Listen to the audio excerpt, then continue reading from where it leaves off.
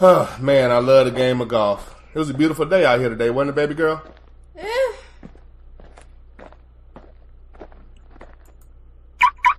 You didn't think it was a nice day today? Well, I am sweating all over, so no, I didn't really think it was. Well, I mean, you got to drive the car. You got to drive the car, and it did have the hood on it, so it kept the sun off of you. Yeah, but it had no air conditioning. Well, okay, fair enough. So, we're going to get something to eat, right? Of course. Cool. And you're obviously paying, right? Always.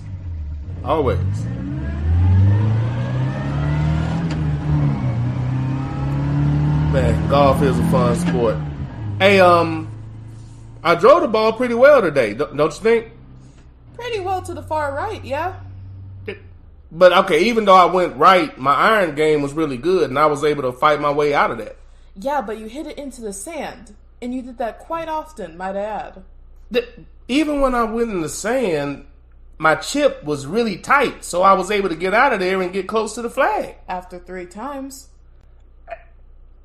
You have to admit, though, my putting game was really good, and it saved me a lot of the times from all of the bad hits I had out in the fairway. And it only took you 11 holes.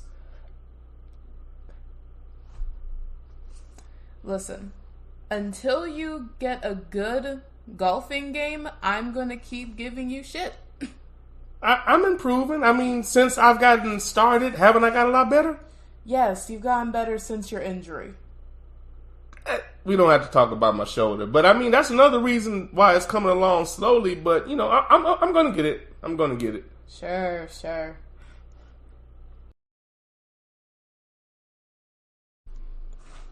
Hey, baby girl, I'm about to go hop in the shower. When I get out, we head out to the volleyball tournament, okay? Okay. Oh, can I use my the computer? Oh, yeah, of course, baby. Of course. Hey, baby girl. Yeah. Repetition breeds familiarity. Familiarity breeds comfort. Comfort breeds complacency or success. We're going for the latter rather than the former. All right, good deal. Handle business. Okay. Hey, remember you're a beast out there. Act like it. I will. All right. Let me see what he got in these emails. Spam. Overdue bills. Not surprised.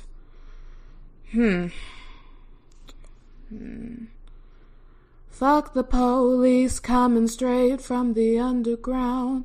Young nigga got it bad 'cause he's broke. What is this? Sarah? Linda?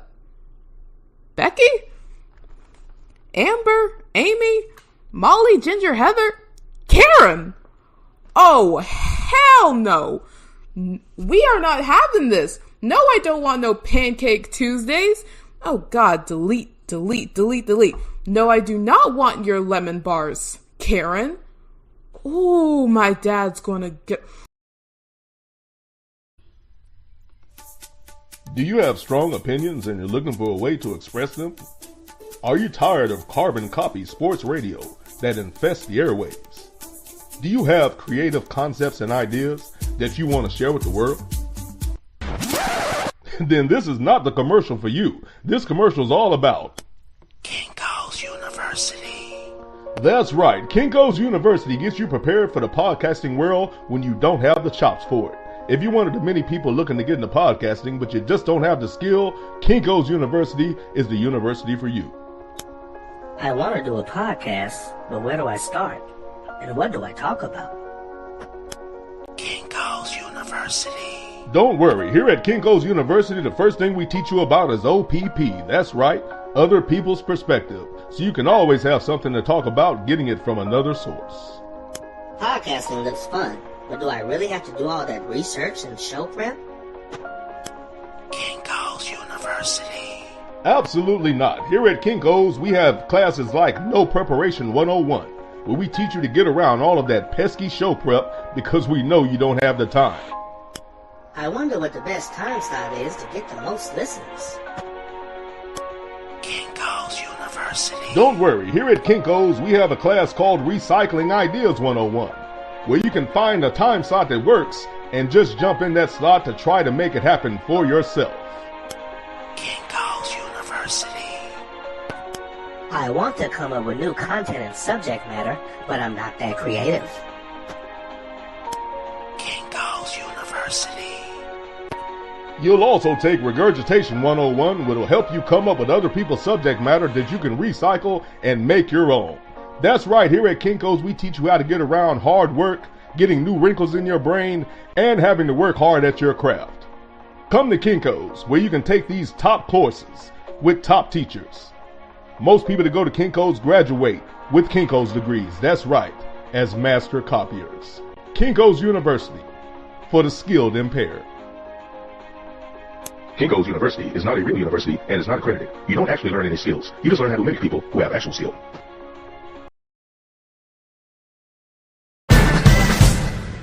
Posting in the Paint with Doc Bell and Amy Blackman. Underground Railroad Show with that ninja.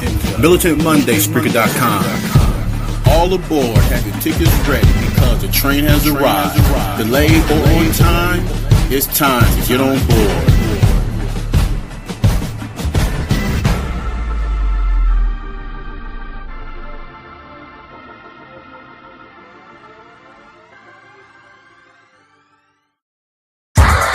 Underground Railroad Show with that ninja.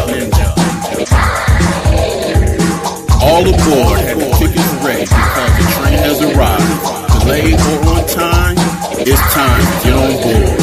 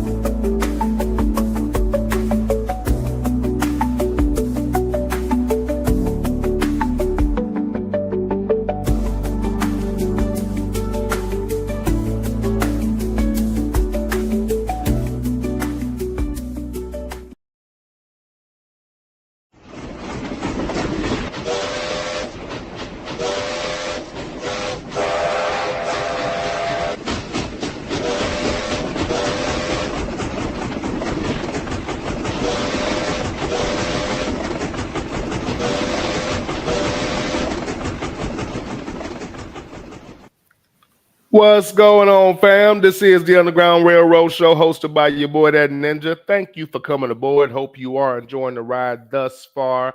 Let's go ahead and get into it. First and foremost, my apologies for yesterday. I repeat, my apologies for yesterday. It was a combination of things. Motherfucker. A lot of it my fault. But it was a combination of issues. It was mainly, and it took me too long to realize, I believe it was the search engine that I was using. That I used on the previous show and I didn't have any issues, but for some reason, the same results didn't yield in that situation. Thus and therefore, me starting a show that that almost had me in a position to send emails and complaints in the form of would be the equivalence of an 80s letter from a concerned mother. Something to that effect. I was almost ready to send in a lot of complaints. I said, well, let me double check. And at further review, it was the search engine itself. I almost reset the Wi-Fi, whatever. It was fine because everything else was running fine. So I figured it had to be something else. It took too long for me to realize it was the search engine. Then when I went to the other one, it ran smoothly. But at that point, it was so late, I just let it go. But once again, I apologize for that. This is the Underground Railroad Show. And I also apologize for not giving y'all an extra show last week like I said I was going to do. I'll tell you exactly what happened. And I didn't realize this. I spoke to Sarge from A Soldier Story, a.k.a. the Angry Black Man, a.k.a. Tyrone. Oh, who, by the way, did put out and start up once again the Posting in the Paint bracket. And I've yet to fill mine out. I need to fill it out and get my donation ready. I'm just deciding if it's going to be one donation or two. But thanks for starting that up once again, sir. I appreciate it.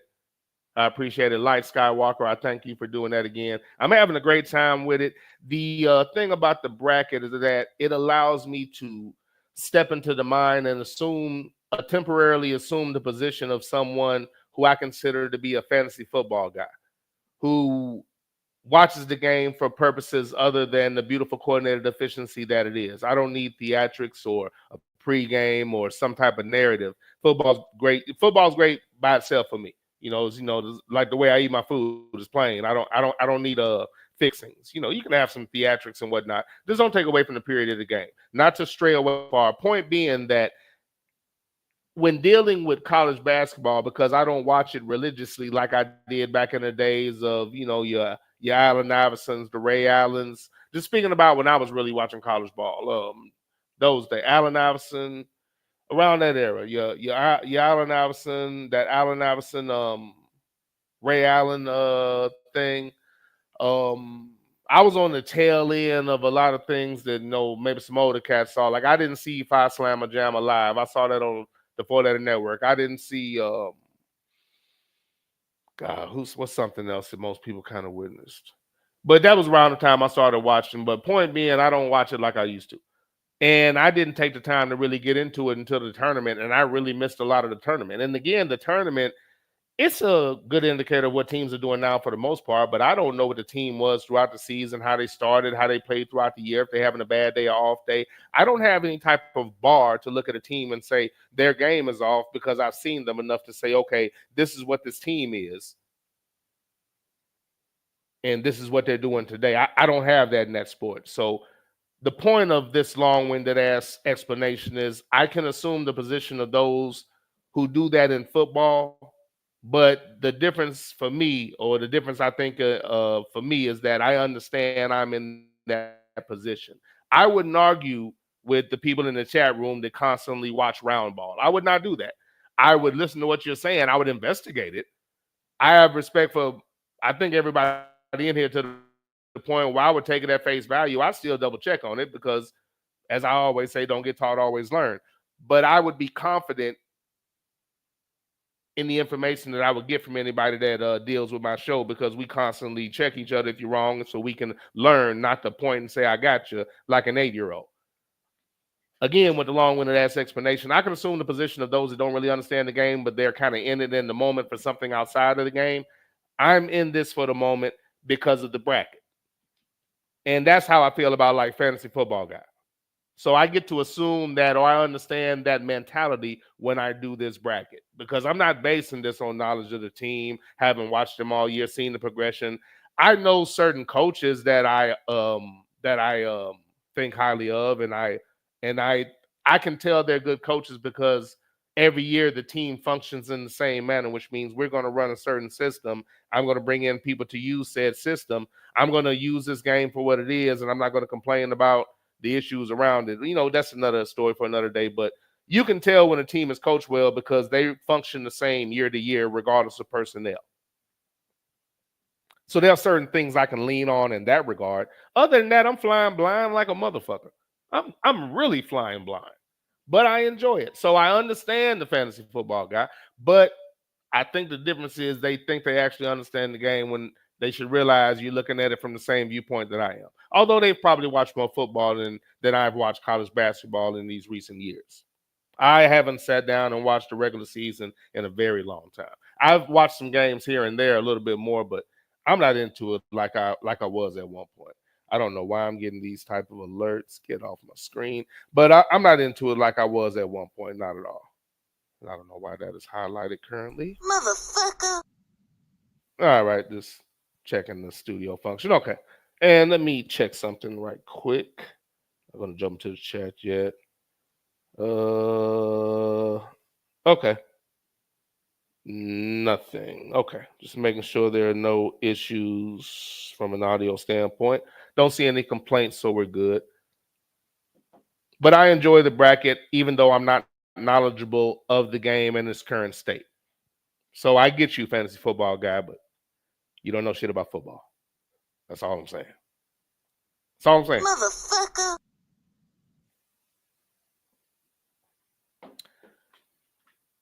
Today is the final evaluation. I'm still continuing with and yes, I'm still on football. Yes, I'm still on football. Motherfucker.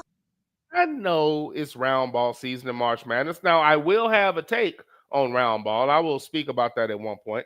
We will have the Cow Awards that have been on layaway. That's why I was supposed to give you an extra show last week. We will have the Cow Awards today.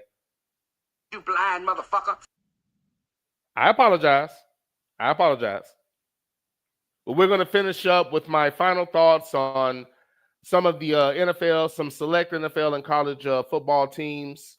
I'm going to speak about my final evaluation of the season, the expectations beforehand, maybe, from a mainstream standpoint and my expectations, what I thought they were going to be. I'll probably just clarify what I thought they were going to be from the beginning of the year, or simply do something that doesn't happen, I feel, in mainstream media a lot. I'm going to evaluate what happened this year and tell you what I think they need to do to improve. So that's what I'm going to do today. We're going to run through some of those teams. I'm going to do that in college and pro. A couple of extra stories concerning track and field and coaching in college football. I have some thoughts on March Madness and the conference tournaments and impending March Madness that's about to take place. And, of course, a few more thoughts on ABM's bracket. But I enjoy it because it allows me to step into those amateur shoes of a fantasy football cat. But thank you all for coming aboard. Before I do introductions, let's see. Just setting a couple things up. Before I do introductions, let me do a few teams. Let me give you something to dine on before I start intros. Let me give you a little bit of content. Let's do some reviews for a few teams in the NFL, and let's go ahead and start. Wait a minute. I got a reminder. Oh, one more thing. I know Light Skywalker will get a kick out of this one. Let's see. What's unnecessary here? Excuse me, just checking out a few things. Okay. I don't really know. It's kind of unnecessary, man. And I apologize for this pause. I was looking at something and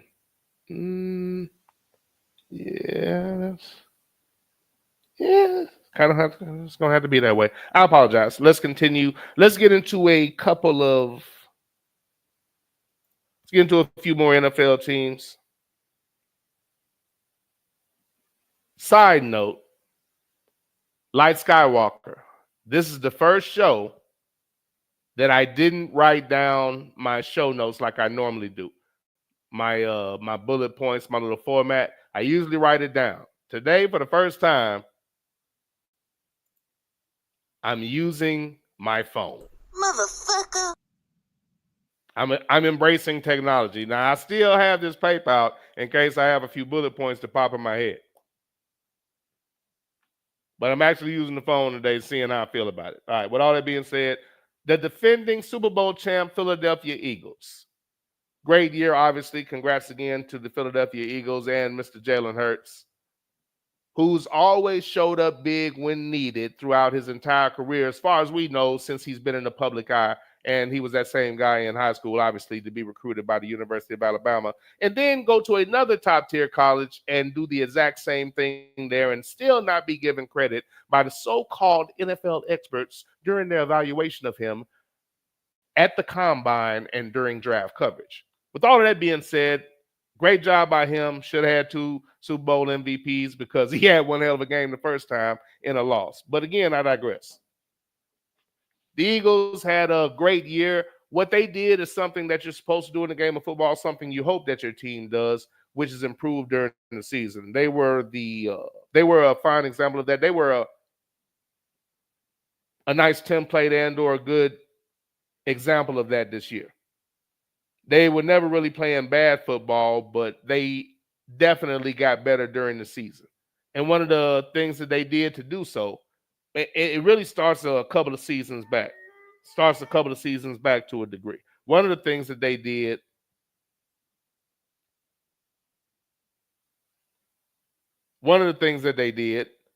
was they locked up both of their receivers. And they did that not recently, but they took care of that first. They locked up their receivers for their quarterback that the media was continuously trying to replace. Secondly, they acquired Mr. Saquon Barkley, who the New York Giants foolishly did not make a priority or didn't sit down with him and say, there's no way in hell we're letting you go. What do we need to do to make this team a more desirable place for you to play? That's what should have happened. But instead, they let him walk to a division rival. And he, with class, I wouldn't have had the class that he had, but with class, just dominated them on the field and enjoyed a great season that ended in the crowning achievement of a Super Bowl that he had a huge part in getting the Eagles to. And, within the framework of the game, they decided we're going to stop Saquon Barkley, and Jalen Hurts said, I'm cool with that. So an excellent season, excellent crescendo. The main thing about the Eagles was just watching them improve during the course of the year, especially defensively. Offensively, they did a great job of running the ball. I think I'll give Kellen Moore this. It seems to me that he went back and did a lot of the things that Jalen Hurts was doing when they went to the Super Bowl. Again, I never understood why they didn't continue to run that same offense. I saw a lot of the pass routes, and I saw a lot of signature plays that they ran then that they've now incorporated. So I think that they're, instead of trying to impose something, he's obviously just talking to the team and the quarterback and seeing what they like to do.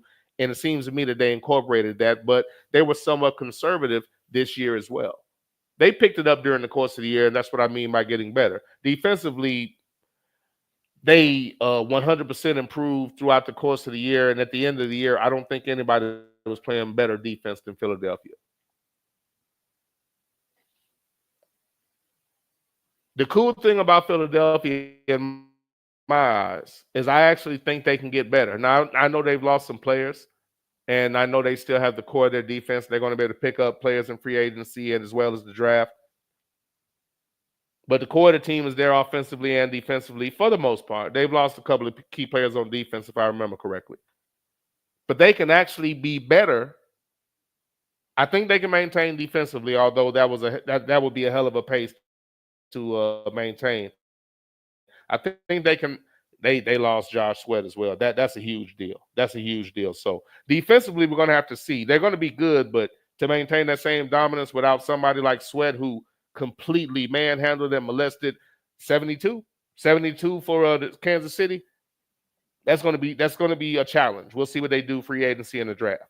So they'll still be good. As dominant, I'm not sure. But offensively, the Eagles actually have a chance to get better. I don't know who I should have checked into that, and I'll do it during the course of the show. I don't know who they made the OC. That has a lot to do with it, but they could actually be better offensively. Kellen Moore was not the best play caller, nor was he a great OC, nor did I think he deserved to get a head coaching job for the New Orleans Saints, but another story for another day. They can actually be better because Kellen Moore didn't add anything. He didn't do anything special. That team offensively was already very productive, great to a degree. They already made it to a Super Bowl. Jalen Hurts already showed out along with his receiving core, his team, his line, his offensive unit. They've already done that.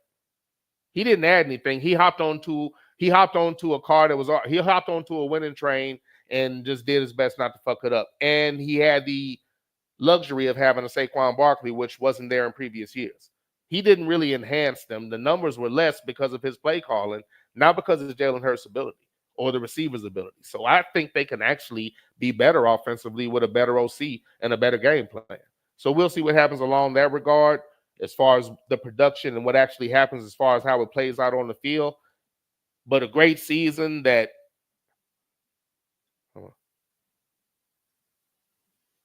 hold on, is this okay? What is happening right now? Sorry, saw something right here.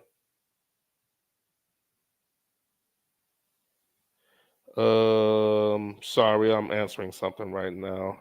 Got to do this.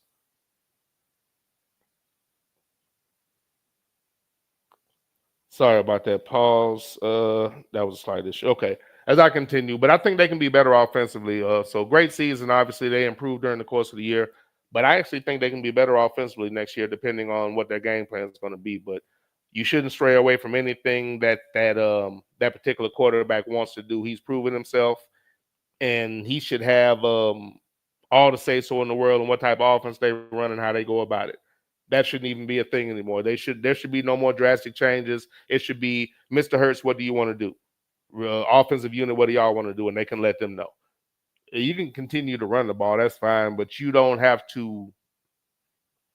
There was no reason for them to be less productive offensively. You can focus on the run. You can still run the ball, but there was no reason for them to not take shots, especially when defenses decided we're going to stop the running game. So they can dictate that. If you want to take away the passing game and the defense dictates that you do that, that's fine. But they should be aggressive offensively because that's the type of unit that they have and that's the type of quarterback that they have. So I look for them to actually be better offensively. It'd be interesting. And I'll tell you what. Nope, not that. I have nothing along those lines, do I?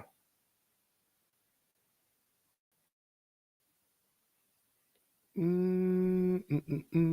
do not. I apologize. I'm trying to find.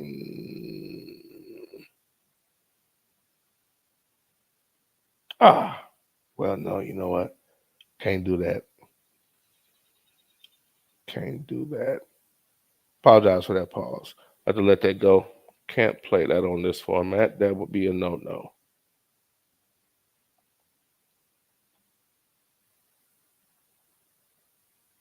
Okay.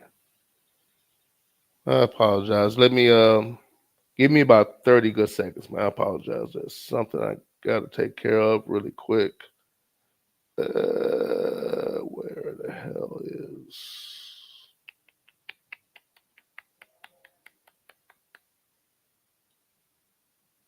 One second. I apologize. Come on. That's complete bullshit. Oh my God. That's total bullshit. You see right there.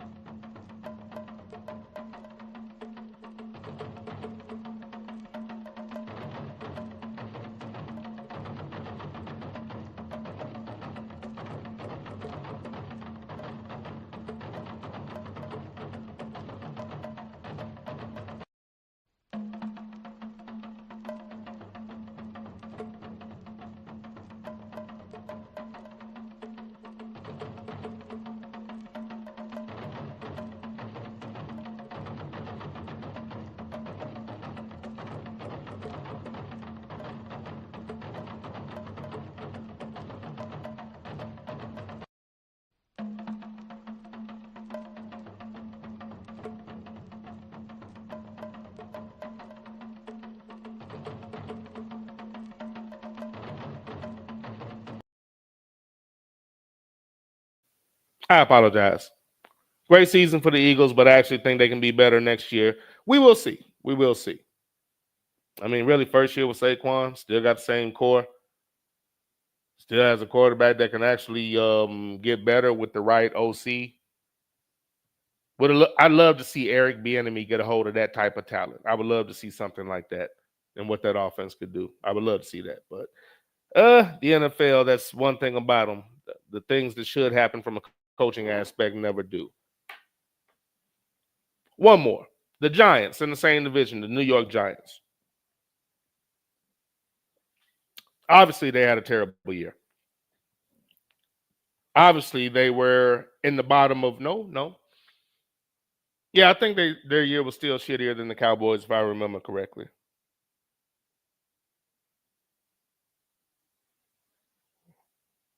What in the hell? Okay, 1 second.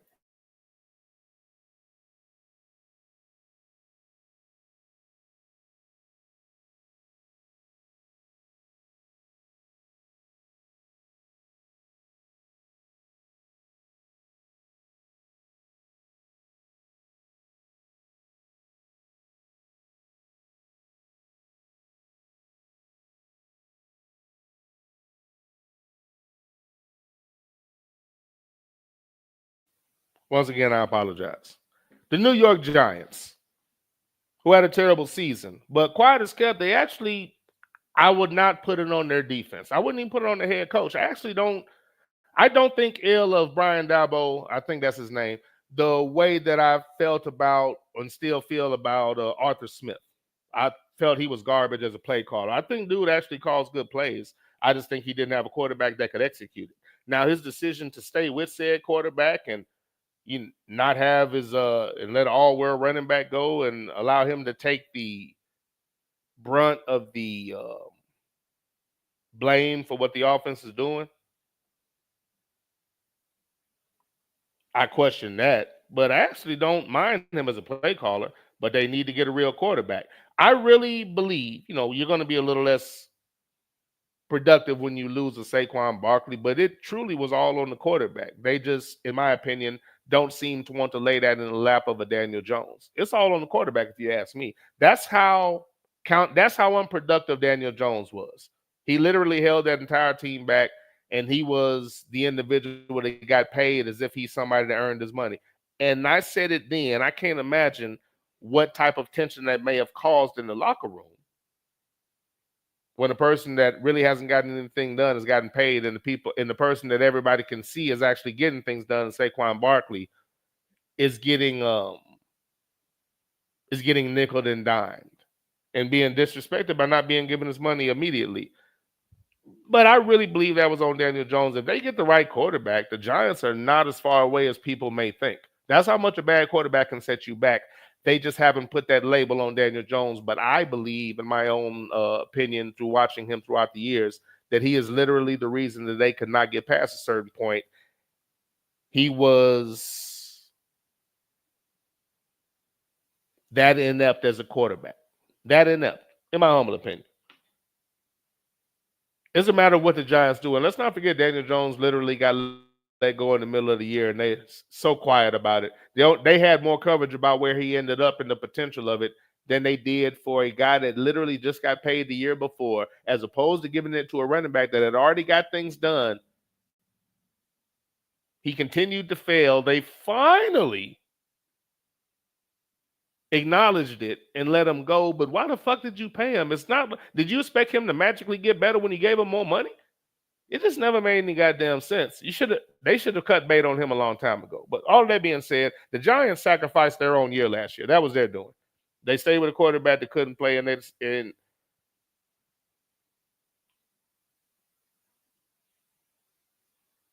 they decided to stay with a quarterback that hadn't proven himself at all.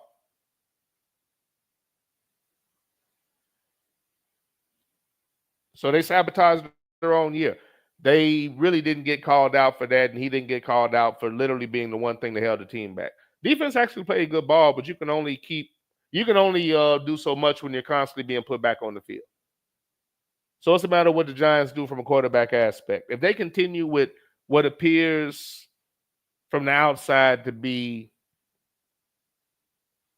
the need to have a certain type of quarterback, then I'm not sure what type of team they're going to be. It's a wait and see thing on the New York Giants. There are quarterbacks that are going to be available that they could pick up. Are they going to be smart enough to do so? I mean, time will tell. There are free agent quarterbacks they could pick up that could actually help the team. Allegedly, Jameis Winston is going to visit the team. I just don't see it.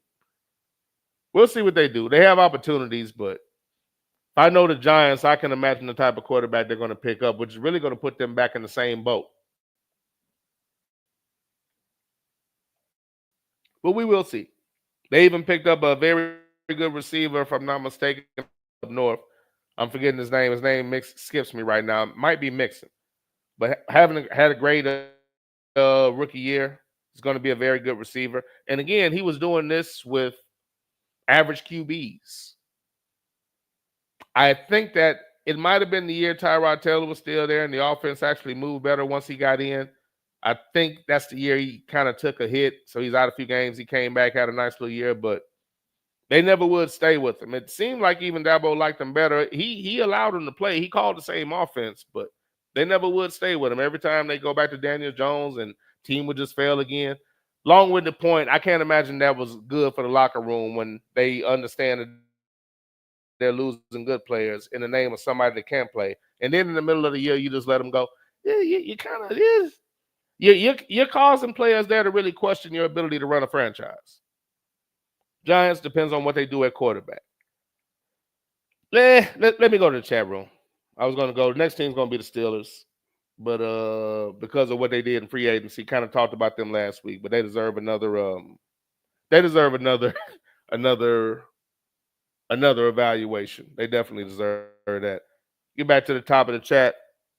We got my man Snuggle on the train. What's going on, sir? Thank you for coming aboard. Hope you're enjoying the ride thus far. Snuggle said Knicks driving an EV. What? Oh, oh, in that skit. Yeah, that car had a distinct sound. When I listened to it, I'm like, yeah, that definitely wasn't a that definitely didn't have a Hemi. Coming aboard the train with his traditional and his usual. Good evening. Motherfucker. We got none other than my main man JBJ on the train. What's going on, sir? I have something to say about your college basketball team and what they've done that I've seen. The only thing that I've seen, which is I think a game earlier in the year where they beat Auburn, and then I've watched them in some of these SEC games in the tournament, some of these SEC tournament games. I'll discuss that later in the show, sir. We have none other than 334 on the train. What's going on, sir? Thank you for coming aboard. Hope you are enjoying the ride thus far. Shout out to 334 and his youngin'. And I'm still tripping on y'all doing a combine, but that's cool as hell. That's cool as hell. JBJ said awesome skits with you and baby girl. Thank you, sir. Thank you. Listening to that, obviously, I should have redone the golfing skit because she did a great job, but my acting was terrible, horrible. Who this nigga on that name?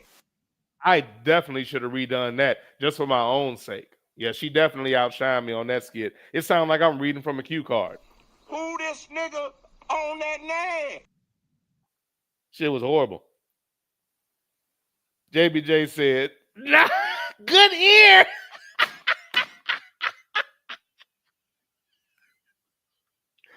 Oh, good ear, sir. Great ear. Hey, JBJ, listen, and for anybody that's not familiar, I've reset the show a few times. Maybe I'll do it in a minute. Let me continue right now. Just kind of go with the flow of it. I love the attention to detail. JBJ, you always notice those little details. That is something we did in the skit. I mentioned on the show that before every volleyball game, even before tryouts, tournaments, things like that, before anything like that, we always have the same routine. And you heard it in that skit. We got a little handshake we do. And during the handshake, I say repetition breeds familiarity. She say familiarity breeds comfort, comfort breeds success. Now, at one point it got switched up. I don't want to get into the details of that, but you heard the longer version. You heard the longer version, but that basis is essentially the same. But what it turned into is repetition breeds familiarity. And she said familiarity breeds complacency or success. No, familiarity breeds success or complacency. We're going with the former rather than the latter. But that was just a remix that ended up happening. But that's something we always said. But that's just, anytime you're teaching them something and it's difficult and they get a little frustrated, and that's what I always told her. And I knew I could tell her that, and it would take, because I knew the more she did it, she'd get better at it. Just like when we was out there doing this tennis thing where she'd hit one side and I'd hit the other one. At first it wasn't smooth, but once we got used to it, we were on it. So she understood if I keep working on it, I'm going to get better, and she stayed with that. But anyway, good ear, sir. JBJ said repetition breeds familiarity. Repetition breeds familiarity. You're a goddamn genius. That's the most outstanding answer I've ever heard. You must have a goddamn IQ of 160.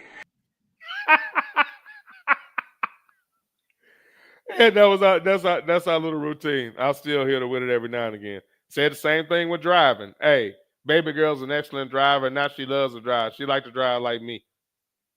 She likes to drive like I do. So yeah, I can see it now. But yeah, she likes to drive like me. She takes out in the morning. She headed back to school after spring break. Oh, and that's okay. Thank you for that. Let me reset this and now continue with the intro. Feeling nice too. I tell you something else I did too. I took a damn old man nap. I took a power nap. Knocked out for about 3 hours. I feel great. Took a power nap. Woke up, did my little workout, did my routine, and now I'm doing the show. So that's why I didn't start when I needed to. Goddamn, I feel great because I took that damn power nap. I might have to do a little bit more of that if I don't get that full, because I don't like to go to bed at night, man. I need to go to bed like at 9 or 10 o'clock. And for some reason I refuse to do that shit. I'm always watching TV and shit. I might have to catch a little nap in the afternoon. I'll take my ass to bed, one of the two. I get up early as hell, but at any rate, let me. One thing I did want to say. When speaking about TSA, but thank you for that, sir. Noticing that, good ear. That's the other reason I didn't give you a show Thursday. I was set up to give you a show Thursday, and what I was gonna do, I was watching round ball Saturday and Sunday, and I was just chilling. You know, we had rain Saturday. I had my side work was done. I got one project I need to get done like in the next 2 weeks, but my side work was done, so I was just chilling. I just cleaned up and did some stuff around the house, looking at some things I'm going to order and shit and all of that. That's all I really did. So I watched basketball. You know, did that, kept my little routine going, cooked a little bit, and I just watched basketball. And at one point, I started to do a show Saturday and Sunday, just watching the tournament, just to get into. I was going to get into football, but I was going to talk about a little bit of round ball because I started watching the SEC tournament. So I almost did a show Saturday and Sunday. The reason I didn't give you the show Thursday, and I meant to say this in the beginning, is baby girl was on spring break, and we ended up scheduling our cooking date on Thursday. So I was going to do it Friday, but Friday I think ended up being a bad day, so we scheduled it for Thursday. So we did a cooking date. We made roast and collard greens. We made roast and collard greens. We made roast with some potatoes, carrots, and celery. Collard greens, seasoned with a turkey wing, cooked in some chicken broth and all of that. So I showed how to do all that, cleaning it off, a little technique, hit it with a little avocado oil seasoning, showed her the medley of seasonings to put on it, how you brown it ahead of time. Had a little cooking pan with a lid. I didn't have a Dutch oven because the ones that I've seen are too small for the way that I cook. They're just too damn small. And I might get one at one point, but I was going to get a Dutch oven. I'm like, those motherfuckers are too small. I know they kind of deep, but yeah. And I'm going to get a pressure cooker. I don't have one yet, but I just went old school and with the oven. I'm going to get a pressure cooker at one point just for soups and roasts and stuff when I got a taste for roasts and when I want to do soups and whatnot, just because you can knock it out so much quicker. And plus, I just want a pressure cooker so I can watch the steam shoot out and shit. You know how you watch cooking shows and shit and you just want a couple of those toys? So I'm going to get one for the hell of it at one point. But at any rate, I just used the roasting pan that had a metal lid, not doing the foil or the temporary pan. Did that. So we kind of set it up. It went really smoothly. And that's important to say because I'm not one that really likes people in the kitchen when I'm cooking. I'm like, unless you're going to follow direction for real, I kind of rather you just get the hell out of the kitchen and let me do what I'm doing because I enjoy the process anyway. But if you're actually going to be useful, that was kind of cool. So it kind of moved. It kind of was seamless. I had everything set up by the time she came over, and we just got right at it. I think I was over there getting things set up, setting up some utensils. I said, go ahead and get the roast out the refrigerator. She got the roast, brought it over. As I was cleaning it, I had her set up the pan. So I had her set up one pot, put the chicken broth in there, put the turkey wing in that, get it going. Had her go in the spice cabinet, get all the seasonings that we were going to need, set those up. Had her set up a small saucepan for the broth and the beef bouillon that we were going to use on the roast later. Had to set up the pan with a little bit of avocado oil to sear the roast, and had to set up the roaster to the side. So had all that going, had all the vegetables out. While she's doing that, I cleaned off the roast, and I hit it with that first layer of seasoning, showed her how to do it. And from there, she took that over. She had that. So once she had that going, had all the pot situated, got the vegetables going, got the greens out.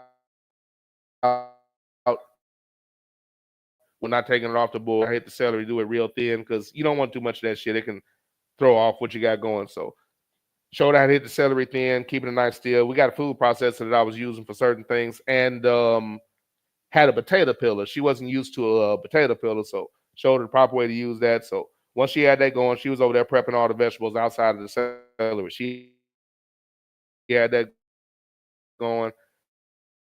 I was getting everything going. I was searing the roast, showing how to do that. Once it was in the roaster, had all clean the greens probably. Once that was going, she took that over. So since she was getting the greens going, I was able to get everything going, season this going, get the broth going, got the water going for the greens, and then she brought them to me. I just put them in there and cooked them down. That's the one thing I should have done is bought a much taller pan. I should have bought like a big cooking pot because the one I have is just, a little so-so. It was still fine, but I just had to keep cooking it down to fit everything in and maximized it. Like 3 bunches of collards, had to keep one. I still got in there, and I got to cook it pretty soon. But everything came out great though, man. She took instruction well, cooked them collards down to the point where you think they turnips. Roast came out good and fork tender, made a little gravy to the side, added that, as needed. So it came out real well, man. That went well. So that was something. I think we were just talking about cooking, and she suggested that. Said we should do a cooking day. She actually said something else too, but prior to that, but I'm not going to give you that ammo. I'm not telling you that one. She's like, we should do a cooking day. I was like, oh, we can do that. And we said, let's figure out what we want to make. We're going back and forth. And she sent me that. She said, roast. She didn't even put another option. She just put roast. I said, you want to do that? She's like, I said, that's perfect. I've had a taste for that for about a month and a half. So that was cool, man. It went well. So we'll figure out the next meal, and I'll tell y'all that whether you want to hear it or not. You know why? It's my house. You know what it is? And if you don't like it, you get the fuck out. But that's, again, is the long-winded reason as to why I didn't give you a show on Thursday. Continuing with the chat. You're funny, JBJ, but nice eye. JBJ said, I want to come up with new subject matter, but I'm not that creative. Kinko's University. Detail, sir, detail. JBJ said,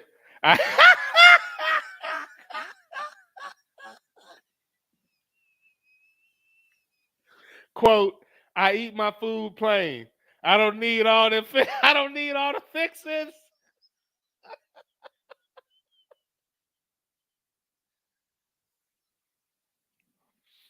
I'm sorry. Forgive me, man. This dude here. But I appreciate the you funny, sir. You funny, sir. JBJ said Ninja created a fadeaway finger roll.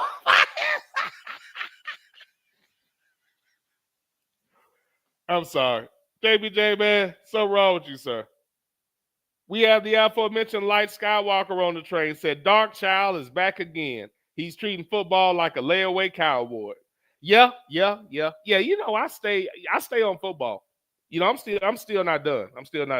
I'll talk about a little bit of round ball. Now, there's something in particular that y'all want to bring up. I'll bring it up as I read the chat. But it's definitely going to be a little bit down. It's going to be a little bit down the road. I don't know why this thing is giving me alerts. I don't know why it's doing that. Forgive me for laughing. Part of the show, as I'm still wrestling with the format. Not wrestling with it, but just getting used to it. Dark Child. Yeah, that's what I'm. And again, that's something I can reset right quick. I'm going to be on football for a minute. As we get into March Madness, I'll talk about it because I'm going to be watching. I can't really discuss something that I haven't put time into and that I'm not knowledgeable on, and I'm not going to do so. But I'm actually going to be watching March Madness, so I can't speak about the team from a standpoint of what they've done all year. But I can speak about it from the sense of this tournament and what I've watched. So that's what I'll be able to do. And that's what I plan on doing as far as upcoming shows as March Madness, because I'll be watching. And again, much like fantasy football guy, I'll be watching because I'm going to, and because it's good sport. A fan of sports, period. Wait a minute, for real?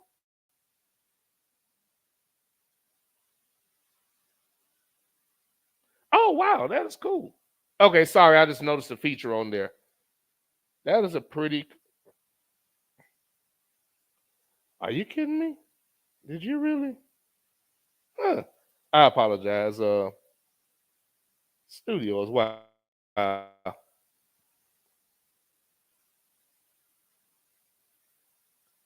try that again. Okay. Wondering. Still figuring out the format. Sluggo said, college sports in general have gone off the rails. We wanted reform and the kids to get paid, but they've messed up college sports, in my humble opinion. Man, I don't think I agree. I don't mind the way it is. Now, there's not as much consistency in some places. Some coaches and areas have found a way to keep a core base, but I don't mind. I think if you're a real coach, this is an opportunity to really, use your coaching chops. I think if you truly have a system and you're not just a here, take the ball and make something happen guy, if you truly have a system, you can deal with what's happening right now. Because as much as people can get paid, you can pay people, especially in basketball. Now, football, I definitely don't mind it in football because for every problem that there is, and situations you could point out, like my man from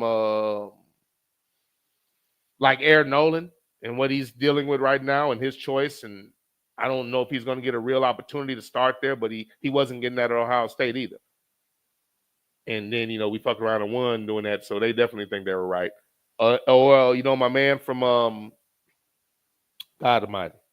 He was at UCLA and he left to go to Oregon, but that was before they hired, their new coach with Eric Bieniemy as the OC. And then once he got to Oregon, they brought in Dude. So hopefully he'll get an opportunity this year. But with that coach, I don't know. So that happens as well. But there are countless situations where the portal has allowed a lot of not only quarterbacks but players, period, to go other places and make an impact. So, I mean, it is what it is. But I feel you. In some ways, it's definitely different. But personally, I don't mind. And maybe, there are specific situations that you might mention I might, agree with you and be like, you know what? I don't care for that. But, it has its ups and downs.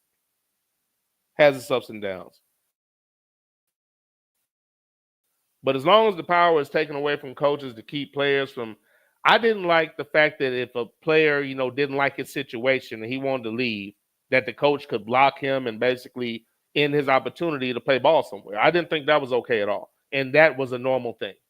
I didn't like that. That wasn't something that was talked about much. And the fact that they can't do that is enough for me. Everything else, I'm kind of like, it's fucked up, but it's not as fucked up as that other thing. That's just me. That's the main thing I always go back to. JBJ, I eat my food plain, quote, unquote. I don't need all the fixings. You kind of took that out of context. Who are y'all? Who the fuck are you? Who are y'all? Who are y'all? Who the fuck are you? Sir, what I was saying, and I was drawing an analogy, I was just saying in football, all the theatrics and what they feel they need, these storylines, whether real or imagined, forgive me for moving my headphones right there, but these storylines, whether real or imagined, that's needed for somebody that's really not a fan of the sport. I don't need that shit. I need the X's and O's and what actually happened in the game, not you ignoring a quarterback that's failing and trying to give credit to everybody else for a quarterback that's winning that is somebody you didn't pick, so you don't want to acknowledge what's happening in front of you, a la Jalen Hurts. Really not just him, but let's just stay right there since it's the most glaring example at this current time. Drawing an analogy, sir. Drawing an analogy.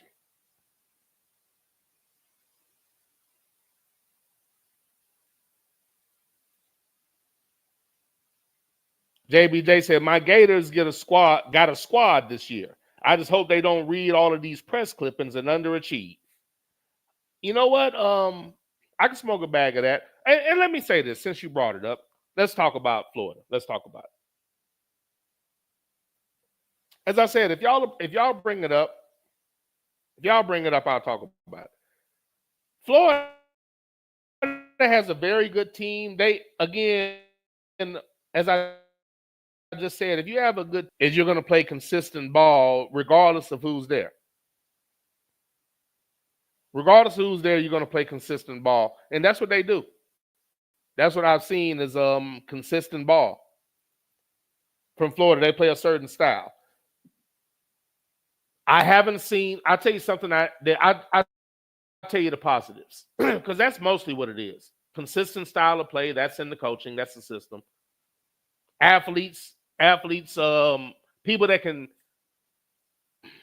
athletic players that can do things that are out of the ordinary. You got to have a few of those, and y'all have those on your squad as well.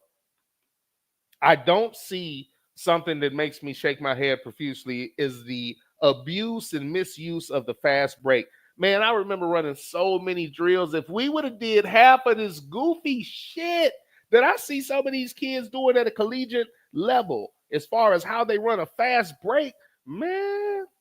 I was speaking to Light Skywalker, and he talked about how an announcer just almost sounded fed up when he talked about, I just can't believe I'm watching a 3-on-1 fast break that ends in a three-pointer, where they don't execute a fast break to where it doesn't end in a layup or a dunk. That was mandatory. That's just from fucking 9, 10, 11 years old. 3-on-1 fast break, and you pull up for a three-pointer? Man, the whole team finna run. The whole team finna run. People trying to cag you up and push you and shit because you make, man. At any rate, point being, I don't see a lot of that from Florida. When they're on the fast break, they run the fast break like you're supposed to. I'm trying to remember who they were playing. It might have been the Tennessee game. While I watched Tennessee, there were two possessions that were the antithesis of each other. Tennessee came down. Excuse me. And on a fast break, they had a player flash to the basket. I think it was the big man, the Caucasian fellow, flashing to the basket for Tennessee. Homie was on the right wing and didn't make the pass where it should have been an easy layup or dunk. Didn't give him the ball. They ended up getting a bad shot. I want to say a three-pointer. Maybe it was an open shot, but they missed it. Florida goes back down on the other side, makes 3 passes, and gets a layup. I didn't see Florida hold the ball when they were cutters. The only thing that Florida does that I don't like, and again, this is only from watching a couple of games, it appears they've been coached to where if there's contact, they've been coached to hit the ground and scream and slide. I hate the flopping shit. I hate that. In that Tennessee game, every time Tennessee made a run, every time they were making a run, there was an off-the-ball foul on Florida's side. Every time. Coming off a screen, if he felt a hand or something or felt the body, a joker came off the screen and hit the ground and slid as if dude gave him a Bruce Lee kick. Every time. And they got a foul every single time. I said, damn, these are some flopping motherfuckers. Dude coming around on the corner and doing that, throwing the neck up, bullshit. They're all about that. That's the only thing I didn't like about Florida. Like, after I saw that for the third time, I'm not going to lie, JBJ, I wanted y'all to lose. You know why? That flopping shit. And he's gay. And he is gay. That flopping shit is annoying, man. That's the only thing I didn't care for.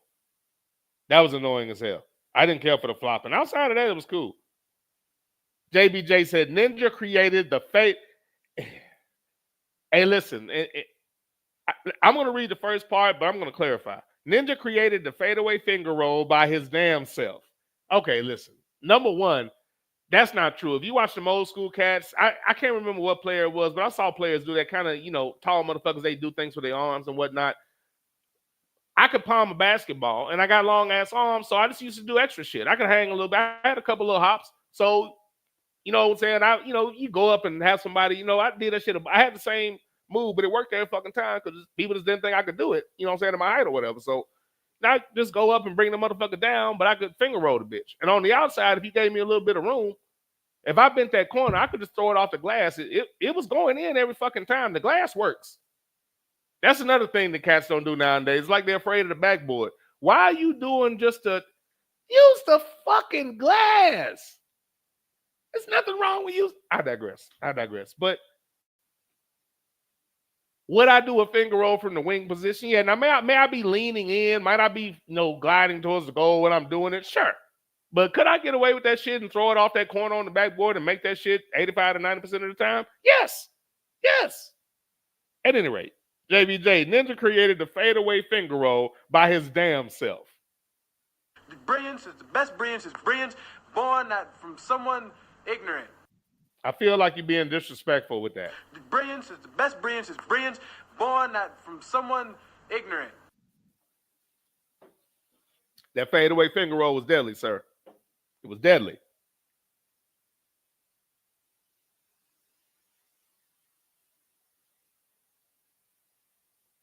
Deadly, sir. Deadly. As JBJ said about his Florida Gators, now you do have a squad. I just hate the flopping. My Gators got a squad this year. I just hope that they don't read all their press clippings and underachieve. You're right. It's fact. You're right. It's fact. You're right. It's fact.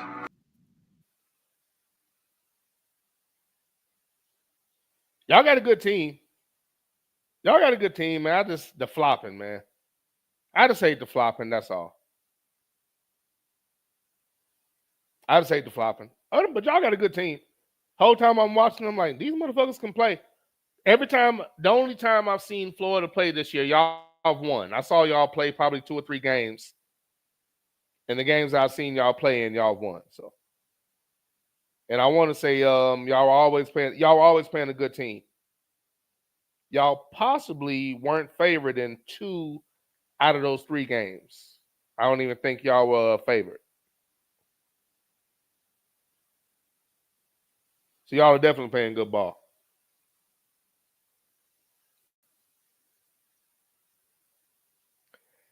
Light Skywalker said, welcome to 2017, Nick. You are finally using 8-year-old technology.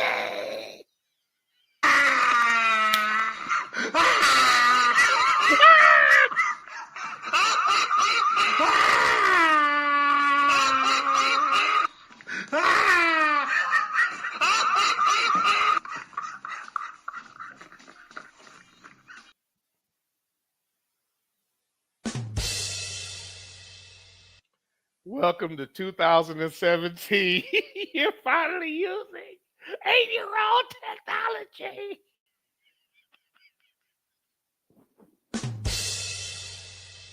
I like to write things down, man. What? Nigga, please. I like to write things down. What? Nigga, please. What's wrong with that?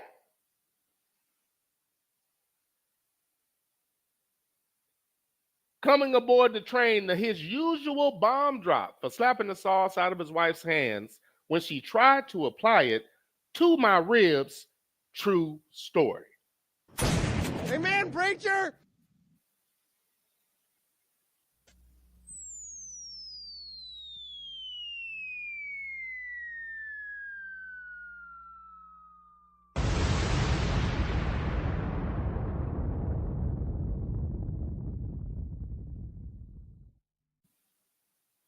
We have none other than my main man, Sidney Jackson. What's going on, sir? Thank you for coming aboard, and I hope you are enjoying the ride thus far. JBJ said, It's my house. You know what it is? And if you don't like it, you get the fuck out. That's pretty much the consensus. Those are kind of house rules to a degree. Those are kind of house rules.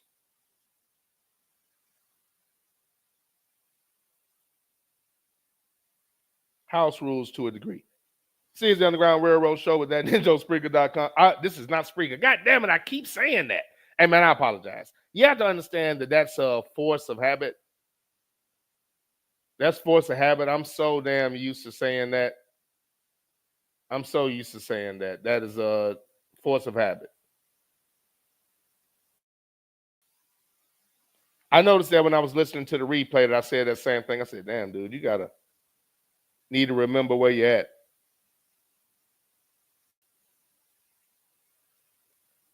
Need to remember where you're at, sir. Yeah, I was making that mistake on multiple times. I made that mistake multiple times. Multiple times. But ABM, yes, although that was funny, I am embracing technology. I'm using a hard drive. I'm using folders. I have multiple folders. And I'm actually using the phone for the first time. Not bad. Not bad. Welcome to 2017. JBJ said, Ninja said no round ball. You're robbing us, you son of a bitch. You're robbing us, you son of a bitch. Look, I didn't say no round ball talk. I just said I'm still talking football. Well, yeah, we can talk round ball now because I'm watching it.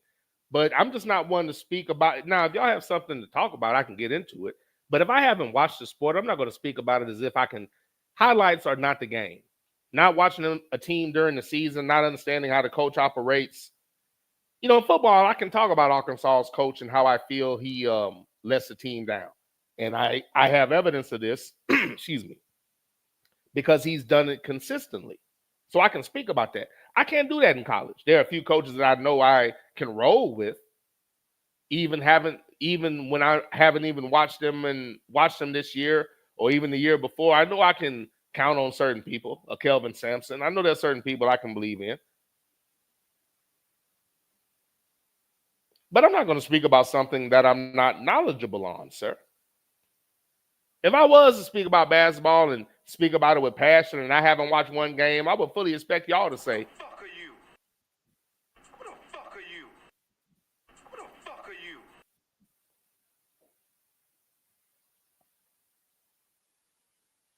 okay, making sure I didn't miss anybody. JBJ said, no round ball type, no round ball talk. Podcasting looks fun, but do I really have to do all that research and all of that show prep? That's funny. You're trying to use my own shit on me. Hey, listen, I didn't say no round ball talk, but I'm still talking football. JBJ said the so-called experts have Shedeur going to New York. The Giants? Chief Rocker is somewhere saying, you know what Chief Rocker's doing? He's saying this.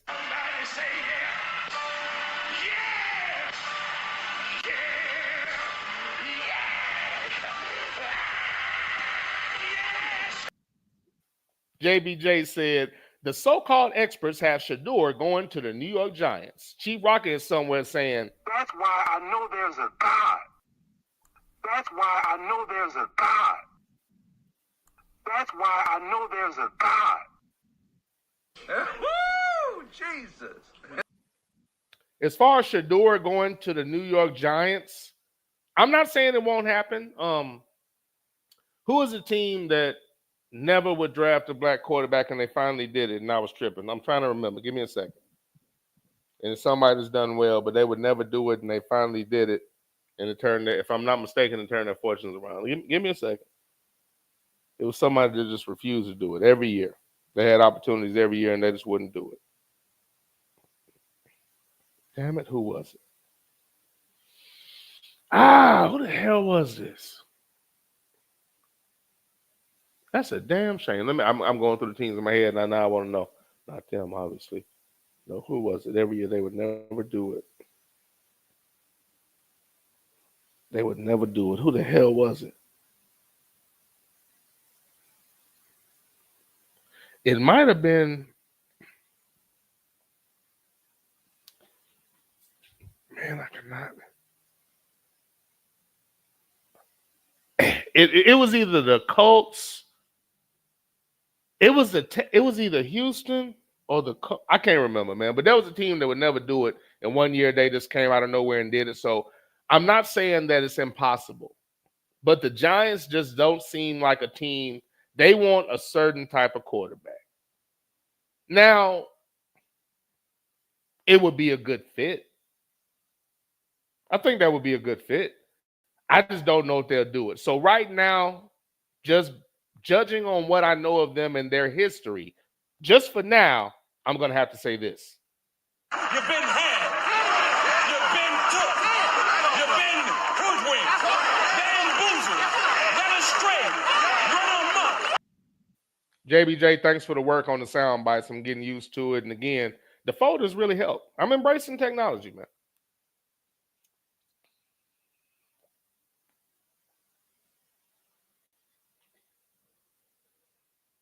Sluggo said, apparently your boy A-Rod is playing hard to get.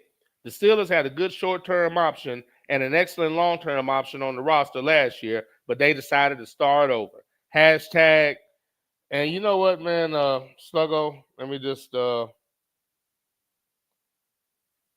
yeah, man, I don't get it. Like I said, I did, last week, I spoke about it ad nauseum, but I just don't understand. Again, Steelers brass. You rotten bubs! You're all garbage! All of you! As Sluggo said, apparently your boy A-Rod is playing hard to get, referring to Aaron Rodgers. The Steelers had a good short-term option and an excellent long-term option on the roster last year, but they decided to start over. You blind motherfucker. You blind motherfucker. You blind motherfucker. You blind motherfucker. Now, to pick up a Mason Rudolph, to play hardball with Justin Fields and not give him a contract that shows that you want him to be your quarterback of the future. You're still giving him a bullshit offer that shows no commitment at all. And you're doing this once again so you can bring in an elderly white man. Jesus Christ. That motherfucker must have lost his goddamn mind. You got Justin Fields right there. You got a team set up to play. You got pieces. Defense is already good. You got a solid coach outside of some of these wild-ass decisions just like this. And you want an elderly white man. Goddamn mind. You blind motherfucker. Got your whole future right there. Okay, this is Sidney Jackson said the NFL needs to go ahead and put that broke ass dog, Aaron AA Ron Rodgers, down. Oh, Yella style. He's washed. Hey, look, I'm not going to disagree with you, but the thing about it is if you put him behind that team and he stays upright, he can make that happen. He can make that happen, but he can the same way Russell Wilson could make it happen. So it just doesn't make sense. So I agree. The truth is for everybody, but everybody might not be for the truth. I agree because he's not mobile anymore and he can't take a lot of hits, but he can still deliver the football. And because he's Aaron Rodgers in the NFL, see, you're not putting in what I watched them cheat for Aaron Rodgers. They like him. And even if he plays for that ninja coach, they're going to let the line hold a little more. There's going to be a few more those pass interference flags and random flags that took away all the big plays Justin Fields made last year. That's not going to happen with Aaron Rodgers. I can guarantee it. So, to be honest, they'll probably be productive. He's going to get a few flags here and there. That's all it'll take. Not calling the holding here and there. But if he can stay upright, he can deliver the football. But so could Russell Wilson.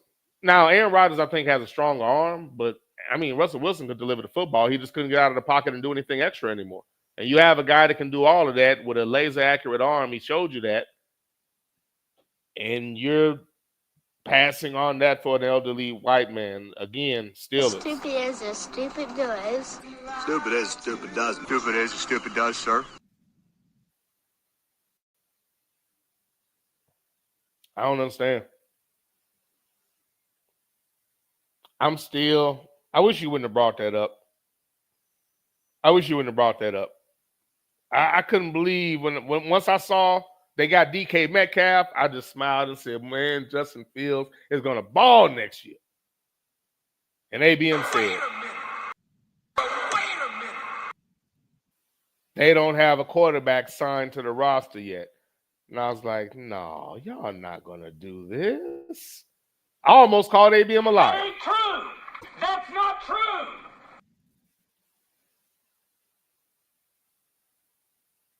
And the next thing I know, they actually let this man go. You're right. It's fact.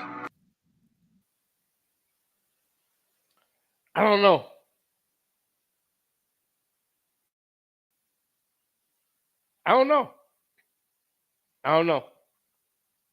I still don't get why they did that shit.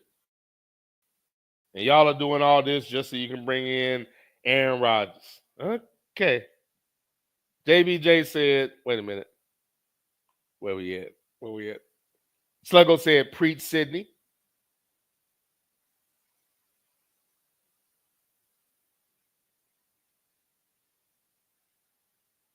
Trying to remember what was said.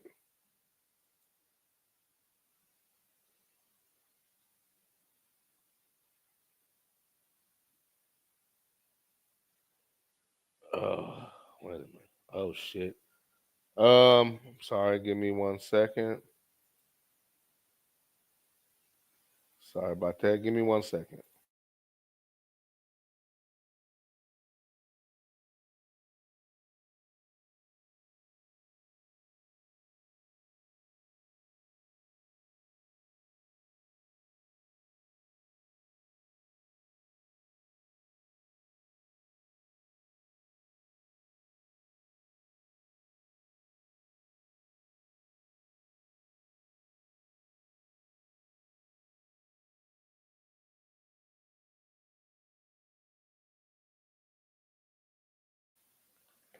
I apologize, but life and levels of importance. Some things are more important.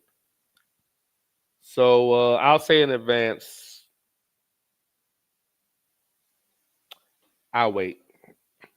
But I apologize if this ends abruptly. But as I was saying, where we at? It was something to do with the chat. Where am I at?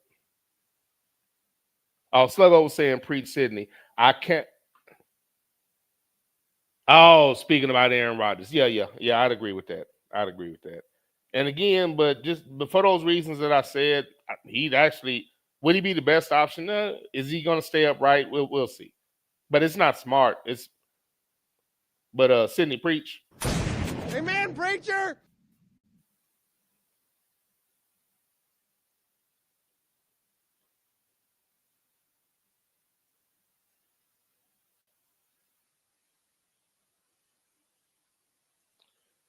Sorry, 1 second.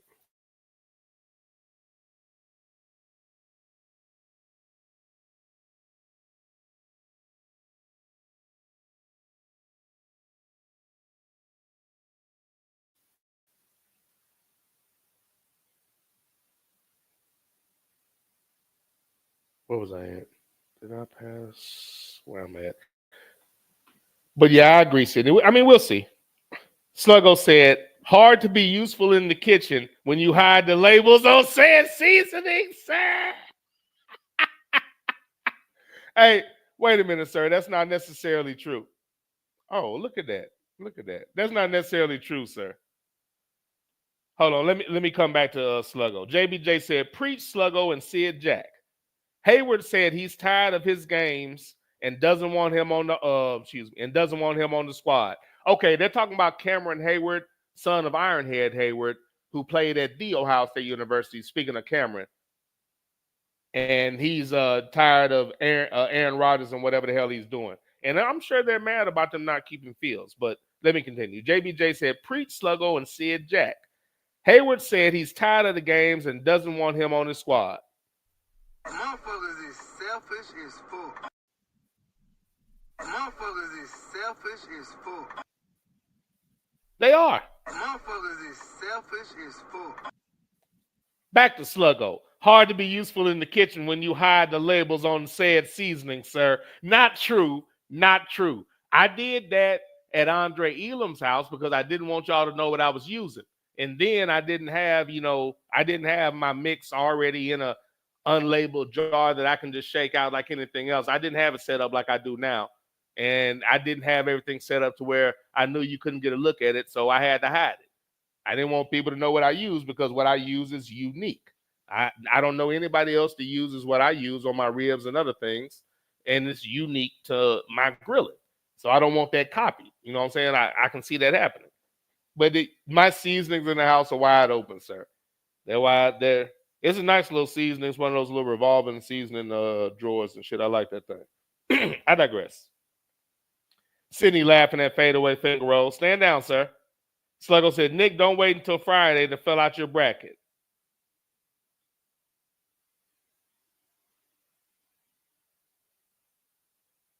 Okay. Checking on something. This isn't good. Not good.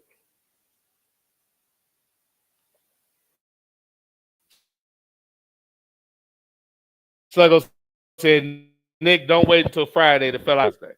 Get them done tomorrow. I'm not going to wait. I'll get it done. It's just a matter of how much I'm going to donate to whoever is actually going to win. I will say I enjoyed being in the mix for a pretty good while. I did 2 brackets last year, so I donated 2 brackets worth of funds to the eventual winner. I did do that. I did do that.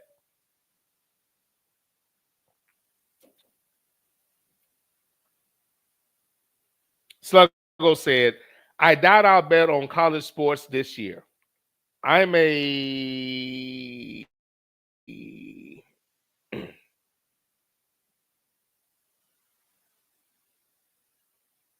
what am I missing here? I should be able to translate this. I'm a G5 fan, so those teams are now too unpredictable for me. For the big boy programs, it's business as usual for the most part. Okay, I feel you.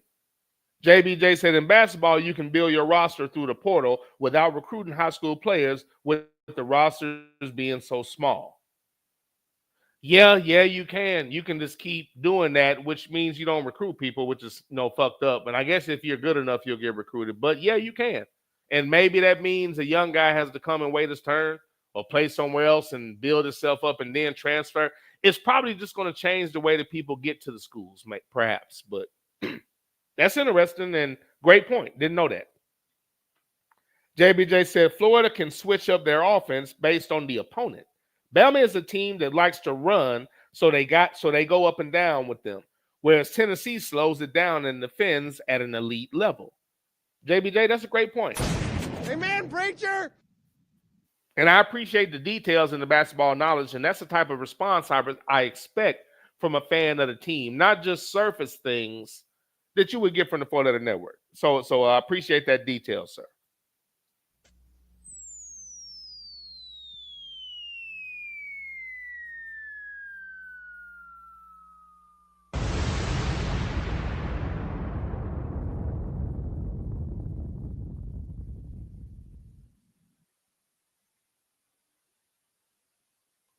Listen to JBJ. Florida doesn't flop, sir. Is you blind, motherfucker? Hey, JBJ. The truth is for everybody, but everybody might not be for the truth. Florida doesn't flop, sir. You blind motherfucker. Did you blind motherfucker? Did you blind motherfucker? My response to that, sir? That motherfucker must have lost his goddamn mind. You talking about the Gators, the team with an abnormal amount of Caucasians who do play good ball. I will say that. But, but they play good ball. I give them that. But are you telling me with certainty and bass in your voice that Florida doesn't flop? That motherfucker must have lost his goddamn mind. Well. I have one response to that. The truth is for everybody, but everybody might not be for the truth.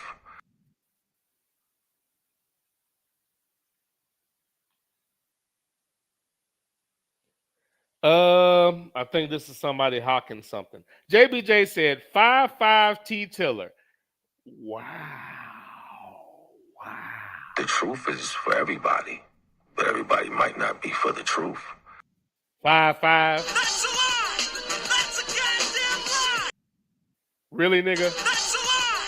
That's a goddamn lie. 5'5" T Tiller out there trying to post up. I didn't see that.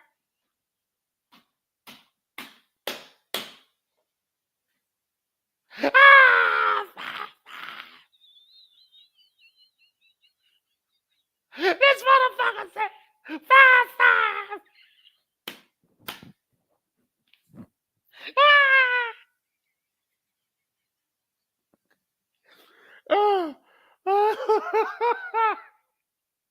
Sir, I have you know I was hell on the post. And I was constantly playing motherfuckers taller than me. But I was stronger than those motherfuckers, and I was quicker than them. So I need to put the fadeaway on them. I'd scoop the fadeaway and go up on them. And they think they were going to block me, but I just bring the ball down and flip that finger roll up. Because I could just bring the ball down and just flip my wrist. You know what I'm saying? So I could use my body to keep them from blocking the shot. I had ways to get around y'all tall motherfuckers. Y'all was linky as hell, but I was quicker than y'all motherfuckers. That was my advantage. And I was used to playing against grown men, so I could move. Most of those tall motherfuckers, I could move. Especially We talking about middle school, early high school. I could move those motherfuckers. I was definitely stronger than them. They couldn't move me. You know what I'm saying? They were taller than me. They couldn't move me. I just get in. I was quick enough to jump in front of them. Most of the time, I just jump in front of them, kind of body them out the way, and just snatch the rebound because I got position. And I could jump a little bit. So, yeah. My quickness saved me against tall motherfuckers, probably like yourself. How about that? How about that? Forgiveness is between them and God. It's my job to arrange the meeting. 5-5. JBJ said 5-5 T Tiller out there trying to post out. That's a lie! That's a goddamn lie! Motherfucker. Nigga. Hey, look, man, I was under the goal. I was never any I was a three most of the time. And in certain instances, I was a damn 4. I was a 3 most of the time. In some instances, nigga, I was the 4. So it is what it is. And I will say, yes, I was short to be a 4. Hell, I was short to be a 3, but I made it work. But I could be a 3. A 3 was cool because, you know, so I could handle the ball, obviously, because I'm supposed to be on the perimeter anyway. You know, we got a short motherfucker that can handle the point guard. We got another dude, he's a good shooter. He can do that. I'm at the 3 because, again, I can rebound and shit. So, but it was cool, though, because I could step out and them motherfuckers had no chance to stand in front of me. So that shit was cool. That shit was cool. I'm going to get around you. I'm either shake you off and I'm going to get an open shot or I'm going to take it to the rim, one of the two. So that I can deal with. Wasn't damn one of those tall motherfuckers quicker than me, not a goddamn one.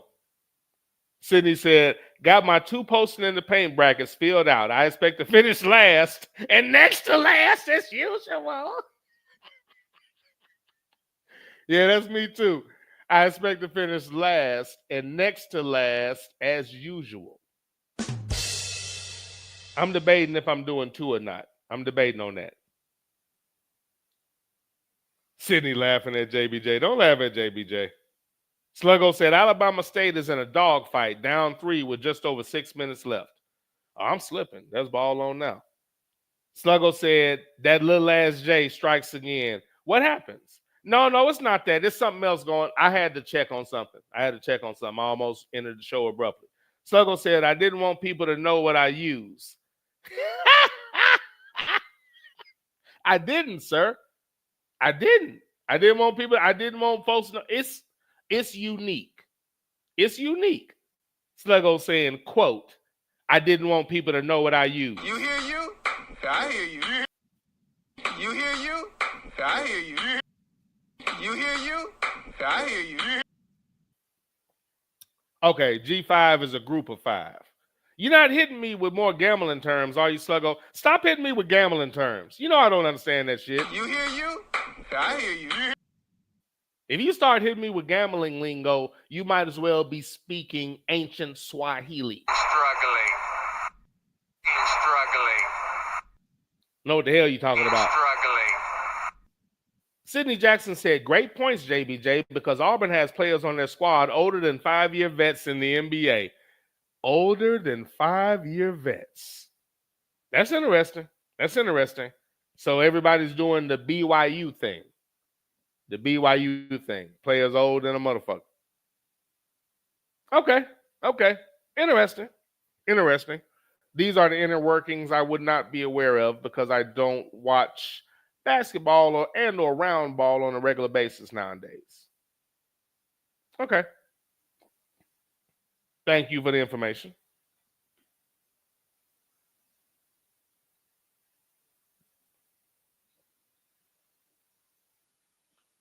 Oh, okay. I think JBJ might have been correcting. I think he meant to say Alabama State has players on their squad older than 5-year vets in the NBA. JBJ said Florida has 2 big men that are crackers, but the rest are brothers. How many? I didn't ask you all that, sir.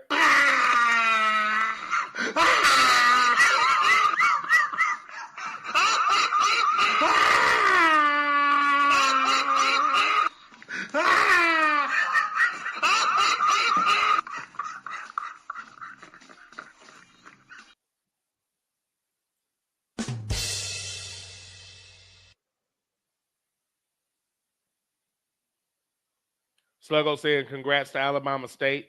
Okay, which means they won. Okay, good deal. Good deal. I ain't missing my days. Yeah, okay. So let's make sure.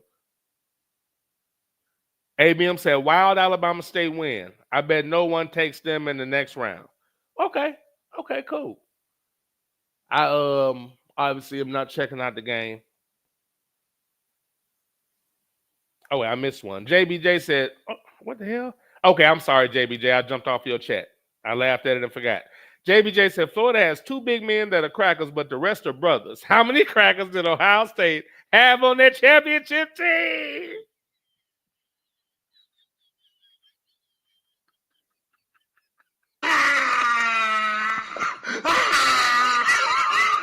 Oh.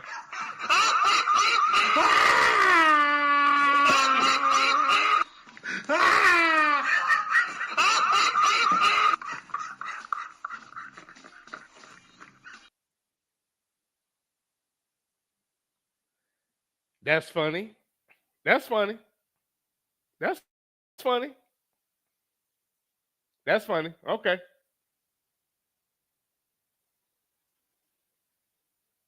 That's funny. That's funny. See, it's the Underground Railroad Show. Hosted by your boy, that ninja. You say I'm still pausing. Okay, we had quite a few. Sir. No reason for you to bring that up. No reason for you to bring that up.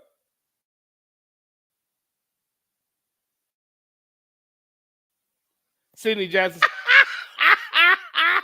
Windmill finger rolls.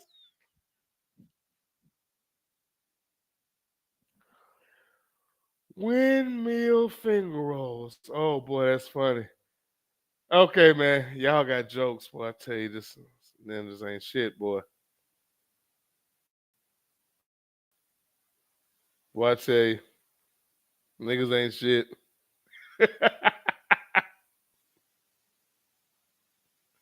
Sir, don't appreciate the jokes, or maybe I do, but it's not funny.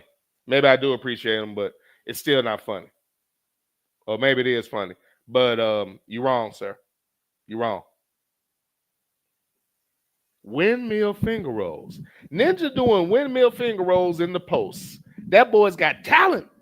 Fullbacks have a low center of gravity like a bowling pin. I bet Ninja was hell on the fly.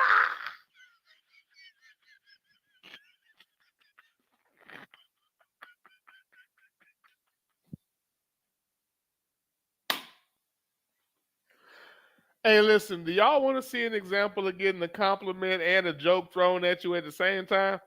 Hey, do y'all want to see an example of a compliment and a joke being given to you in concert?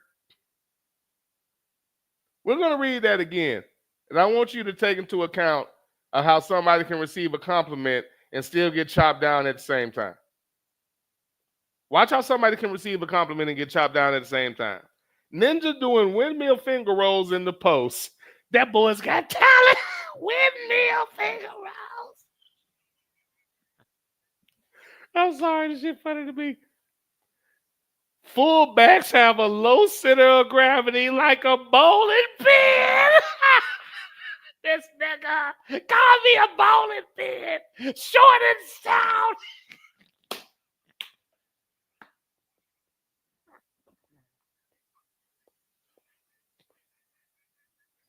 Hey, oh, Jesus Christ. Oh, man. Hey, listen, I would like to say in middle school, I wasn't a fullback then. I was a running back. And then in high school, I was a fullback, and our fullback was our B-back. But our B-back did a lot of things. It wasn't just like a bruising type of position. There was blocking involved, but there was a shitload of running and whatnot because it was an ideal position to run the ball from. So it wasn't a traditional fullback role. Let me say that. A bowling pin is so disrespectful. A bowling pin. I'm sorry, just a bowling pin. Hey, slow down. Watch your speed.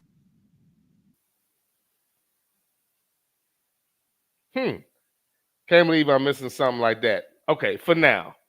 Sidney Jackson said, Ninja doing windmill finger rolls in the post. Good.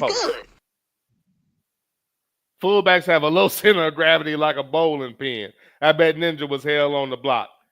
I was actually low center of gravity. Okay, I did have a low center of gravity because I could get low, and you wasn't moving me.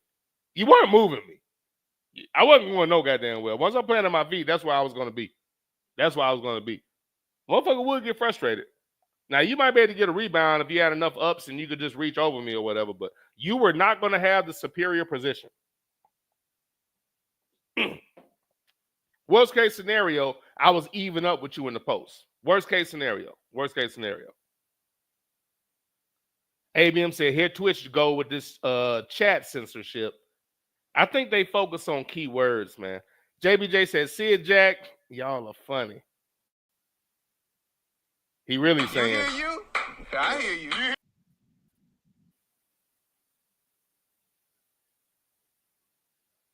Jokes. All these damn jokes. How did this even come up anyway? How did this come up? JBJ said, Sid Jack. It's fact. You're right. It's fact.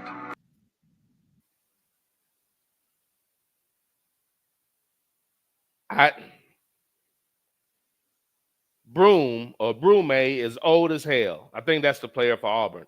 That NIL changed the game for many of the older players that aren't good enough for the league. Oh, see the tall cracker for Kansas, Hunter Dickerson. Oh, I get what y'all are saying now. I get what y'all are saying now.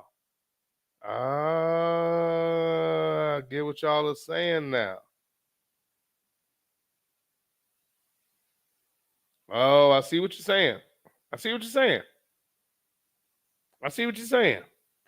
The NIL has changed the game for many of the older players that aren't good enough for the league.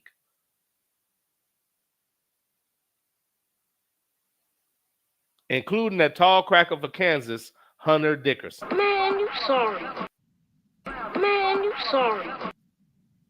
Just like football, these cats are staying in college because they may make the NFL, they may not, but they can get paid in college. Man, you sorry. A lot of guys in basketball aren't. I know ABM spoke about that. Again, it's cool with me. I just see it for what it is. They like to highlight this, but they don't highlight all the bullshit that went on before this, though.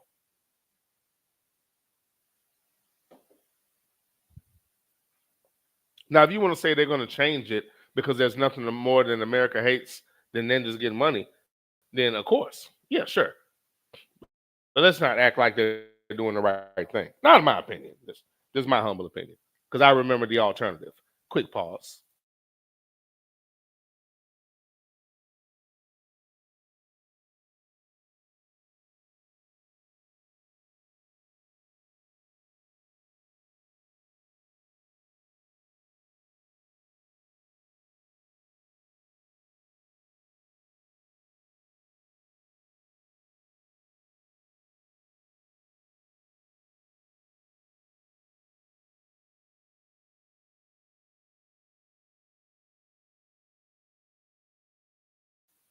I need a cough button.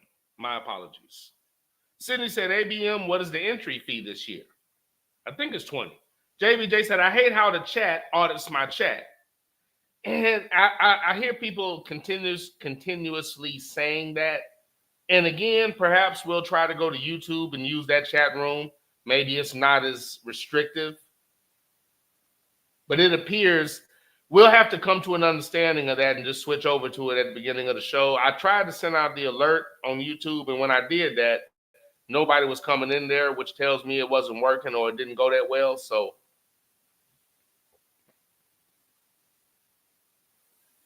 perhaps we'll have to try that chat room out to see if it's not as restrictive.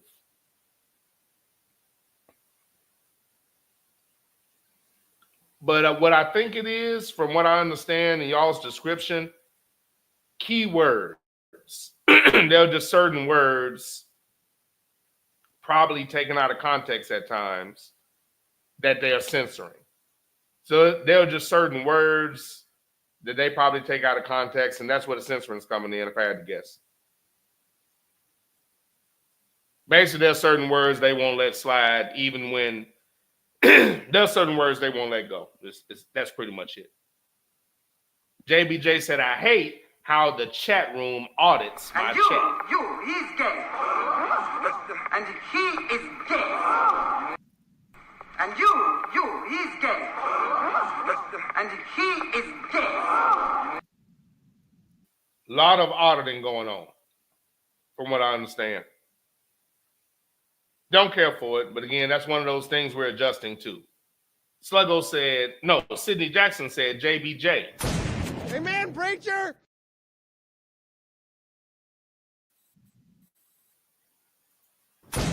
Amen, preacher.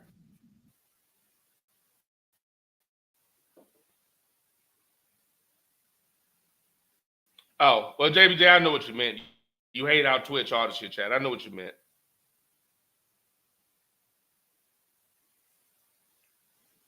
Light Skywalker said, $20, Sid. I was gonna make it $25, but I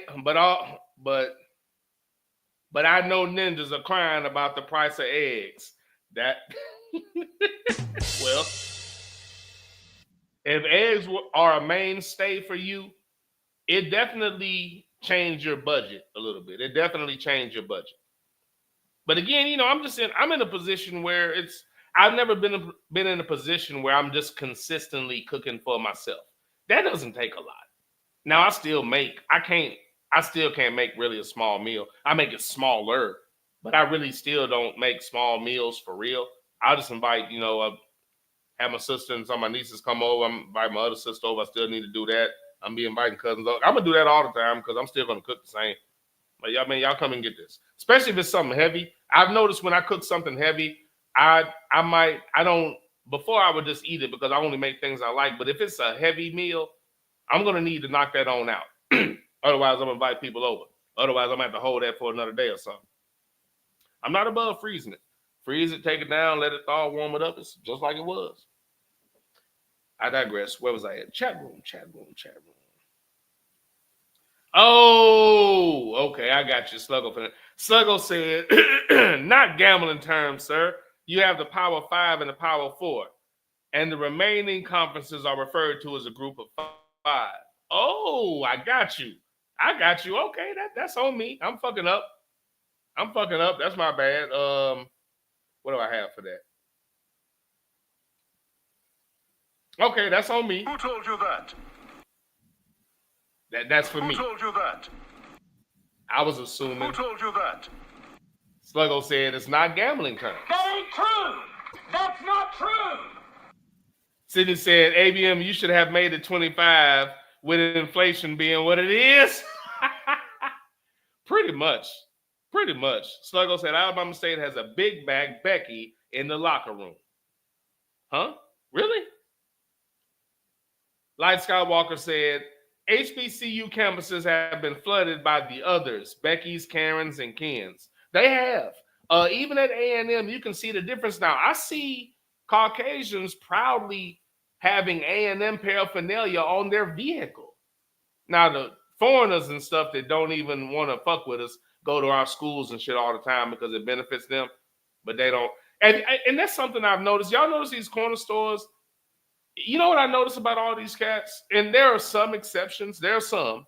But for the most part, people from other countries fuck with people that aren't from here.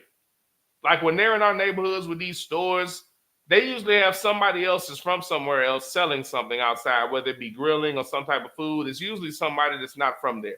And if they have somebody from here doing it initially, they watch so they can learn how to do it, and they eventually get them out. That's why I don't really fuck with none of them stores, but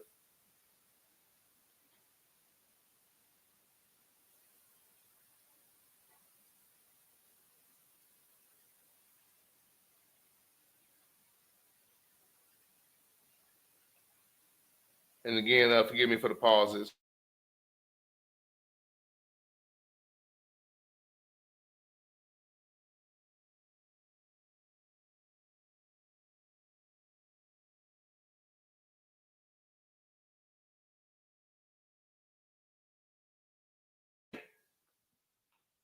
Once again, I apologize, real life. All right. Where was I at? Big back, big. But yeah, I have noticed that. And what was my point? What the hell was I talking about? Yeah, but I've noticed that there a lot more. Because back in the day, that such wasn't the case. But now they realize they can do that. But but okay, that's what I did. I wanted to rant about. But y'all noticed that I noticed that they really only fuck with each other. Most of them have like some kind of little Mexican food truck. Most of them will do that, or they'll have Africans running that store. Or maybe the Africans will buy the store, but people from other places fuck with other people from other places. They don't even fuck with the people in the neighborhood 90% of the time. I'd say 90% of the time. 85 at best. Which is why I don't deal with them most of the time. If I do go in a convenience store, I literally only buy one or two things. I don't understand buying shit out of a convenience store with that markup anyway. There are times when you got to do it, you don't have an option, but with a little bit of planning, you really don't got to fuck with those people. I digress. But yeah, ABM, you're right about that. They've been invaded. They wouldn't do it before. They'll do it now. ABM said, how much ground beef do you use for a smaller size of walking tacos? Do you make over 138 ounces of taco soup? Who told you that? That ain't true. That's not true. 138 ounces.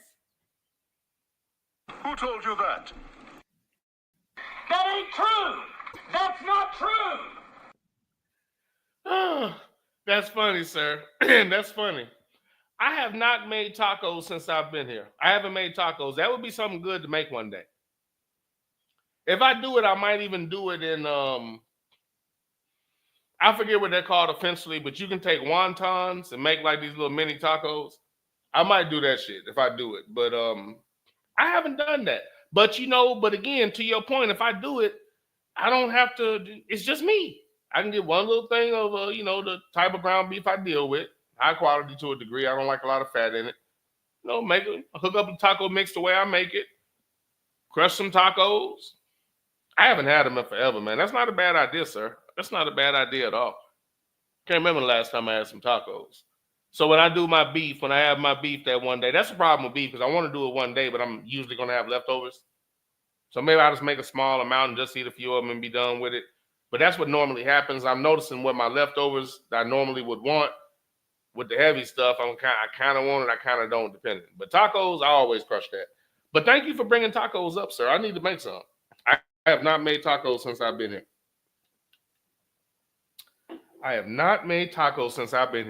Well, I'll tell you. I feel pretty good because I'm getting my fix. Shit, man, it's got me, man. I don't got no control over it, man. I try to kick, man. That shit just be calling me, man. I just gotta go to it. Need help, man. My damn podcast and addiction. You're funny, ABM. That was funny.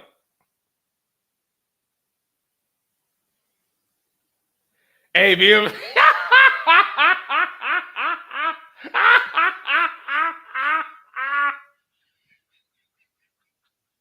ABM said, pledge Q Dog, and the colonizer is your big brother. That ain't true. That's not true. But it's funny though. Oh, that's funny though.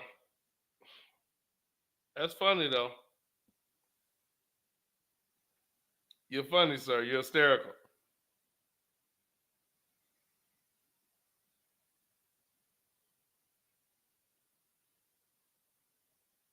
ABM said, Ninja, Ohio State is not in the tournament. Don't spend time looking for them on your bracket.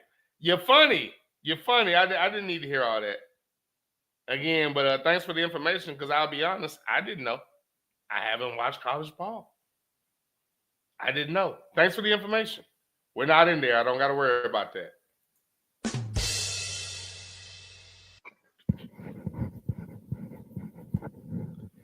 Pledge Q Dog, and boy, you stupid motherfucker.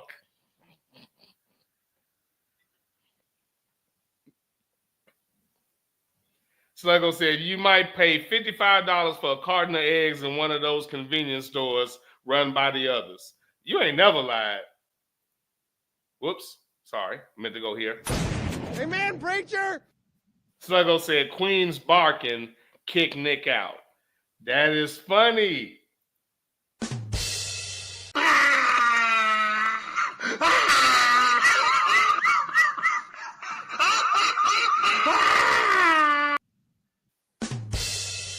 Saw Queen the other day.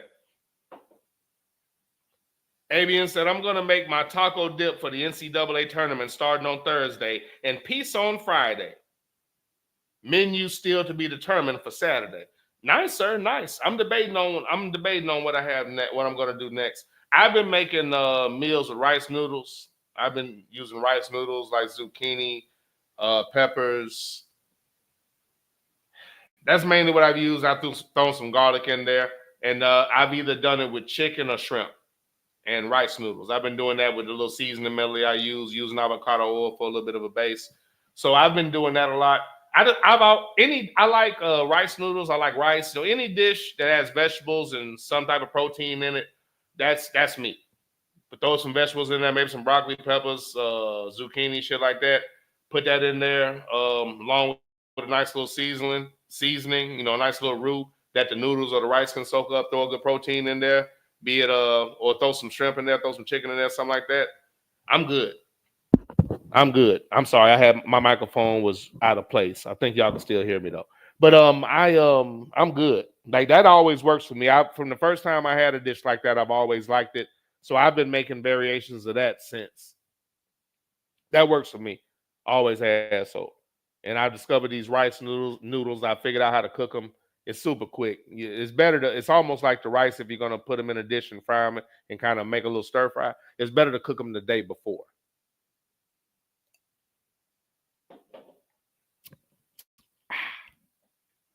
But you can just shock them with some cold water and they'll still use them the same day or whatever. But I digress.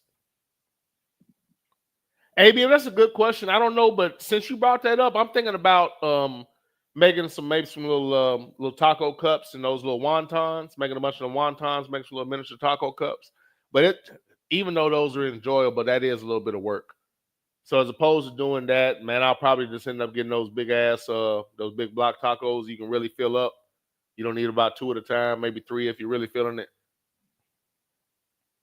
But tacos is not a bad idea. Perhaps some air fried wings. Some tacos. What's some good snack food for the games?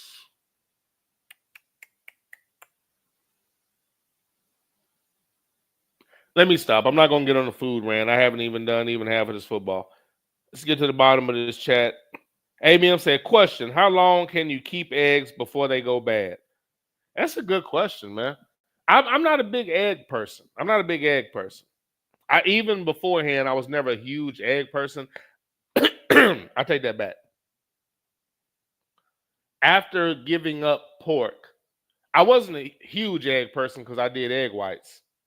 And of course, I separated the yolk from the brown eggs because I've gotten to the point where I'm spoiled to that degree. I need brown eggs at this point. They taste different. Once you figure it out at certain levels. I figured out the white eggs and I tried the brown eggs. And I'm like, because at first I did the egg whites in the carton. And after a while, you realize that is a watered down version of eggs. Then I started pulling the yolk out of regular eggs. And that was better. Then I did brown eggs and that was a whole nother level. So at that point, that's what I was going to use. But even then, I wasn't doing it that much. I just did egg whites and either bacon or egg whites and Conecuh sausage or egg whites and like Johnsonville link sausage. That was the breakfast I used to make. But once I gave up pork, eggs didn't serve a purpose. That pork let off there was a certain salt element, and in concert with the eggs, it was a perfect combination. I don't really have a use for them if I'm not going to do that. I don't have to have eggs like that. Now, I will make the occasional omelet, either a veggie omelet or more than likely a seafood omelet, and hit it with just a little bit of that Cajun blackened seasoning. Just a little bit of it is perfect on the omelet. I discovered that because it was just a little too bland for me. I hit it with just a little bit of that. It was perfect. But a seafood omelet, minus the cheese for me. Cheese and eggs, the texture of that, I don't like it fucks with me. But seafood omelets are good. Look up what goes in it. Not bad at all. I just take out a couple of things. So if I do an omelet nowadays, it's probably only going to be that. So I'm not overly, it doesn't affect me. It's still fucked up. My daughter loves eggs, but it doesn't affect me per se. Because I was thinking about giving that up. The only dairy, I don't even put cheese on my grilled chicken sandwich anymore. Now I still fuck with, I still can't. I'm slightly depressed that I don't really like pizza anymore. And I've tried to eat it, but I just can't. So I'm going to go to a high quality pizza place. And if that doesn't work, I'm probably going to go home and cry just a little bit.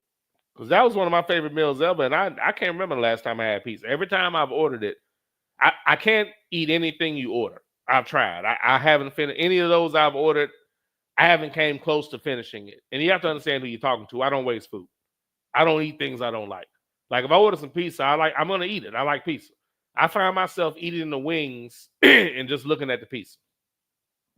And I blame Light Skywalker for that because I don't eat pork. And again, breakfast without pork and pizza without pork, it's just not that intriguing. And with my body being, like tacos, I'm good with cheese on that. Stuffed peppers, I'm good with that.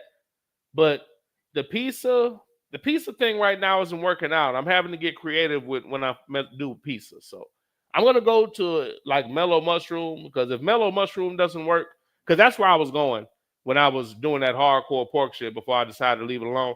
I'm going to go there and get the little, veggie pizza. And I think they're the only place that got decent beef. Most of these places with their beef is garbage. But I'm going to go there and get a little veggie pizza or whatever and see if it works for me. If not, I might have to retire pizza altogether. I think what I'm going to do is make some homemade pizzas and see if that works for me. If homemade pizzas work, then maybe I just got to make them myself. I don't know. But thanks a lot, Tyrone. Thank you, Light Skywalker. I can no longer enjoy pizza. And that shit is crazy if you know who I am. That's crazy. But I don't know if their ingredients have gotten worse or what. But everybody that delivers, I can't eat none of that shit. Anybody that delivers, no good. All that shit is garbage. Oh, nice. ABM says salmon burgers and homemade fries for Saturday. Nice. The home-cooked fries. Oh, you know what? Okay, I can tell you one thing I'm going to do. I'm doing some cod. I'm going to do cod one day this weekend. That'll be my cheat. If I go cod and fries, that's a hell of a cheat day. But I might go cod and fries one day. That'll be a cheat day. And because generally if I do, like if I fry cod, I'll try not to go fries because that's a lot of gluttony. But I might do it. But I may do cod and fries one day. But fries, like the way I do, because I'm a home-cut fried cat myself now. The way I am now, if I do some home-cut fries, I'm going to kind of eat them by themselves. And maybe just, precede it with a few kiwis or something like that. Just, to keep myself honest, keep my body honest or whatever. And by the way, and I know I'm rambling like a motherfucker, man, but I had that nap. I feel great. Kiwis are some of the best fruit to deal with, especially during these down times of winter. They're very consistent. You can still get good kiwis in the wintertime. And it's a good source of fiber as well. So kiwis are a good fruit to go to if you don't have something to, your choices get a little slim. But kiwis, that's a good fruit to go to. It's very consistent even in the off season. Kiwis are very consistent. Underrated. But if I have a gluttony day, I precede it with either a heavy dose of vegetables or I eat a lot of fruit. Like if I do that cod day, because when you said that, it made me think about it. I got some cod in there I've been meaning to cook. So I'm going to do some beer batter cod and some fries and have a gluttony day. But I'm going to precede that with nothing but fruit. And that'll probably be the only thing I eat that day since it's so heavy. And I'm giving y'all all this food shit. ABM, you brought up food. I think I mentioned this. I did. The mom's... She when I go up there to grill, she always splits her chicken breast. And when I looked at that, I said, hey, Mom, show me how you split those. She showed me how she butterflies her chicken breast. And now I do that all the time and make my own chicken biscuits and shit. So I don't got to bother going to buy, wait in that line and buy the shit. So I've been searing those chicken breasts and making my own biscuits and shit when I do breakfast in the morning. But that is that is something I never took the time to learn how to do that properly. You know how you go get the little grilled chicken breast and it's still good and juicy? I finally figured out how to do that shit properly. Finally. That's why I've been dealing with thighs. So lately I've actually been buying chicken breasts. And this food rant is now over. My apologies. Homemade fries. ABM, I gotta get on that. Them homemade fries, I gotta get on that. I didn't realize I had all this chat either. ABM said, I never keep eggs long enough to know. Used for bacon, but like Ninja, before I went dairy free 7 years ago, I did egg whites from the carton. Yeah, I did that forever, man. And once I separated them from the egg, I'm like, man, this is it's the most bootleg, watered down version of eggs. Like egg whites in the carton are bullshit. When you separate the yolk from the egg, even in white eggs, you're gonna be like, what the fuck was I eating?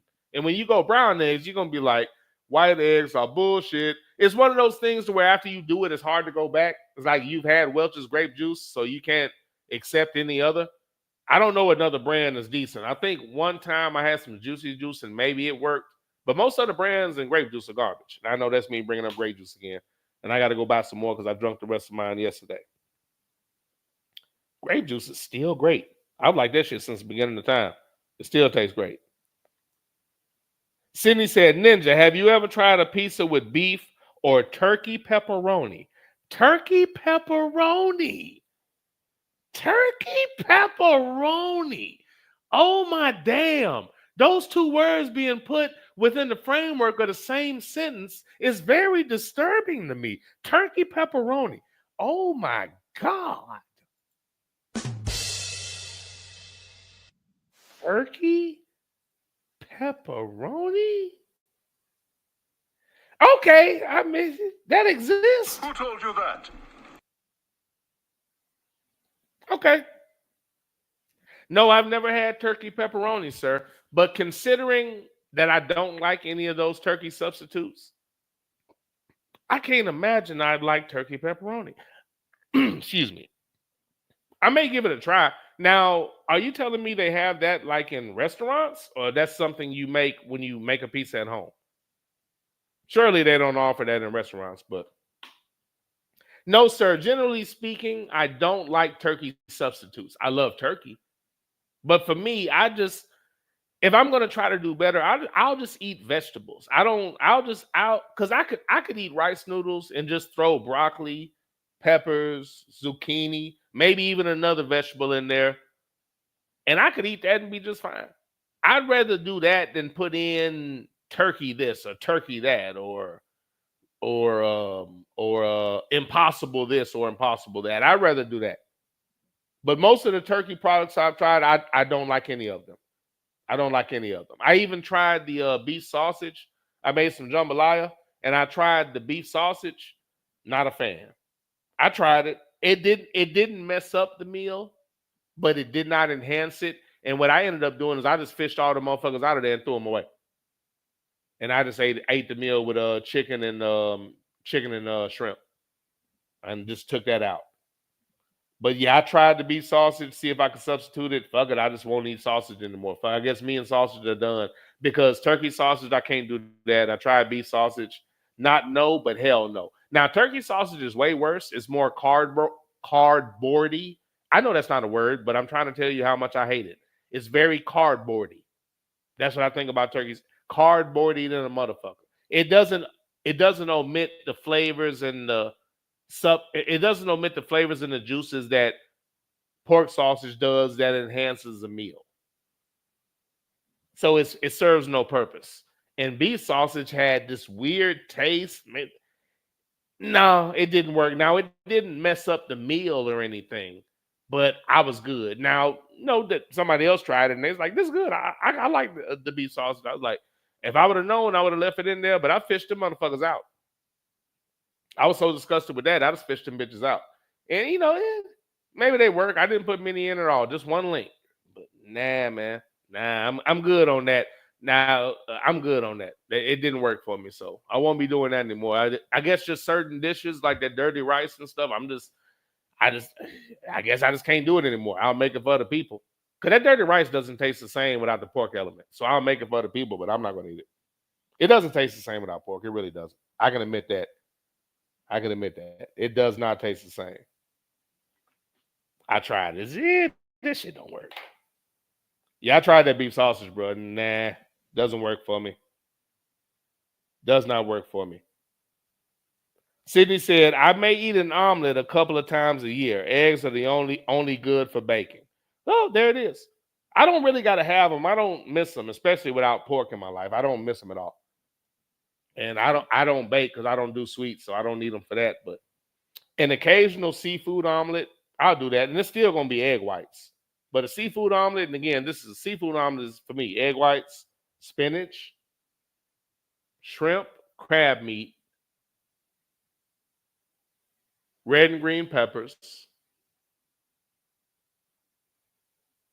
That's it, because I leave out the cheese and the bacon. But you're supposed to put provolone on it along with bacon. Some people even use like salsa, tomato sauce, and all that shit. I'm not going to do all that. But that's what goes in it for me. So, yeah, spinach, red and green peppers. It seems like I'm missing a green. Oh, I think mushrooms are an option. But I'm not big on mushrooms on my omelet. I don't hate mushrooms or anything. Perhaps I'd even do them, but it's going to have to be a very small amount. Too many would fuck up the omelet for me. So I don't fuck with the mushrooms either. But seafood omelet is really good. The shrimp and the crab meat is really good. And if you do bacon in it, and you probably noticed, but if you put bacon in it, slight little tip, wait until your omelet's just about done. Or finish the omelet and just have some bacon, make some bacon strips, crunch them up and just put it on top of your omelet. Otherwise, the bacon can get it can lose its texture. It won't be crunchy. It becomes soggy and shit. So you have to put them in at the very last minute, or simply put it on top of your omelet when you finish. So don't put your bacon in too early for those that may like to make an omelet. And I have no delusions. Bacon's still great. I'm just leaving it alone because as long as my joints keep working, I'm not gonna fuck with it. That's one thing I'll give Tyrone. He didn't tell a lie about that. My joints have not given me the same problems they did pre-pork. And that's only after, I know I noticed a difference after a month, but I noticed it before then, to be honest. But after a month, for sure, I was like, really? And it still continues. I'm ranting like a motherfucker. Let me keep it going. Where am I at? Turkey pepperoni. I'm still tripping that shit exists. Really? Sluggo said, Nick is sitting in his spot eating the Shaq-a-roni line, Westbrook. And Nick is sitting in his spot eating that Shaq-a-roni line, Westbrook on the bench. Shaq-a-roni. Nah, I mean, I can't. In my day, yeah, I used to love that. I mean, because, breakfast and pizza's not the same without pork. I'm not going to tell that lie. It's not.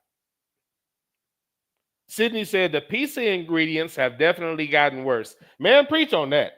That it's not. They're going cheap and they're going profit with the pizza ingredients. My taste buds tell me that. Amen, preacher. They're going for profit with these damn pizza ingredients. Definitely that. Like, this shit tastes worse and worse. I'm going to go to Mellow Mushroom, little place called Earth and Stone, place called Sam and Greg's. I'm going to go there and try their beef.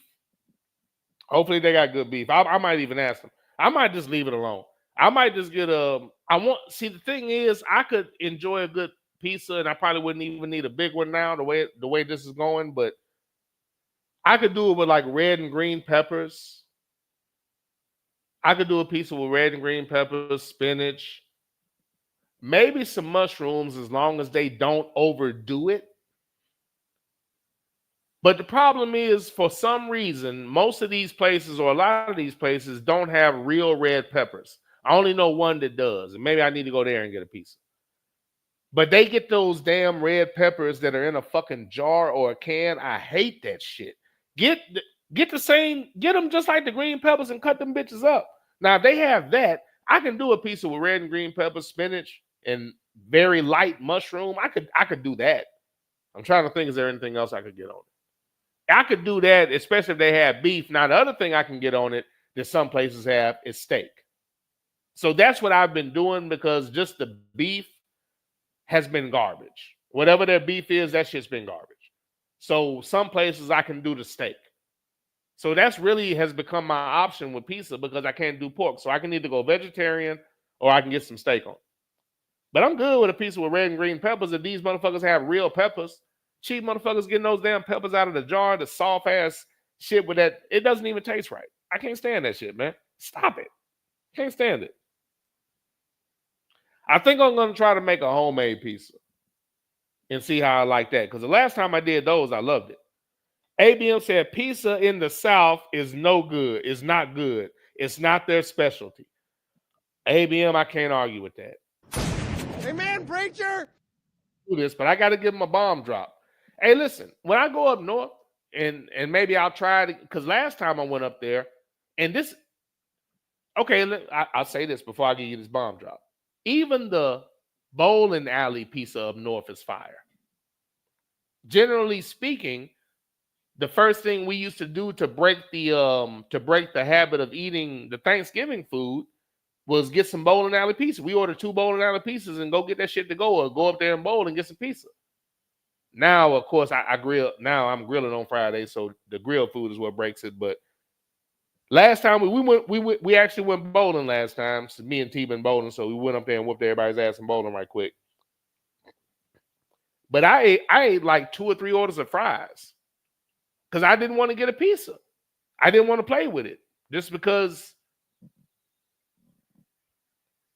cheese hasn't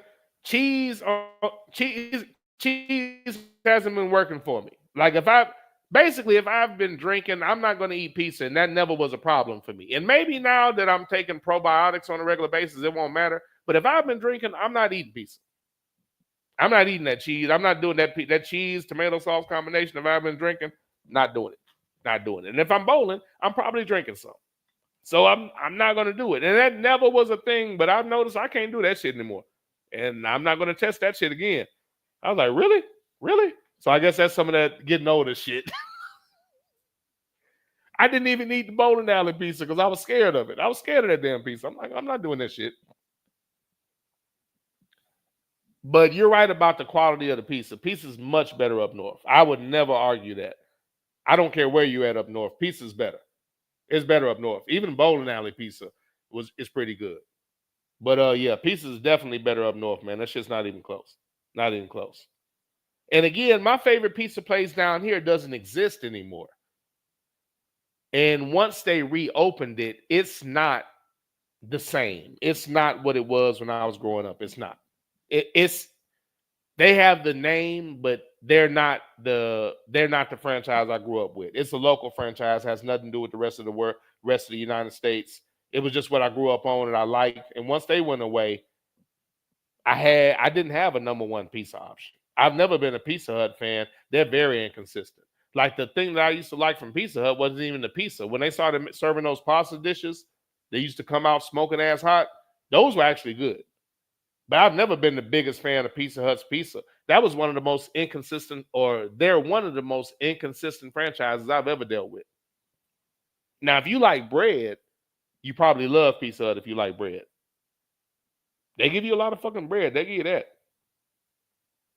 Sidney Jackson said, my wife just made salmon sliders. They were actually good, and I'm not a big fan of salmon. Man, I love salmon. But I didn't try it until I was damn near 40 because I thought salmon was the same as fucking, what's that bullshit, them salmon croquettes? And I know when I say that bullshit, y'all cussing me out because everybody likes those. But I never liked them. And that's what I thought salmon was. But yeah, I keep some salmon. I got some salmon in the freezer. And again, I discovered I like white salmon better than pink salmon too. Yeah, but I'll eat some salmon in a minute now. ABM said fried fish and fries is fire, but damn, that is an OD on fried food. It is. That's a lot. Like if I do that, I can't eat fried food for like 10 days or some shit. If I do all that, that's a lot of gluttony. Because nowadays, like if I get something fried, like if I go to Captain D's and get like the fried whitefish, I get green beans with it. The only time I go full gluttony is when I go to the black-owned spot that's within walking distance of my house, even though I don't walk to it. Wing place. I get 2 5-piece whole wings. They don't put sauce in right. They're not greasy. And I get an order of fries. And you know, potatoes can make or break you with me. They wait and make the fries when the chicken's about done, so the fries are good and hot. They put a little seasoning on them. They're not over seasoned, but they don't give you old fries. So they won me over after that.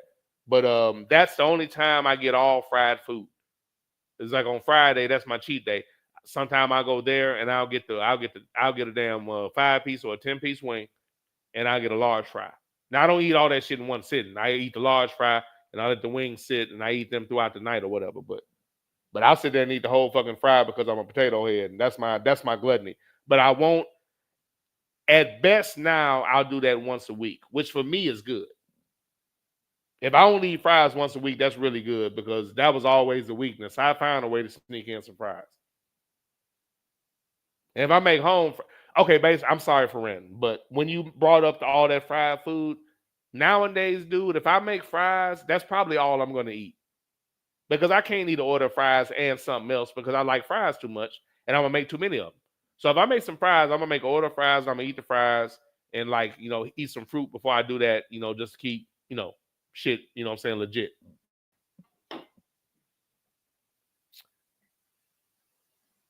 Pun intended.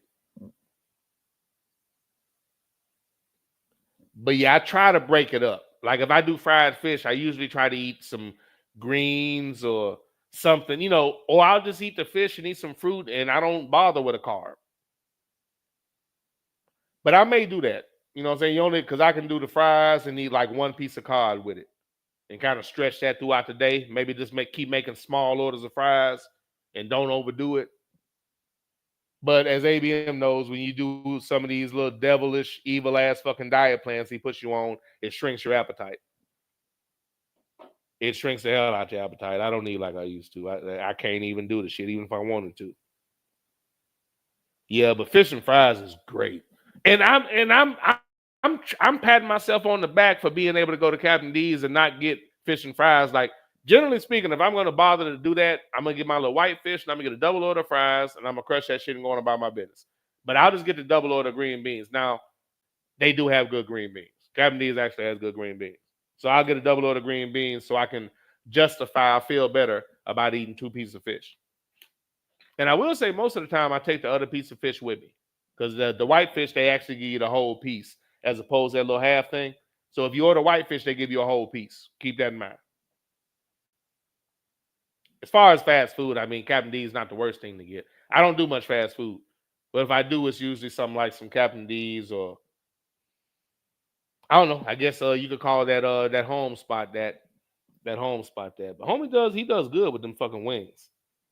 ABM, fuck you. Seedless kiwi houseway. Motherfucker, I never said nothing about seedless kiwi. The seeds in kiwi are really good though. Those are not intrusive seeds. Those are very good. I love kiwi. I sit there and eat about 5 or 6 of them motherfuckers in a sitting.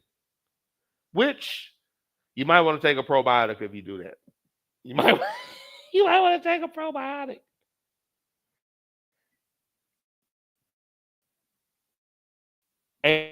ABM says, Sid Jack, kudos to her. I think he's saying that for the salmon sliders. Now, like for me, I wouldn't want salmon like on bread. For me, that's unnecessary carbs. Like I'm good on that. Because my carbs are going to come from like French fries. Or rice. Or some rice noodles. Or cornbread if I'm eating greens. My only weakness sandwich-wise is Philly cheesesteak. And I've been depriving myself. At one point or another, I'm going to treat myself to a cheesesteak. That's the other thing I've been feeding for. All of it is beef. That's why I'm trying to do this once a week thing with the beef. But I want tacos. I just had some rolls. I want a fucking Philly cheesesteak. The problem is, if I get a Philly cheesesteak, I'm going to eat some fries. That is the most gluttonous ass fucking meal. A Philly cheesesteak and fries is a gluttonous ass meal. There's a black-owned place. He makes them out of a store, but he's from like up north. He's from like, I think Philly, but he's from that area. and he basically has the best Philly cheesesteaks in town.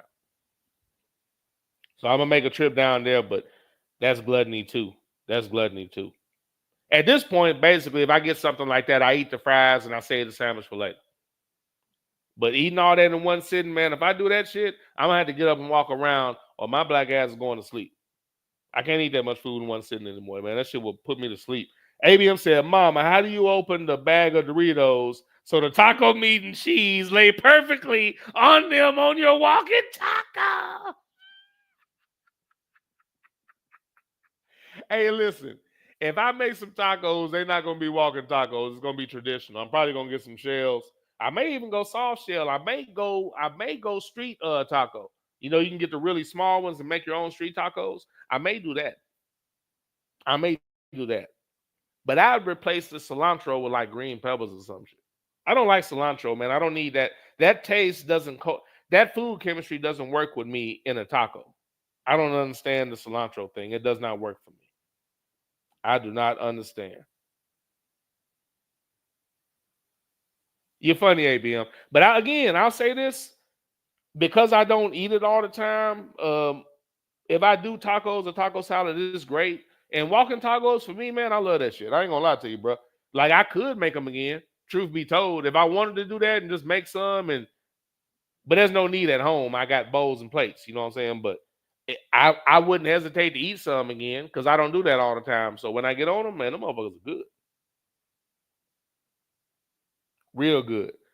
And I know I'm rambling right now and I'm not getting any content, but it's all good. I actually plan on giving y'all a bonus show, even though I said that shit every fucking day for the last 2 weeks. But you know what? Let me keep reading the chat.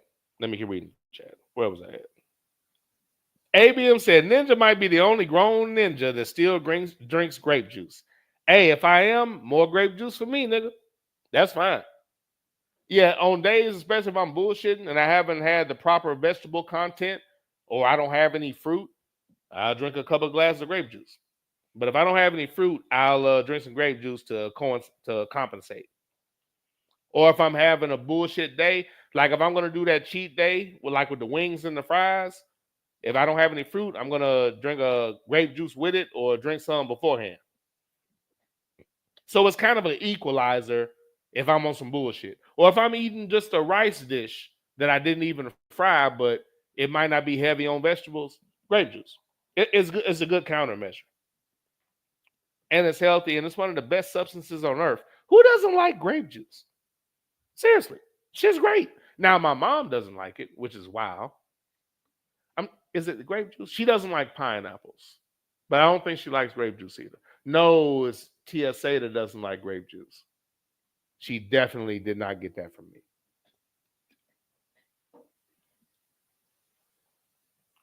Jesus Christ, ABM.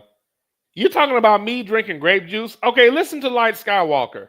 I used to eat chicken and pineapple pizza, and he follows that or ends that chat with a fire emoji. Who raised you? But wait a minute. Hey, who raised you? But wait a minute.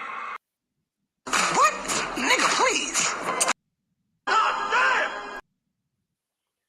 I've heard from multiple individuals that they didn't think they were going to like it or they didn't believe in it initially, but then they tried the pineapples on the pizza and it worked for them. Just for myself, I don't need that sweet element on that type of dish. It just doesn't work for me. That's why, certain Caribbean foods, that sweet element that comes in some of the dishes, I can't do that. That doesn't work for me. I don't need that. So that's just not something that my palate agrees with. But I understand, and I've heard a lot of people say that they never thought they would like that, but they did. And I'll say this too, ABM. I'll say this. I've never, as much as I like chicken and all of its forms and everything you can do with it, I've never liked chicken on pizza. I've never liked chicken on pizza. Maybe the way my palate is now, maybe I'll like it now. But I've never liked chicken on pizza. I'm considering possibly eating the pizza and getting away from the tomato sauce. Maybe it's the tomato sauce that my body doesn't like anymore. I don't know. But I've never had any of the variations of chicken on pizza that I like. As much as I like chicken, it just doesn't belong on a pizza for me. But you're not the only person I've heard say that. I couldn't do it. Sydney said, you can buy turkey pepperoni from your local grocery store. Hormel makes some.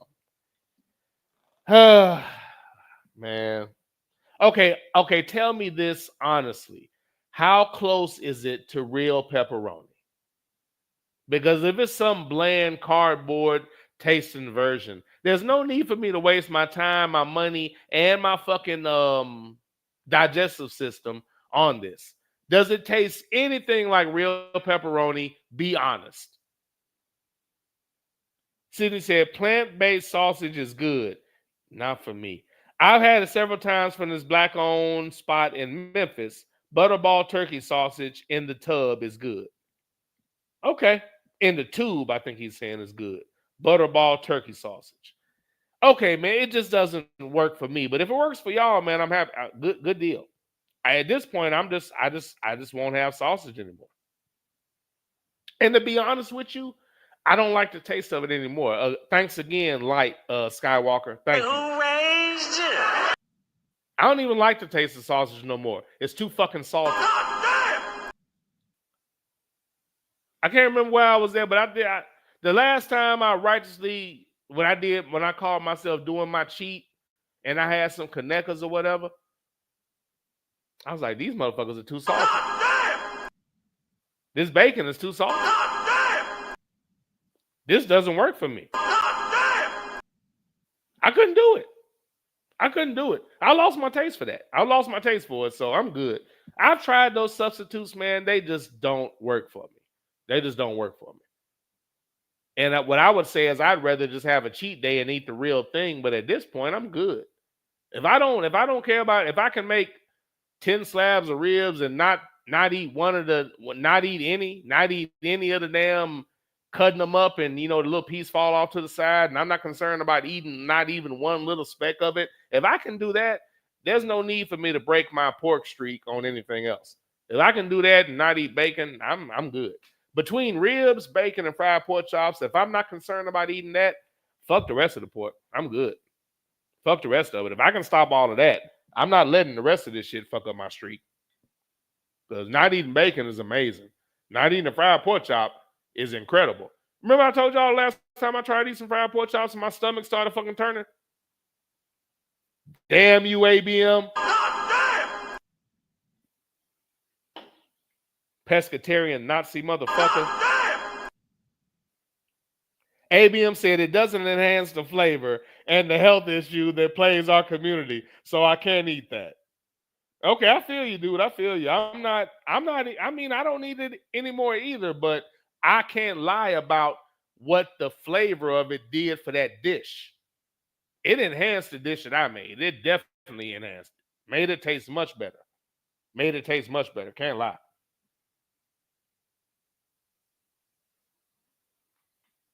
Oh, yeah, I figured out what you meant, Sydney. ABM said, Ninja, you don't like omelets. You like seafood.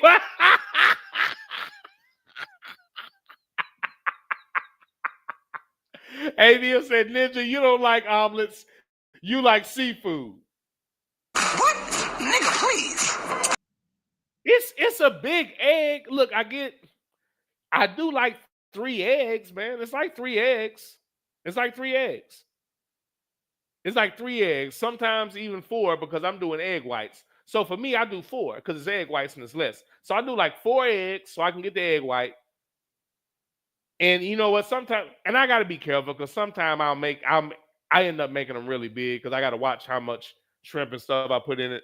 But it's still an egg. I don't like omelets. I like seafood. That seafood omelet fire, man. Get an egg white, man. Get you about 4 of them egg whites. Sometimes maybe 5 and make a big ass one and maybe split it up and make 2 meals out of that bitch. But get your egg white straight. Have your shrimp to the side. Have your spinach and your peppers and all that shit to the side. Get the egg white going. You can go ahead and throw your spinach and your peppers in that bitch. Have your shrimp to the side. You can go ahead and put your shrimp in there. Crab meat, just like the bacon, you want to wait last minute. Don't put the crab meat in too early. So wait just about till it's all the way done almost. Then you throw your crab meat in there. Get ready to pull that bad boy out, man. That shit fire. Because the egg is quite present. It's quite present. So I feel what you're saying, but it is an omelet, sir. It's an omelet. It's not like I do like 2 eggs and put all that stuff in it where you can't even see the egg. Because it takes about, egg white, you lose some of the egg when you take the yolk out. So we're looking at 4, maybe 5. So you can make a nice omelet out of it or whatever. Or you can be reasonable and do like 4, which is the equivalent to 3, and just, don't overdo it with the ingredients and make a sensible one that you can make in one of the small saucepans. And that because I can do the flip. As long as my omelet isn't too heavy, I can flip my omelet and shit. Now, if your omelet's too heavy, you're not going to be able to flip that bitch. It's going to break apart in the air. But if I make a reasonable omelet, I can flip that shit in those little small pans. I got that shit down to a science. So hold on, man. Am I being criticized in this chat room? ABM says specifically national chain pizza places in the South. You have to find the hole in the wall spots in the South to get some good pizza. ABM, I'm not going to argue with that. You preaching. That's true. And what I'm talking about was a hole in the wall spot. And I used to love it. It was popular. There were 3 different locations. You know what I'm saying? But it wasn't like a national chain. That shit was really good. It was called Terry's Pizza. They opened up a new one, and they actually have the ovens in Star Markets, and they sell Terry's Pizza, but it's not Terry's, man. It's not that Terry's we went to in high school on our senior day and we sat around just reminiscing at the buffet and shit. It's not the Terry's that you took dates to once you turned old enough to drink and y'all get some pizza and order some beer or have a couple of drinks and shit. It's not that Terry's. It's not that one we grew up on. It's not that. It's all right, but it doesn't taste the same, man. I wish it did.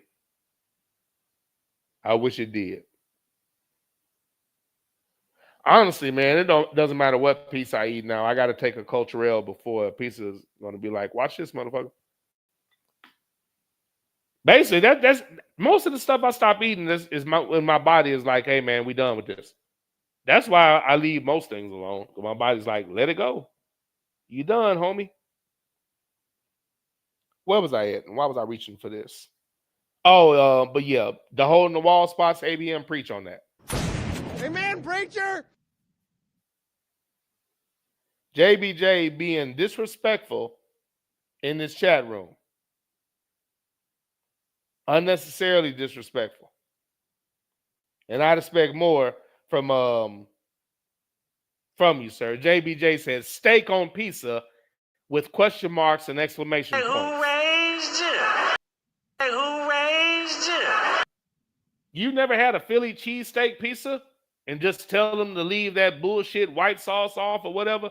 Get a Philly cheesesteak pizza, tell them leave the sauce, no sauce, none of that white sauce bullshit. You can get an olive oil base if you want to do that, but get a Philly cheesesteak pizza. Now, for me, no onions, extra peppers, but yeah, it's actually good. I can do that.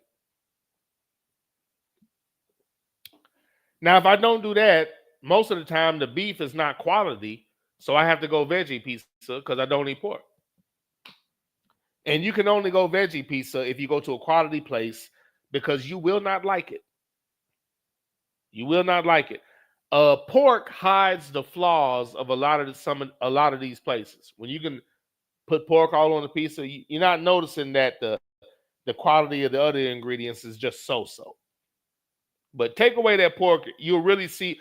Take away the pork element, you'll really see what type of pizza you're working with because the dough becomes very important.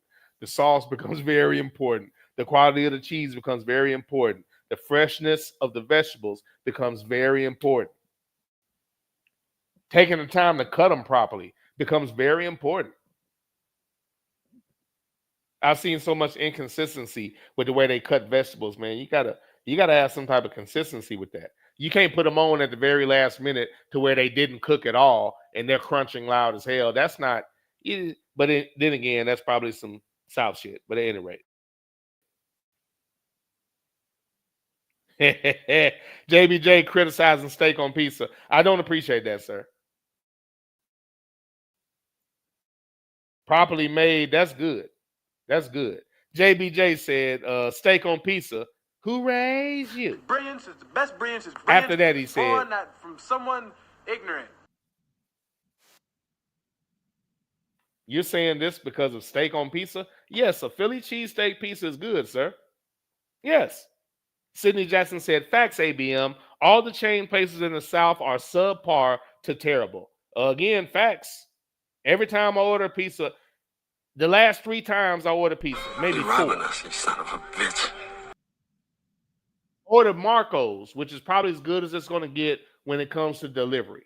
Now, I think they might have a Philly cheese. That's maybe where I got the Philly cheesesteak pizza from. As long as you take off that bullshit white sauce, that's edible. That's edible. I'll be honest with you. Domino's, I think, has one or used to have one, a Philly cheesesteak one. And again, as long as you don't get any bullshit white sauce, it's edible.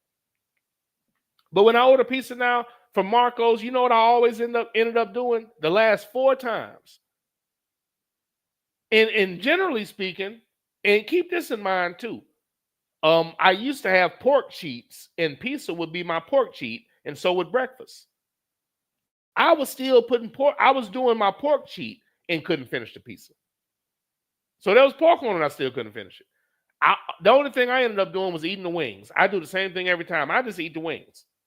And I ended up just less and less eating the pizza. So the last 4 times, I didn't even eat the damn pizza. Last 4 times. So, yeah, man, I'm wasting my time ordering that shit.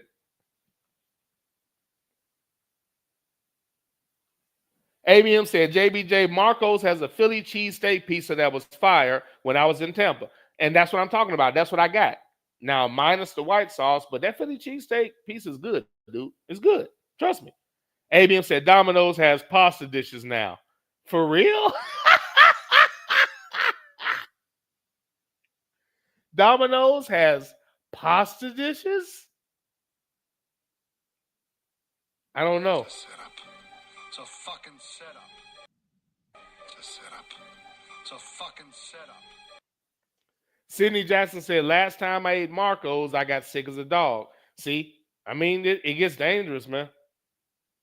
Sidney Jackson says salmon croquettes and he's throwing tomatoes. Salmon, Sidney, that's why we cool, sir. That's why we cool. Woo! Jesus.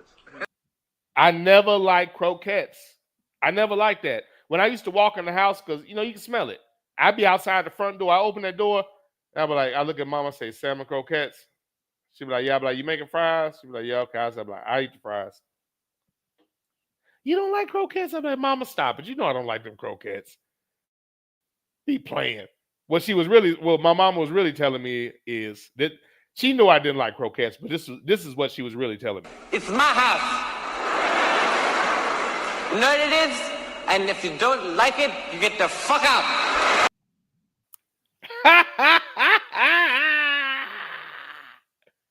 JBJ said, none of the pizza chains are any good. We usually go with a New York pizza place if we partake in it. Yeah, you're right, man. Most of these chains are garbage. There are a lot of places that do the fire bake, the little ovens with the fire and all that shit. I forget what it's called, but that's if it's not at least that, I can't deal with it. There's a place here called Earth and Stone, and they have real red peppers. Like the next time I get pizza, I'm probably gonna go there. Get a veggie pizza, with green and red peppers with some spinach, and I'll probably be able to do that. Because even their large isn't that big. I'm probably gonna have to go there to get a pizza because their ingredients are quality enough to where I could do that. But it's not very desirable. Like the lack of pork is just killed breakfast and pizza for me. It's just killed it. It's killed it.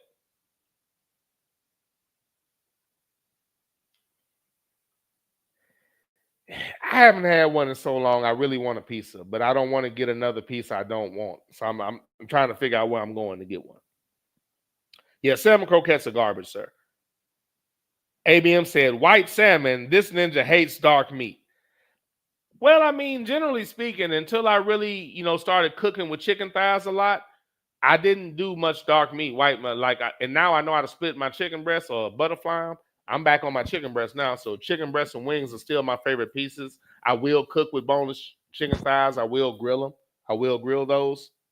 But once I tried it, ABM, it has a taste I like, man. I don't hate pink salmon, but White salmon tastes better. It tastes better. ABM says salmon croquettes. Nah, that ain't it. Oh, you don't like them either? Okay, I thought everybody liked them things. Okay, my bad. JBJ said, Maurice, knowing Ninja, he just has light sauce, light cheese, and steak only on his pizza.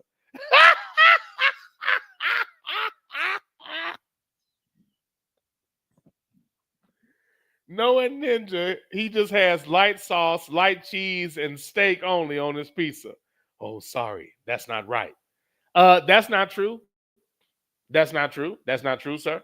On my pizza, on my Philly cheesesteak pizza, no onions, no onions.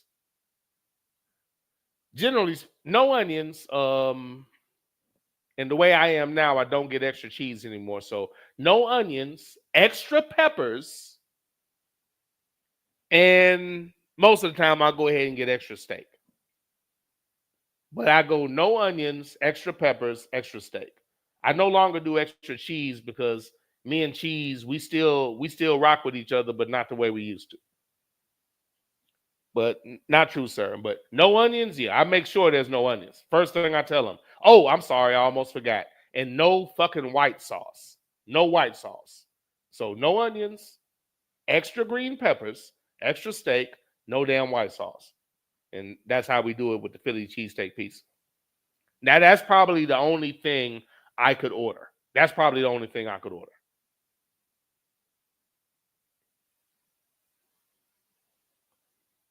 That's probably the only damn thing I could order. That I think I could order. But it's very important that you get it without the white sauce. That's a very important element to that. If you get that white sauce, you're going to be in bad shape. ABM said, Ninja tells his seedless fruit, quote, I'm only going to have some fries. But Mr. Grapes, I'm going to eat you too. Wow, really? You're funny. Okay, I mean, I still eat seedless grapes, and it is what it is. I still eat seedless grapes. Watermelon wise, I'm waiting to see, man. I might go back to the other side. I don't know. I tried that seeded watermelon, man. I didn't care for it. But I'm gonna be honest with y'all. I might get another one, but I'm not gonna sit there and act like I liked it. I was not a fan. I was not a fan of the seedless watermelon. Or the seeded watermelon. It wasn't a good one. It almost, I'll be honest with you, it tasted the same as the seedless. It just didn't, it just had seeds and made it annoying to eat. Now, grapes, I'm not gonna give up seedless grapes. I'm not giving that up. Y'all just gonna have to tell your jokes. I'm not giving up seedless grapes. Y'all just gonna have to tell your jokes, man.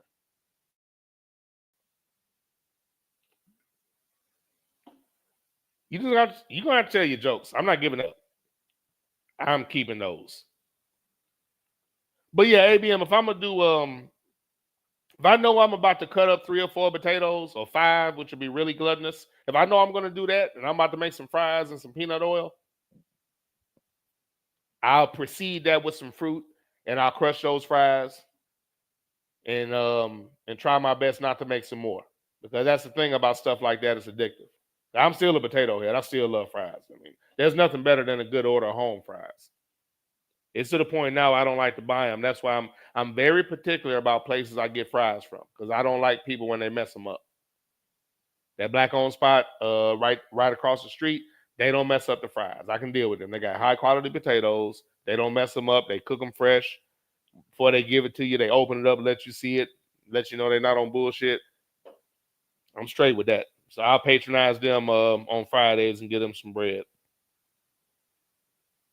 Because if I cook fried food, I'm going to do way too much of it. Like if I make fried chicken at the house, there's no telling how much of that shit I'm going to make. That's why I keep air frying my wings.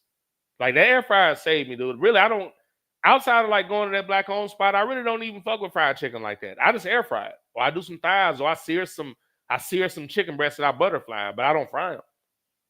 And for me, that's just big. That's big for me. Having the opportunity to fry chicken and just deciding not to do it, that's crazy. That's just crazy. ABM said, I might go 5-piece perch and fries 2 weeks ago on a Saturday and almost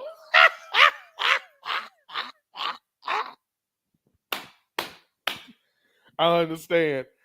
ABM said, I got a 5-piece perch and fries 2 weeks ago on a Saturday and almost OD'd on that shit. I haven't had anything fried since. That's what I mean. Like, you can fuck around and do too much of it. Like, you can have a taste for it and you mess around and overdo it. You'll enjoy it in that moment, but you're not going to eat any after that shit. Once again, ABM said, that's hysterical. I got a 5-piece perch and fries 2 weeks ago on a Saturday, and I almost OD'd on that shit. I haven't had anything fried since. Wait a minute. So wait a minute. They're censoring y'all's cuss words? You had to do that because they're censoring cuss words? Come on. Oh my God. I didn't know they were censoring cuss words. Okay. ABM, I understand completely.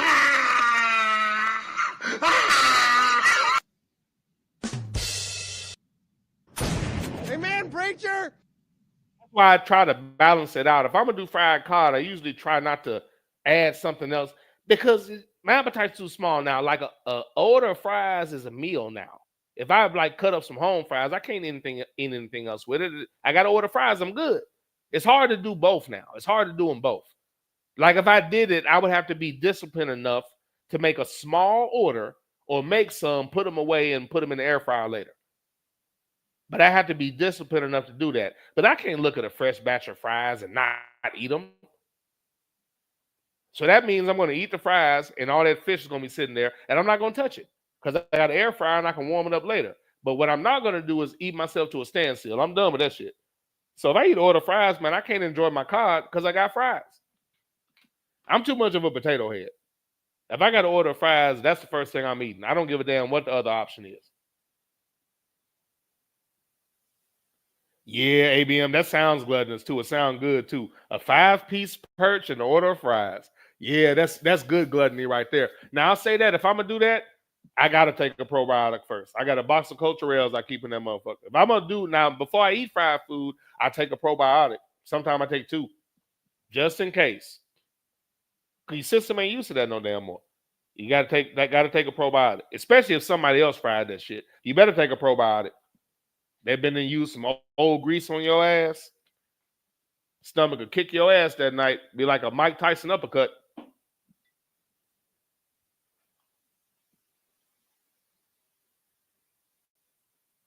Where we at? Sluggo says salmon croquettes with those small red potatoes for breakfast is the shit. Yeah, okay. I haven't done salmon for breakfast, but that's the other thing. Now I love breakfast potatoes too, but I don't fry those. The breakfast potatoes, a little bit of avocado oil, maybe some butter, Italian seasoning, a little bit of Slap Your Mama. Those are fire, and you don't got to use any real cooking oil. You can do. I can just do avocado oil for those breakfast potatoes. So those are good, and I usually cut those in circles. So breakfast potatoes, traditional fries. Now, I can do breakfast potatoes and not really use cooking oil for real. Avocado oil, that don't count. So I can do that and avoid the whole grease thing. But every now and again, I want some good old-fashioned fried fucking French fries.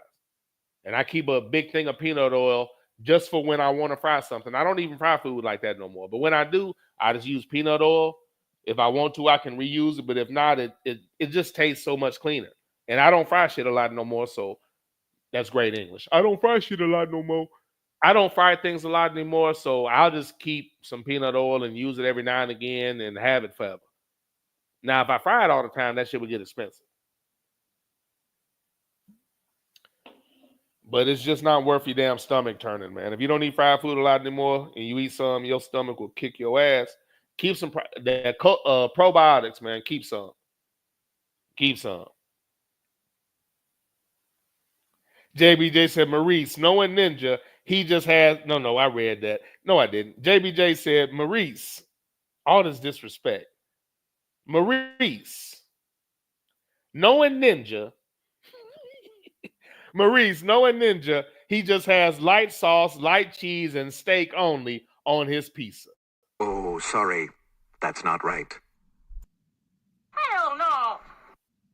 Oh, sorry. That's not right. You're funny, sir. Oh, sorry. That's not right. Hell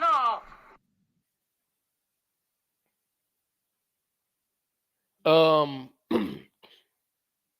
You know what? Okay. For the message I just got, the replays, the best place to listen to the replays is on YouTube. Once I go past 2 hours, there will not be a replay on Twitch. And if you have a problem finding the replay, just let me know, and I'll post what I'll do is I'll post a replay on like the message board and the messenger site and the show page. I'll start doing that because I've noticed that people are having a hard time. So I will try to remind myself, and I will try to remember when the show is over with and it's on YouTube, I'll put the show on my platforms. But it's on YouTube, and I know that some people are having a hard time finding my page on YouTube. But if you want to see the replay, you got to go to YouTube. Because after 2 hours, Twitch isn't going to post the show. I don't know. I don't know if I'm going to do a 2 hour show. I have to do a 2 hour show or less for it to be on Twitch. I don't know if Twitch will ever have one of my shows. I don't know if I'm going to do a show and be off in 2 hours. That's going to have to be a freestyle where I'm getting in and getting out like Rick Pitino.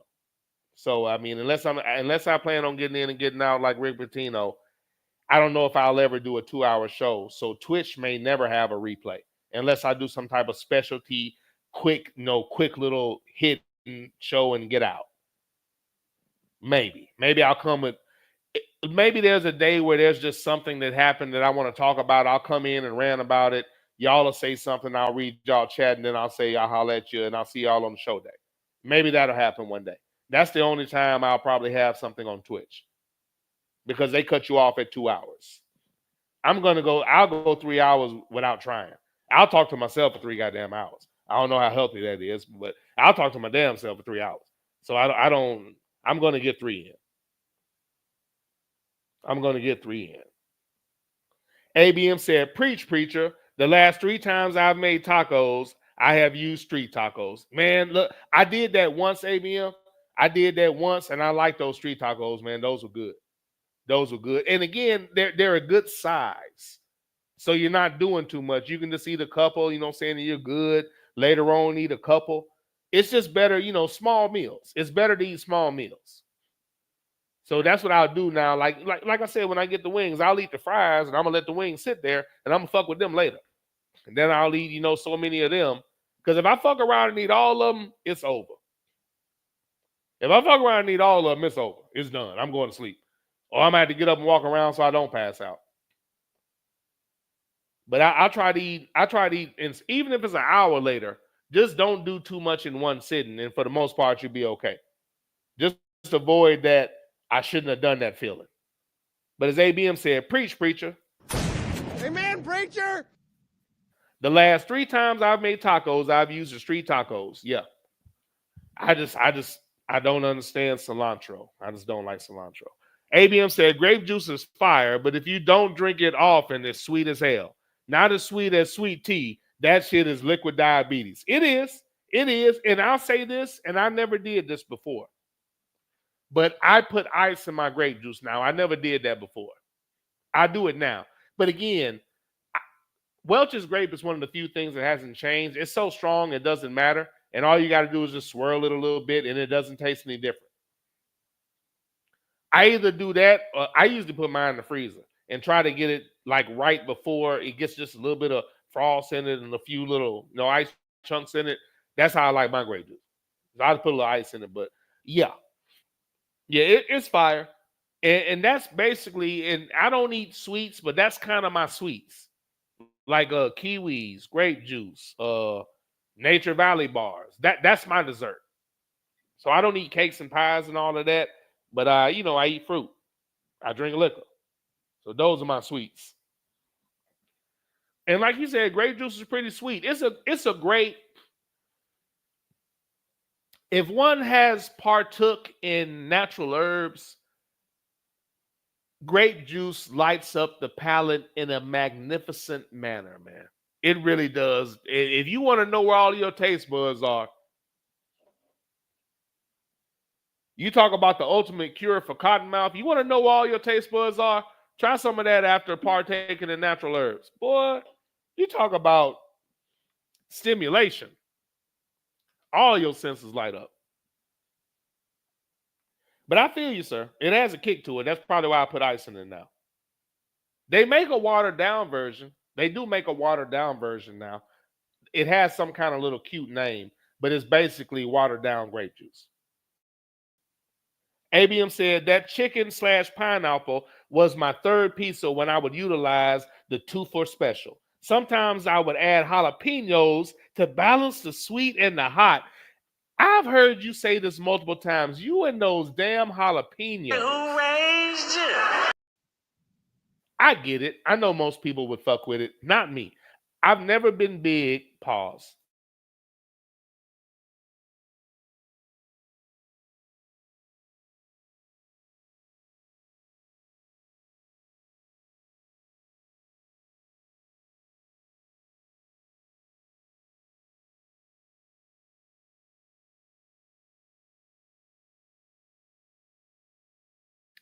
I really need to get a cough button. I've never liked jalapenos on a pizza. Never liked them. Now I don't like them at all. I used to fuck with them a little bit, but jalapenos on a pizza, I can't do it. Jalapenos to balance out the pineapples. How about you just take the pineapples and the jalapenos off, and you don't have to worry about either? How about that? But I feel you though, man. A person's the food a person chooses to eat is just as personal as who you choose to lay pipe to and the music you like to listen to. And I think I used to say that with music.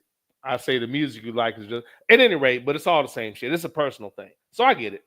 I have strange eating habits to some, but my strange eating habits are because I don't like certain things. And I'm ridiculed for that by people like you. It's all good though. JBJ said after eating a real Philly cheesesteak from Jersey and Philly, it's hard to go to a chain sub shop and watch them cook up some.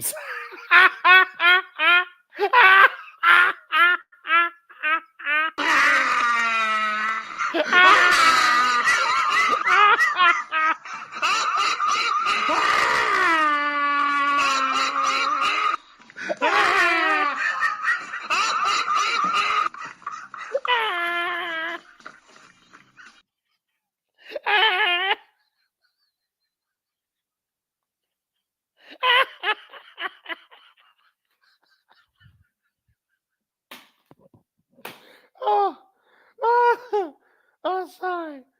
JBJ, you stupid. Hey, dude makes a real one, though. You're right. Dude makes a real one. Dude does make a real one. But you are right. Oh, Jesus, boy, you stupid. You stupid. You're right, though. You're right, though. And that is what a lot of people do. Most people that sell that, at least half the people, if not most, they serve you what JBJ is talking about. You're right. Most people that serve it give you something like that, and that's really not what it's supposed to be. Boy, you stupid. That's true, though. That's true, man. I've been to several places where they serve you that. They basically are serving you that.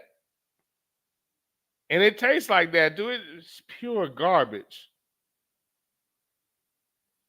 And if you were up there in the original home of the cheesesteak and you tried to sell somebody that shit, they probably fight you on the street. They probably fight you on the street. They would probably fight you on the street if you try to sell them that bullshit. JBJ, you stupid as hell. Boy, you dumb as hell. Oh, shit, I'm sorry, but that damn commercial. I'm read that again and say, boy, you stupid. ABM said, facts, JBJ. Sluggo lap at the reference. Okay, let me get to that reference. Boy, that. Hey, listen, I'm going to say what you said now because I want to do it in its entirety. But that commercial had you thinking that shit was actually good.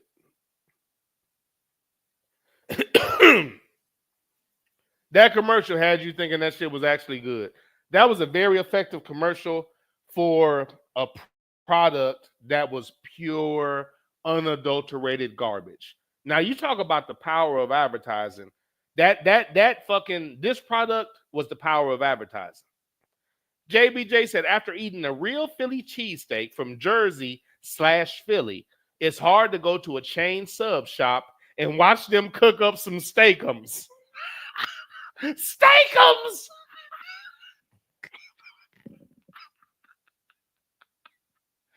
It's hard to go to a sub shop and watch them cook up some steakums. You must be on something. That's what it is, too. You steakums. Must be on something. Salty than a motherfucker. Salty as hell, You must be on something. Sluggo laughing at steakums. ABM said facts. Yeah, dude. Really. Steakums. Pause.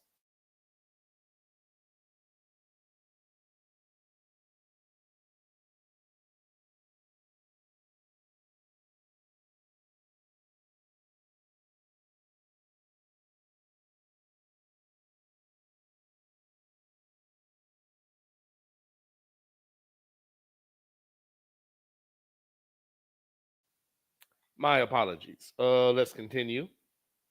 Sluggo said cheap shit. Checker stay advertising as the. He said cheap shit. Checker stay advertising their Philly cheesesteaks. Checkers has a Philly cheesesteak? Oh my God. Checkers? Hell no! Oh, sorry. That's not right. Hell no! ABM said, I prefer turkey sausage over the cardboard turkey bacon. Any day. I'm sorry. I prefer turkey sausage over that cardboard turkey bacon any day when I still ate it. There is no good bacon substitute or alternative. Sir, you better preach.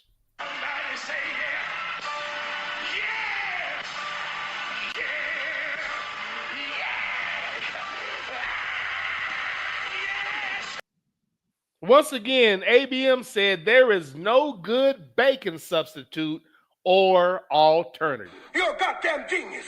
That's the most outstanding answer I've ever heard. You must have a goddamn IQ of 160. Once again, ABM said there's no good bacon substitute or alternative. Amen, preacher!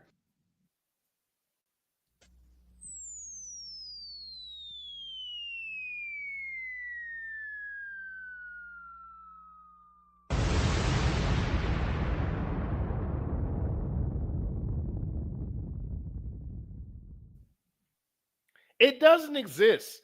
If you break up, at any rate, man, it doesn't make sense to break up with somebody and then go date somebody just like them. That's just crazy.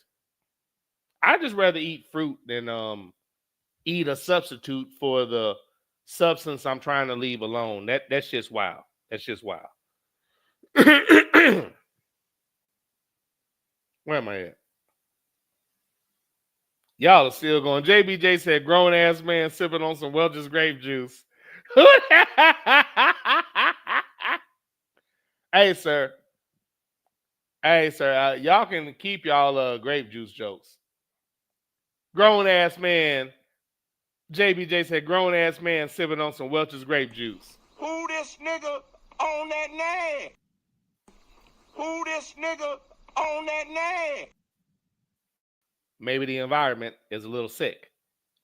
Really, dude? This what you're doing, JBJ? Really? Over grape juice?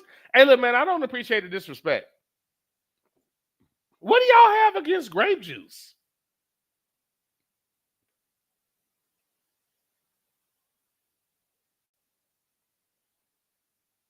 I don't know what y'all got against grape juice, man. I really don't.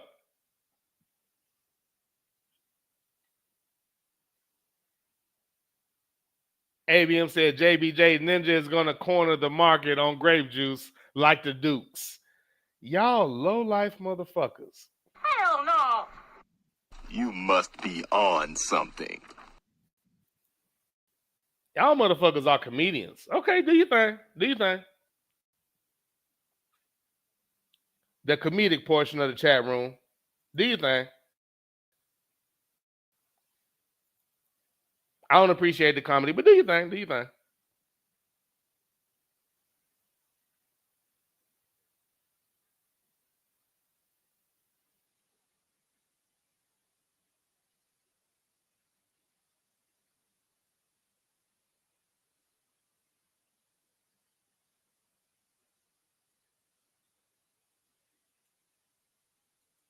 This is the Underground Railroad Show, hosted by your boy that Ninja. I slow down. Platform. That's why I keep pausing, because I keep trying to say the other platform. It's a habit at this point. Habit at this point.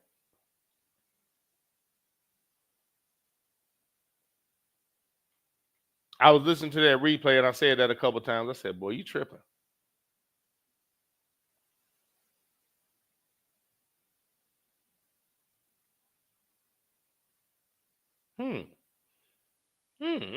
Okay. Just needed to know that. Okay.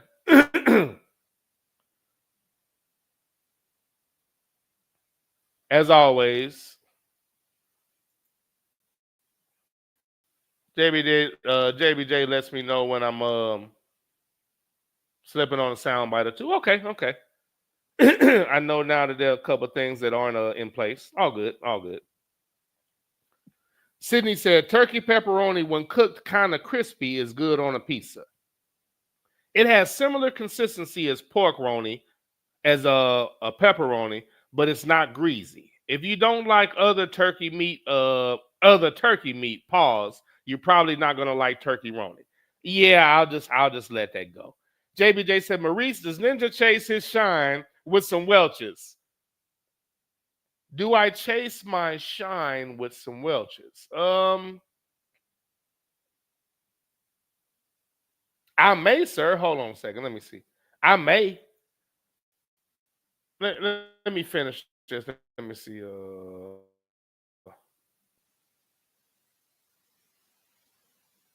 That is interesting. Sorry, I'm just checking something out and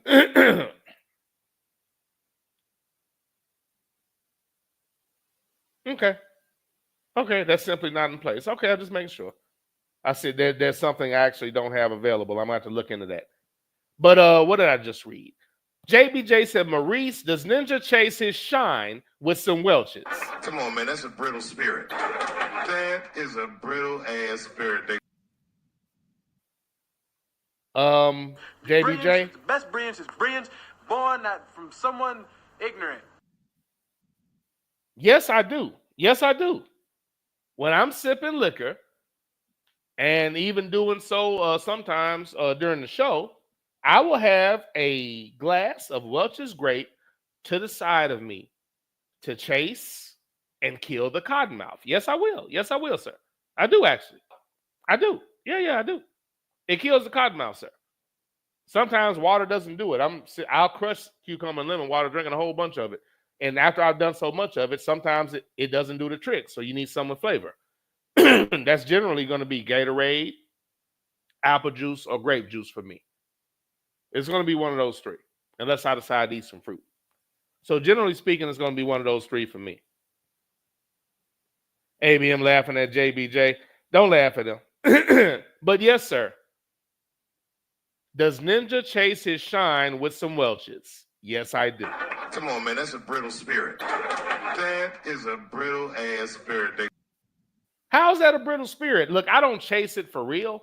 I don't chase it with anything, but after I've been on it for a while and, I kind of got the cotton, I'll replenish my palate with the grape juice and then continue sipping. So I don't have a brittle spirit, sir. I have an ingenious way to stimulate my palate. Come on, man, that's a brittle spirit. That is a brittle ass spirit.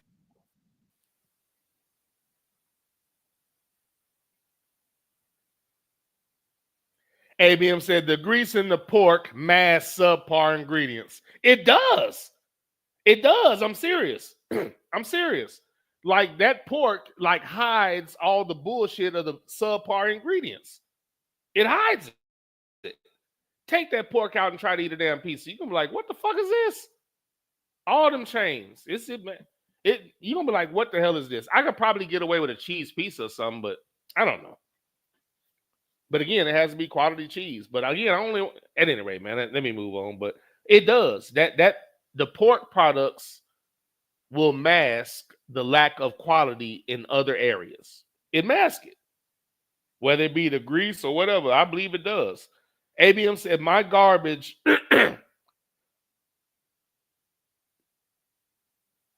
ABM said, my garbage heels, meaning his Carolina Tar Heels, given a gift into the tournament and are now blowing these boys out. I heard that. ABM spoke about that. ABM said that he didn't feel like North Carolina earned it or they deserved to be in, which is an interesting take. But again, I trust your basketball opinion. ABM said croquettes equal bad flavor and awful texture. I agree with that wholeheartedly. But they are loved by many, and I do believe that Sluggo loves croquettes. Hey man, Preacher! I might be wrong. I think he does. JBJ said, Maurice, tell Hubert to stop letting his wife.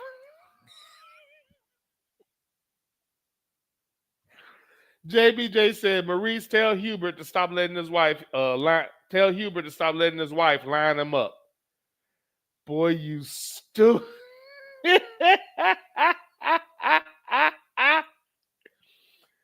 Hey man, again, I appreciate the attention to detail. I appreciate the attention to detail, and I appreciate you testing my chops because it's allowing me to see how much easier it is to get to everything. I appreciate that. You pulling out some good ones, man. You pulling out some good ones. JBJ said, Maurice, tell Hubert to stop letting his wife line him up. Don't scare me like that, colonizer. Don't scare me like that, colonizer. Don't scare me like that, colonizer. ABM said, Mod Pizza is cool. They make it in front of you and put it in that brick pizza oven. ABM, I've been there. I went there when I was in Atlanta. I went to one of those and I had to make one, and it was good. Because I got it with no pork. I got it with just vegetables because that's all they had. They didn't have a beef option. I don't think they did anyway. So if I remember correctly, I got all veggies and shit. And but yeah, I got one from there, and it was actually pretty good. And again, out the brick oven. So most, like a pizza now for me has to come out of the brick oven. And I would hope at least that most of those places have quality pizza. Like there's a place in Cool Springs up in Tennessee. Like maybe I'll go there with T when we go up there. But there's a place up there that has excellent pizza.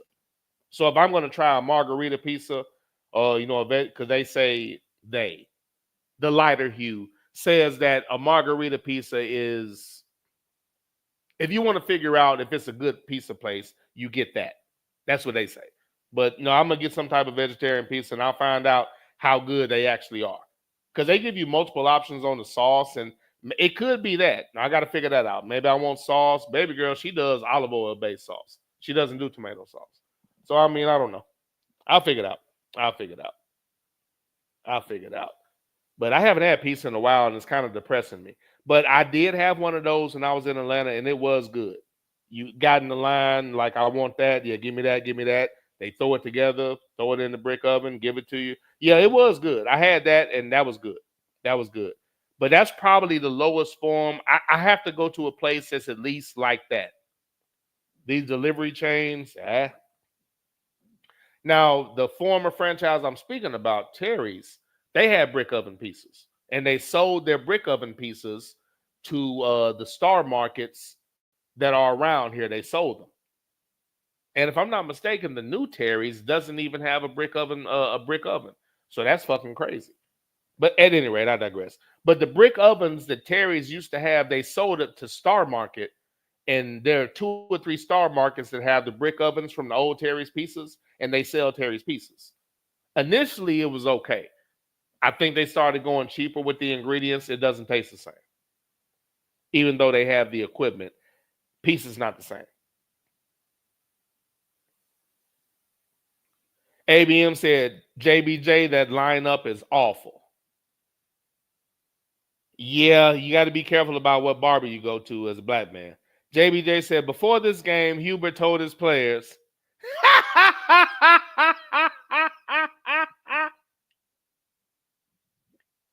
JBJ, something wrong with you, sir. Something wrong with you. Something wrong with you, sir. Something wrong with you, sir. And you know what? That's possible. Who knows? That's possible.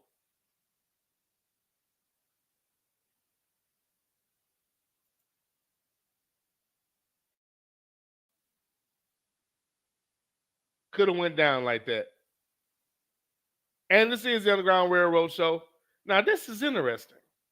This is interesting. Let me think about that. Oh, wait a minute. I know. Okay. It took me a second to figure out the folder, but yep, I'm right. Yeah, this folder shit's cool as fuck. If I'm not mistaken, let me make sure. Yeah, there it is. Yeah, this folder shit's cool. I knew I had it in one of them damn folders. I had to stop and think about it. That's good, man. I'm getting Oops, didn't know that.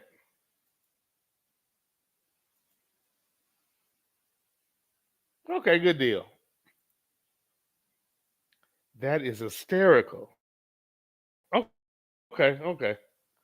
Learning some things about this. Interesting. It's almost like those old school shows that used to have black people on it, and the makeup would be wrong and the hair would be wrong because they have white people working on black people and they fuck up the makeup and the hair. Like, go back and watch L.A. Law and look how they had Blair Underwood looking. That they obviously didn't have the proper people working in the department. That much was obvious. JBJ said, before this game, Hubert told his players, Boy, what in the hell's the matter with you? You want me to get fired? Boy, what in the hell's the matter with you? You want me to get fired? Boy, what in the hell's the matter with you? You want me to get fired? ABM said, JBJ, Ninja tells them, make sure my cheese and sauce doesn't touch and make sure my other ingredients are spaced appropriately. You're funny, sir. You're funny. You must be on something. Hell no. Not true. Not true. ABM said the Warriors were rolling and they lost last night. Now Curry is exhausted and his back hurts. Come on, son. Not good. Not good. ABM said, I'm waiting to see the cost of watermelon this year. That shit been going up. I'm going to try to find the black farmer on the side of the road. That's what I'm going to do. ABM said, quote, I'm not giving up these Zaya and EJ grapes. I'm not giving these Zaya and EJ grapes up ever. Whatever, ABM. I like seedless grapes. I'm eating my seedless grapes, man. I'm not giving those up. Hell no. Not giving them up. Hell no. Sidney Jackson said, like the Lakers, Golden State played a bunch of subpar teams. ABM said, fact, Sidney, and those analysts never say that. JBJ said, Maurice, stop before I wake these kids up. Sluggo said, Nick left the Korean seafood restaurant off of Bankhead Highway with 3 plates as he headed back to Huntsville. You definitely ate yourself.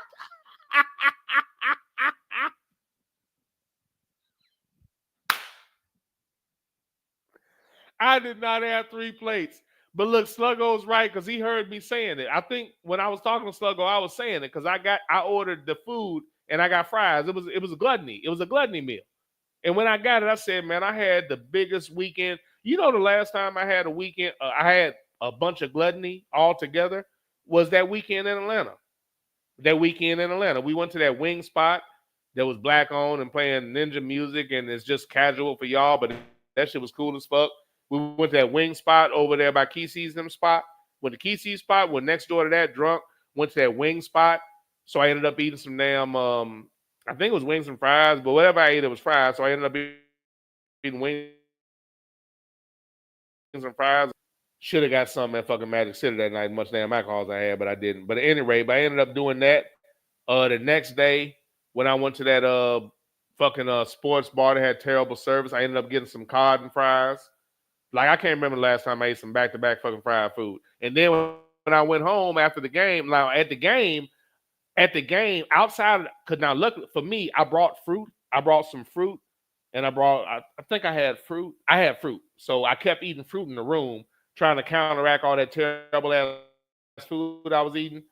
And at the tailgate, I finally got something, something decent. And some rice. And I think I ate wings and I ate fried fish. So I still ate something fried, but I ate fish and I ate some wings. But at least I got a hold of some green beans and whatnot, along with whatever fruit I was eating. But when I left there and got into my car, I went to that place Sluggo talking about. And I didn't get 3 plates. I'm trying to think that I get 2. I didn't get 3 plates, but I got a healthy plate. I got like shrimp and something else. I got like shrimp and fish or something. I got 2 or 3 things. I got like shrimp and wings or something like that. And I got fries. Yeah, it was a gluttonous ass weekend. That was a gluttonous weekend in Atlanta. Gluttonous ass weekend in Atlanta. So that Saturday, what I should have done was went out of my way to eat something better. But I ended up at that hotel with that shitty ass fucking kitchen. But at any rate, let's move on. Let's move on. Where was I at? But yeah, Sluggo, yeah, I had that was a lot of fried food, but it was seafood, so it wasn't that bad. And I'll be honest with you, those Koreans whose parents probably set that business up for them, made that shit right. It was good. It was good.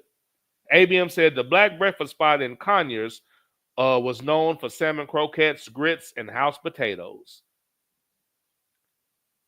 It sounds good. I could probably eat the salmon if they don't do too much, but I don't need any grits. But the salmon and the house potatoes, I could do that. JBJ said, Twitch, the devil is not welcome here. You know what? I should have that. I should. Let's see.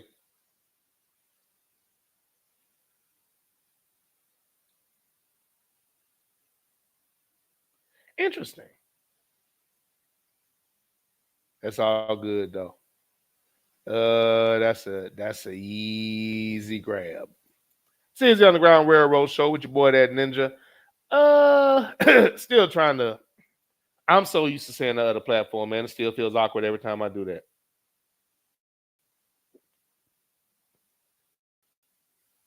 Still feels awkward.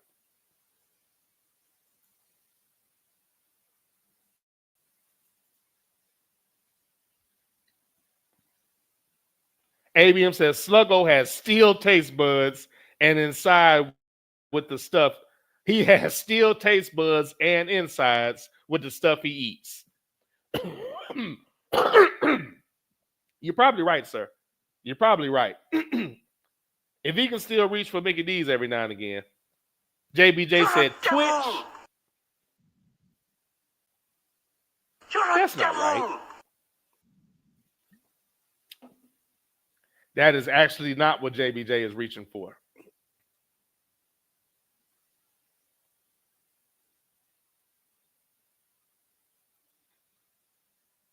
Where am I at? Where was I at? Oh, lost my spot in the. ABM said to give up pork bacon is asking almost too much of anybody, unless they just decide not to eat any pork. It really is, because I mean, now I will say that one day T-Wall's daughter was making bacon one day in the air fryer, which I told y'all I had started doing, and that was just, you couldn't beat that shit with a bat, man. Couldn't beat it with a damn bat. But I started doing that. And for whatever reason, that particular day, the smell started coming out, and it didn't sit well with me. But I have no delusions that bacon is bad. Like, if I was to eat a piece of bacon, I would not be mad. I would not be mad. Now, I might say to myself, that was good, but damn, that's salty.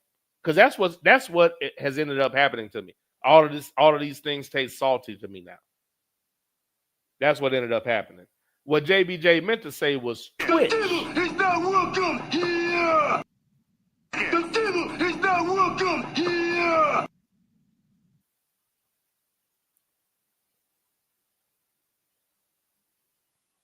Sluggo said, that's correct, sir. Hashtag croquettes. Yeah, I thought you loved those things. But again, most people do. ABM said, mod is just not close to me. So I only get it when I'm out and about in the city. Yeah, the one time I went, man, it was good. Sluggo said, this folder shit is cool.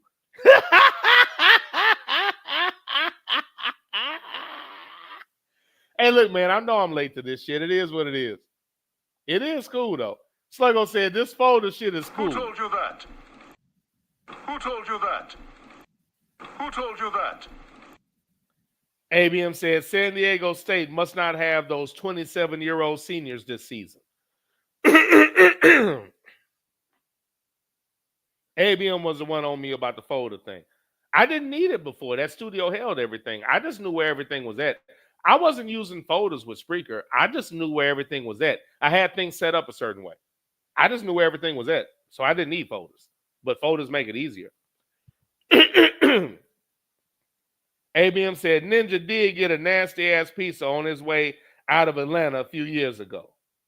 Yo, man. Hey, look, the same area. When you leave the volleyball tournament over there at the Congress Center, or you leave the hotel we were at, and you, like, me and ABM left there, there's an area. You got a Waffle House, which I think they got rid of. It used to be a Waffle House. It's a pizza place. It's a Stats. The sports bar Stats is right there. That little strip right there. You used to be able to go to Waffle House and eat good. I think they got rid of it. But there's a pizza place over there. One of the worst pizza places I've ever been to in my life. That shit was terrible. I ordered some. I shouldn't have done that anyway because I had a heavy drink in the evening and my stomach wasn't right and Waffle House was still around. I needed Waffle House. I should have got a big thing of potatoes. That's what I needed. I needed to take a probiotic or two, put one together for later, or two, eat a probiotic or two, and get some potatoes on my stomach to soak up that alcohol. That's what I should have done. Instead, I ordered that bullshit pizza, and it was so bad I couldn't eat it. Like, I tried my best. Like, on the road, I tried to eat it again, after, doing the normal routine. I couldn't eat that garbage. As soon as I got in town, I had to go get some food. So, yeah, you're right. That pizza place, whatever it's called, that shit was terrible, sir. Horrible. That was probably one of the first instances where it just wasn't edible. And I think I was doing that evil shit you had me on then. So I ordered a pizza that didn't have pork on it. So, basically there was no pork on that pizza to cover up the bullshit, and it was not good. It was not good at all. It wasn't good at all. Yeah, I did, ABM. Hey, look, I ended up throwing that shit away. I tried to eat like 2 slices, and it was no good. I basically threw that shit away. It was horrible. I think I went out of my way to throw it in a dumpster. I didn't even want that shit in my car. Sluggo said, kitchen, oh,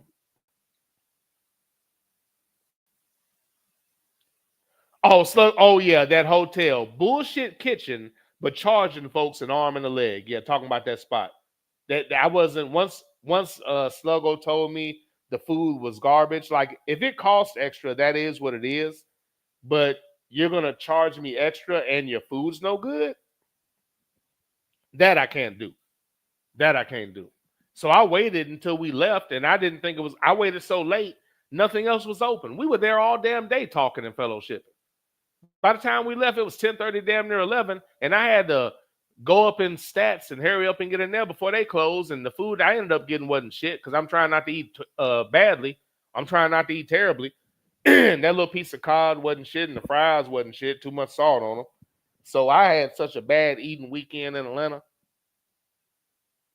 I ate terribly that weekend, boy. Terribly. But the wings, the back end, the wings in the beginning and the seafood at the end, that was great. That was great. Okay, finally made it to the bottom of the chat, and I was on so much side. I haven't had one of those side rants in a long time.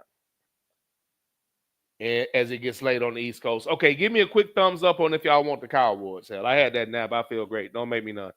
Give me a thumbs up if y'all are conscious for the cows. The way the chat going, I probably have to say, yeah, we'll see. But we can go ahead and get into the cows, and I'll see where we're at after that. I have so much more I want to get into, but I'm not going to get into it at this point.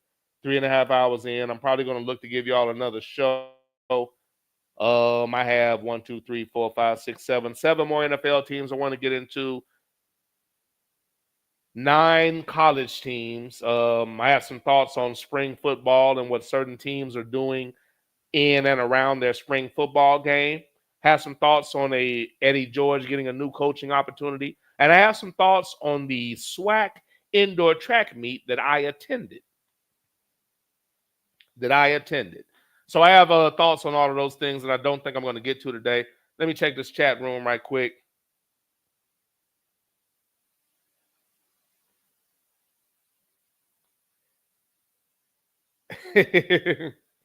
Gotcha, sir. Gotcha. All right, let's get into these Cow Awards. And we're not going to bother with any type of skit. We're just going to go ahead and run these cows. All right, let's get into these cows. Give me 1 quick second since I don't have a cough button.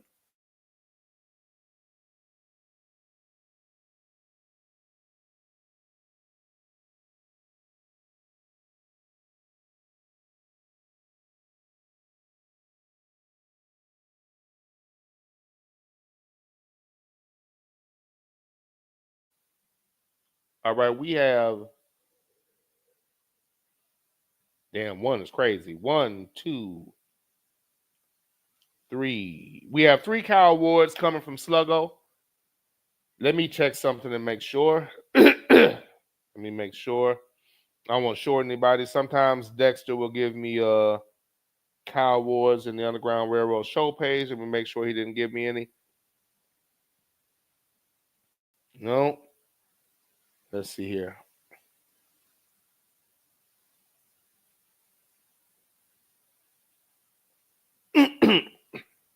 Yeah. Okay.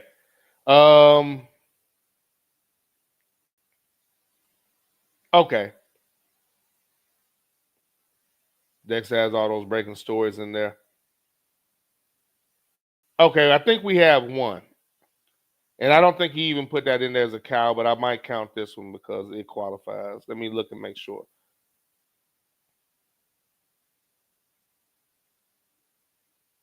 No, he didn't, but I'm gonna announce it anyway. Oh, you know what? No, let's not do that. That's not mine. Okay, we'll take that back. We only have 3. All right, let's get into these Cow Awards. The Cow Awards, once again, the colonizer of the week, highlighting and pointing out stories that otherwise are swept under the rug. Again, the purpose of the show for me is to dispel misinformation and to also talk about the things that don't seem to concern the mainstream. I can only come to the conclusion that it doesn't seem to concern them because they don't discuss them, they're not offended by them, and there aren't things that come up in their conversation when speaking about heinous acts. They seem to have selective outrage, and that outrage doesn't seem to revolve around anything that happens to people that look like me. Therefore, I point out the stories that they ignore because first you have to care, and apparently they don't. First Cow Award comes from Sluggo, and it reads as follows. Cow nomination to the... Wait a minute, before I do that. I'm tripping. Let me get in position, make sure I'm good. I'm not in position. Make sure I have everything in position.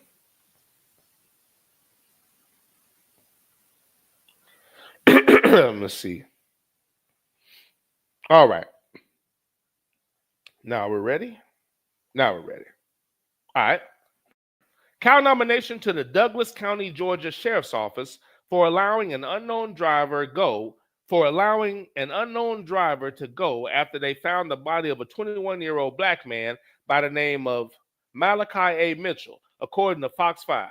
A routine traffic stop, in Douglas County turned into an active investigation after deputies discovered a deceased passenger in the vehicle. What the fuck? On the night of January 29th, Douglas County Sheriff's Office deputies conducted a routine traffic stop near Thornton Road and Interstate 20. During the stop, deputies discovered a deceased passenger in the vehicle alongside the driver. The Criminal Investigation Division and Crime Scene Unit were immediately dispatched to conduct a thorough investigation. The driver was transported to the Douglas County Sheriff's Office, where he cooperated fully with the investigators.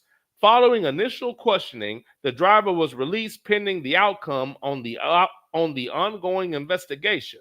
The deceased has been identified as 21-year-old Malachi A. Mitchell. Malachi's mother, Kenyon Mitchell, is devastated. He was strong, level-headed, and a kind man, she told Fox 5 Atlanta through her tears. Her emotion is compounded with seething confusion about the investigation into her son's death. She says she received nothing from the authorities. No compassion, any answers, not even my son's body, said Mitchell. In fact, the mother said she didn't even know Malachi was dead until she and her son's girlfriend tracked his phone location and stumbled upon the crime scene full of sheriff's cars and a coroner's van. She believes her son was conducting a legal private gun sale with the driver. When she found out the driver was caught in the same car as her deceased son, she raised questions about how he was able to go home so soon without a resolution. Quote, for them to protect his family and him is beyond my understanding, said Mitchell.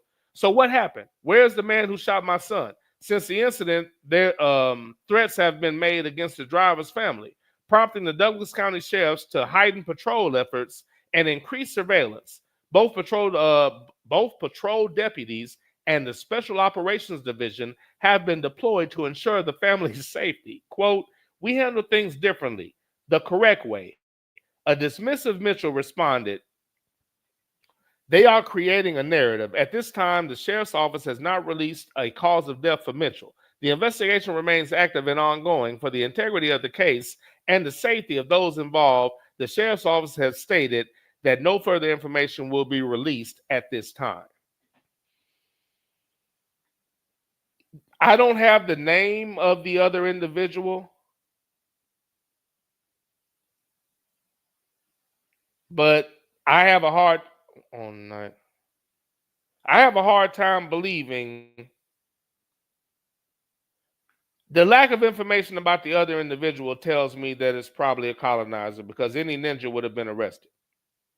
And the fact that there was a dead body in the car and he allowed this person to go home definitely lets me know that it was a colonizer. And again, a story like this that doesn't necessarily make mainstream news is something that I wouldn't have heard of without this information. But it's another instance of the so-called justice system. When you have people that are incapable and that should not be in a position to decide what happens to black people in charge of black people, these things will continue to happen. And they've gotten to the point now that when you point it out, they do what psychopaths do, ignore their actions and play victim and say things like, this is anti-police rhetoric.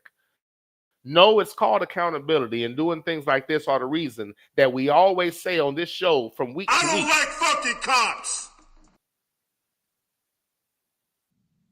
I don't like fucking cops. White people have never been clean. Not now, not ever. You just can't have people whose actions show that they don't care about a certain group of individuals and or that they're always going to show favoritism to people that look like them. They cannot be in charge with this blind, ignorant theory that they're going to do right through some fallacy that does not exist. These things happen too often. You found a murdered man in the passenger side of a car. He was probably going to dump the body, trying to play it off, acting like the individual was riding with him after he robbed and or killed him. And you allow this man to go home to hide evidence, do things, get his story together. Protect yourself at all costs if you're black in this country. I don't like fucking cops. White people have never been clean. Not now, not ever. You might not win in a tough field, but you will be recognized. Jury has found you guilty of being a redneck, white bread, chicken shit motherfucker. The second count nomination comes from Sluggo, and it reads as follows. Count nomination to the hospital staffers at an Illinois hospital who were trying to escape blame after a black woman by the name of Chelsea Adolphus was found dead on the rooftop. Jesus. According to Atlanta Black Star, The family of a woman who was found dead on a hospital roof in Illinois last week has filed a wrongful death lawsuit against the medical facility where she was admitted, as investigators worked to iron out unanswered questions surrounding her death. Chelsea Adolphus was admitted to Vista Medical Center East in Waukegan at 4 a.m. on January 22nd for unspecified medical issues. At 8:45 the next day, her body was found on the hospital rooftop. Hospital staffers attempted to resuscitate Adolphus for 14 hours, but were unsuccessful in their life-saving attempts. The Lake County Coroner's Office said the 28-year-old died of hypothermia as a result of cold exposure. Officials learned she was on the roof for nearly 7 hours wearing only a hospital gown. The coroner reported that her body temperature was around 55 degrees at the time her body was discovered. Adolphus' family recently filed a 6-count wrongful death lawsuit against the medical center alleging premise liability, negligence, and medical malpractice. NBC Chicago reported family members also claimed that the hospital staffers told them a false story about Adolphus' death, stating that Adolphus' body was found down the street outside a Family Dollar, a Family Dollar store, instead of on the hospital roof. Adolphus' brother said he learned her body was found on the roof through social media. They believe the cover-up is worse than the crime.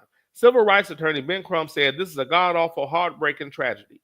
We will get accountability for what happened and get justice for Chelsea Adolphus." The article goes on to say, during a press conference on Monday, Lake County Coroner Jennifer Bannock, a former hospital employee, said the medical center recently furloughed dozens of employees, including staff members responsible for monitoring patients when they are most vulnerable. During a press conference on Monday, Lake County Coroner Jennifer Bannock, a former... I read that one. Okay, read that. Let's keep going. Accidental loss of life because of lack of appropriate basic safety measures cannot happen again, Bannock stated. More delays and excuses put Vista's patients at risk.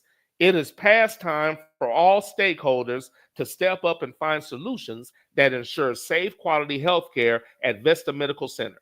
On Wednesday, Vista Health System CEO Kevin Spiegel dismissed Bannock's suggestion that staff shortages partly accounted for what led to the Adolphus' death. These claims are entirely unfounded and absolutely false, Spiegel said. Quote, "We have filed a request to the court for an emergency injunction to have Bannock removed from the investigation and replaced with an impartial party."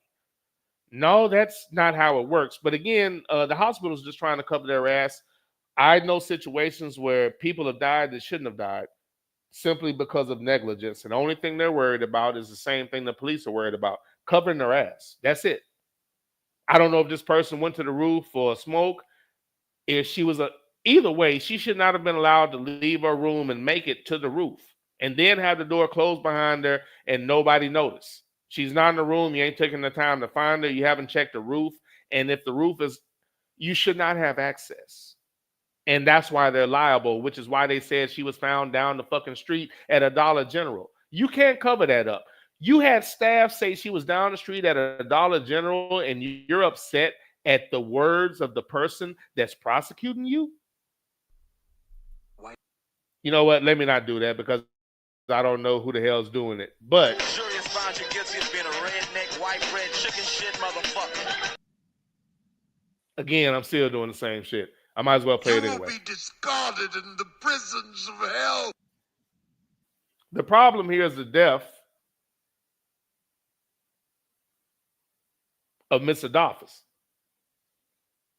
And again, your concern are words you're hearing that you don't care for. That vitriol should be reserved for whoever was responsible for that patient and whoever became so lax that a patient could calmly make their way to the rooftop, either on their own or with somebody's help, and apparently get stuck and locked up there. Lack of priorities in their response really let me know where your head is, and it's not in the right place. You might not win in a tough field, but you will be recognized for caring very little about a human life being lost and more about how you look in this moment.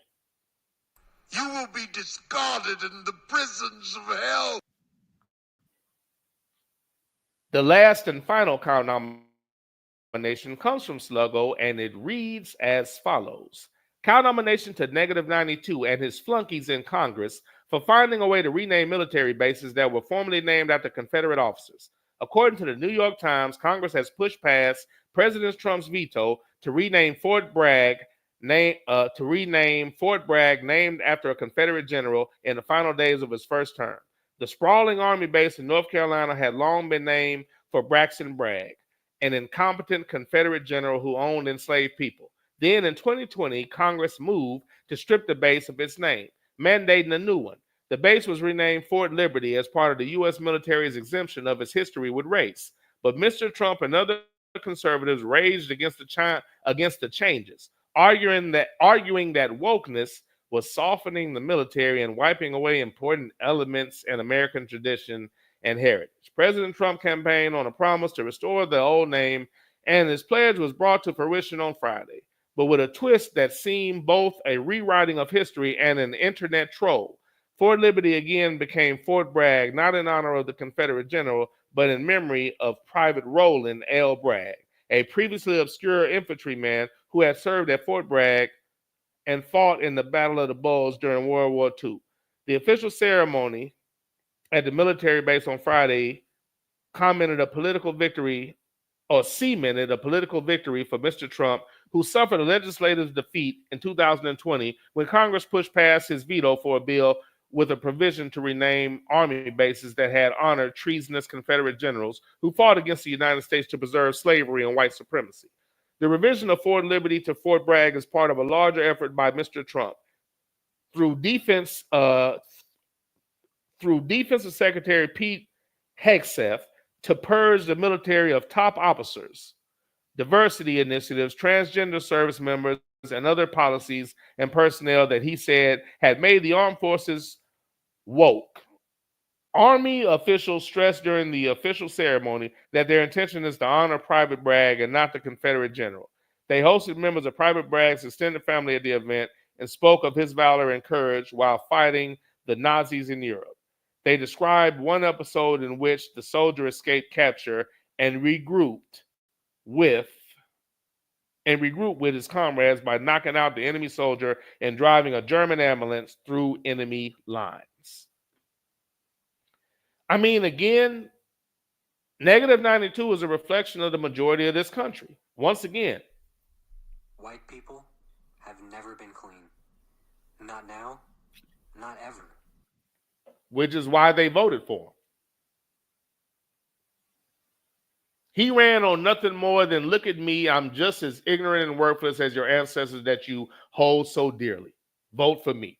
Because there was nothing else that qualified him other than just being an ignorant bastard appealing to the true nature of most of white America. And I can say that because they're the ones that put him in office. White people have never been clean. Not now, not ever. -92, your ignorant ass cohorts within the framework of Congress. You won't win in a tough field, but you will be recognized for your ignorant stupidity and wasting oxygen that could be wasting perfectly good oxygen that should be breathed in by more worthy individuals. You won't win in a tough field, but you will be recognized. You will be discarded in the prisons of hell. Jury has found you guilty of being a redneck, white bread, chicken shit motherfucker. White people have never been clean. Not now, not ever.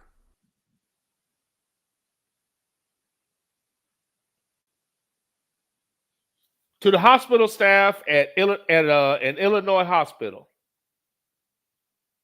you won't win in a tough field, but you will be recognized for, and it's something that so many hospitals do, especially when concerning Black people, the lack of care, the lack of give a fuck. Once again, white people should not and cannot be in charge of us, and if they are, there are always going to be problems. Them being in charge of an educational system that we have to partake in is fucking laughable because they hate the truth when it doesn't make them look good. They've already shown a lack of empathy for anything concerning us.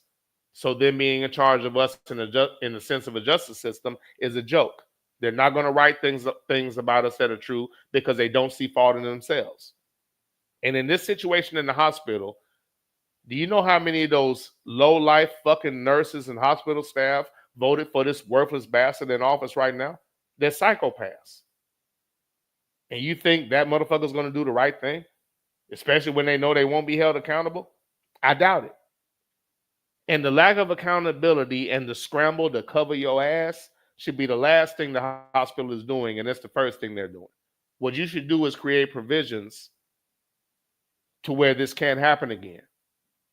Somebody's responsible for coming to their room at least every hour or so. They write it down, they clock it in, there's a record of it.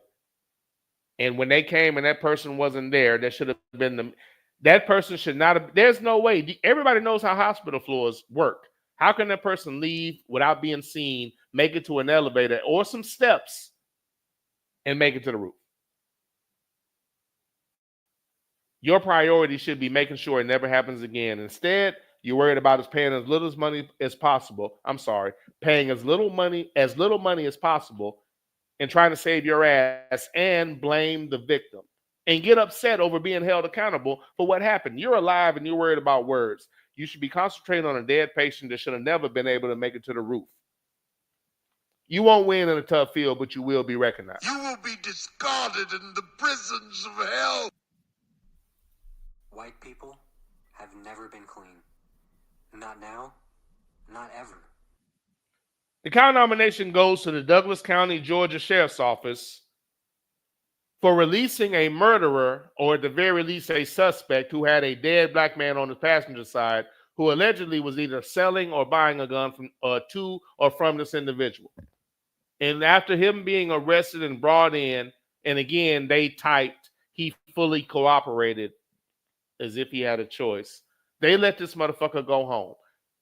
Again, white people being in charge, seeing a dead black person, looking at a white person, they let him go home because they had empathy for him and they felt nothing when it came to the dead black person on the passenger side.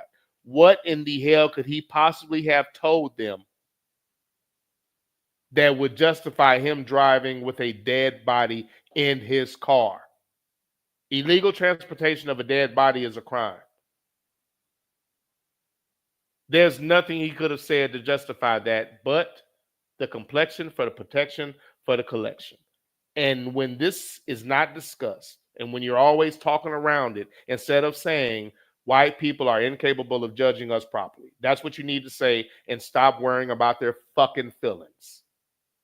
That is a fact. 99.9% of them cannot do it. They're not capable. That's a fact. If you can't say that out loud without looking over your shoulder because you're worried about what somebody thinks who doesn't give a damn about you in the long run, you're not paying attention.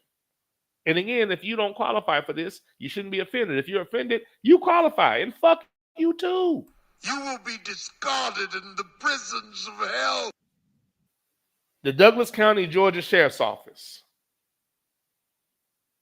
You deserve the fate of the man sitting on that passenger side. I'll say this. The individual driving with this black man that was dead on the passenger side, he deserved to be killed in the same manner that he left. And everybody involved in that sheriff's office that thinks that that action was justified should deal with finding a loved one in that same position, because that's probably the only way you can understand how wrong you are. Aggression only respects equal and greater aggression, and I truly believe these people will not understand until they feel pain. You have not evolved from your ignorant ass ancestors. You're doing the same shit in a different form, and sadly, I don't know how many of us are actually paying attention. Fuck you and the oxygen that you are currently taking in. The Douglas County, Georgia Sheriff's Office, and the savage on the driver's side. You are the colonizers of the week. I don't like fucking cops. You will be discarded in the prisons of hell. Jury has found you guilty of being a redneck, white bread, chicken shit motherfucker. 13. The path of the righteous man is beset on all sides by the inequities of the selfish and the tyranny of evil men. Blessed is he who in the name of charity and goodwill shepherds the weak through the valley of darkness, for he is truly his brother's keeper and the finder of lost children. And I will strike down upon thee with great vengeance and furious anger those who attempt to poison and destroy my brothers. And you will know my name is the Lord when I lay my vengeance upon thee.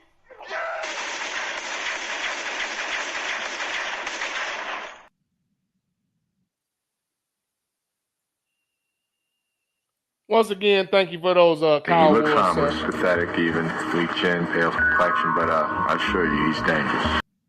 I mean, he looks harmless, pathetic even, weak chin, pale complexion, but I assure you he's dangerous.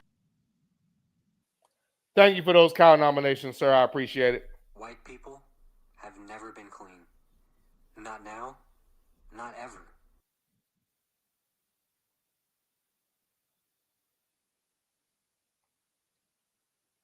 ABM said Nick was scouting for new talent at the SWAC meet. I watched the SEC championship last week. Stallions everywhere. Sir.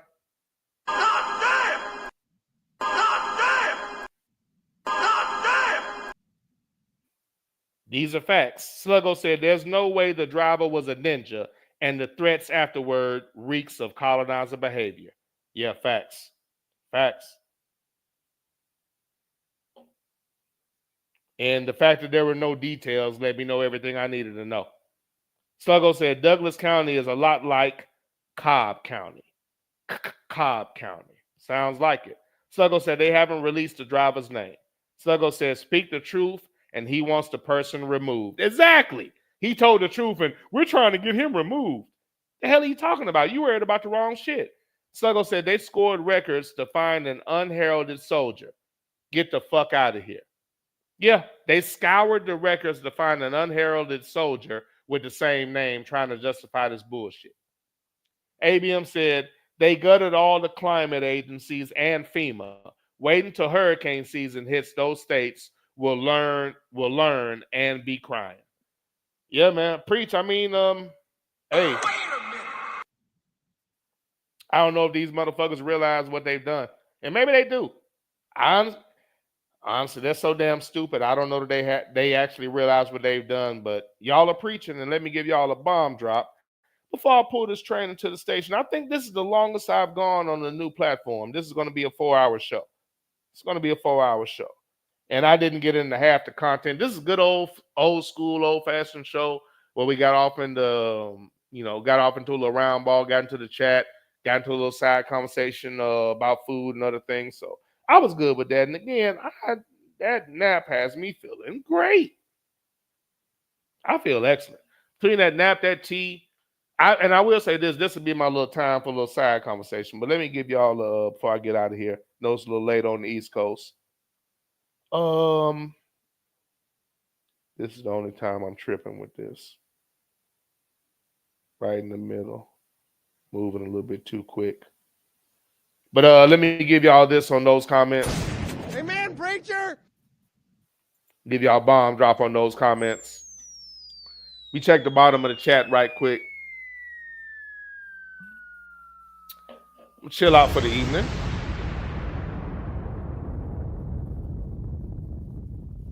And I'm not tired at all, probably because of that nap. It's going to put me right back on the same cycle, but it is what it is.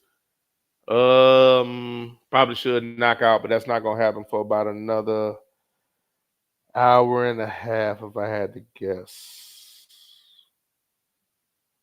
Yeah, we'll see. Probably about another hour and a half. Oh, ABM, thank you. ABM said, remember to post the show so folks can listen to the replay. I got you, sir. I got you. And I'll do that when I look and see the replay on YouTube. I'll post that on social media. Just small things I got to get used to doing. And I will be doing that. If I don't do it tonight, I'll do it first thing in the morning. All right, man. Appreciate y'all. It is, yeah, it's almost midnight East Coast time. Let me get the fuck out of here. Hey, man, thank y'all for the back and forth. I truly appreciate it. I consider that back and forth to be therapeutic, which makes all of you my de facto therapist. And as always, I thank you for the session.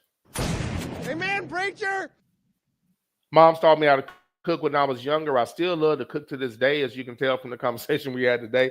Thank you for that skill set, moms. She also taught me to get the number from the female so I can be in charge of the situation. That game has served me well. I thank you for that game, moms. Love you. R.I.P. DT. Pops taught me to think of all I speak, but do not speak all I think. Simply put, that means that sometimes you either need to shut the fuck up or at least think about what you're about to say and who you're about to say it to. Pops also taught me how to be a man. I appreciate that because I'm disgusted by those I see who don't act or behave in that manner.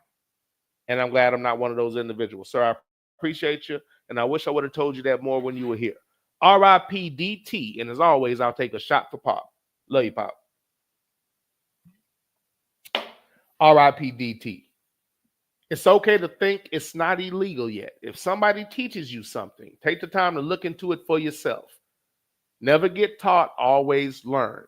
Meaning that if somebody tells you something, don't take it at face value. They give you information, even if it's me, they give you information. Okay, let me look into that. That's how you should approach everything. That prevents you from being programmed. That prevents you from running with and falling victim to misinformation. Don't get taught, always learn. Simply check behind anything that somebody tells you. A man who trims himself, or Pop taught me that a man who trims himself to suit everybody will soon whittle himself away, which is why I don't compromise who I am for the temporary approval of those who have not yet earned my respect.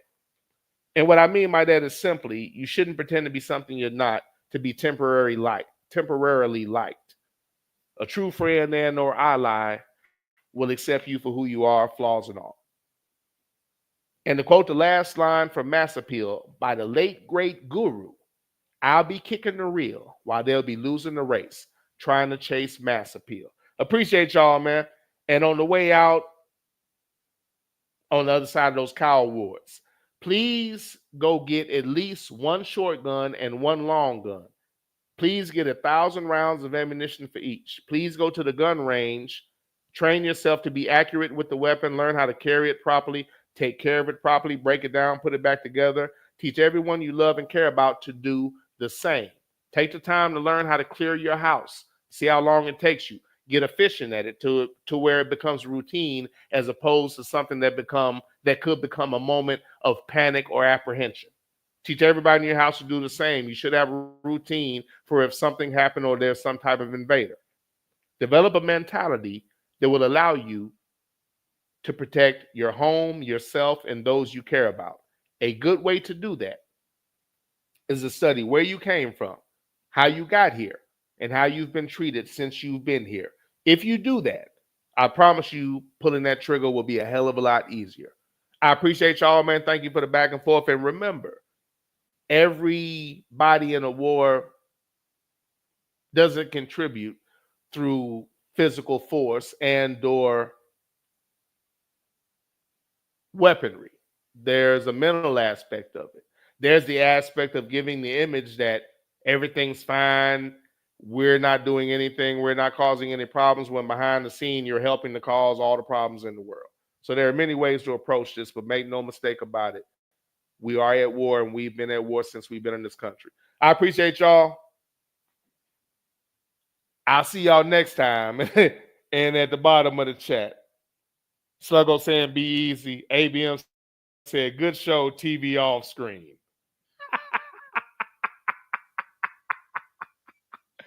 Appreciate you, sunshine. Appreciate you. Hey, man, I appreciate y'all. Y'all take care. I'll see you next time. And be easy.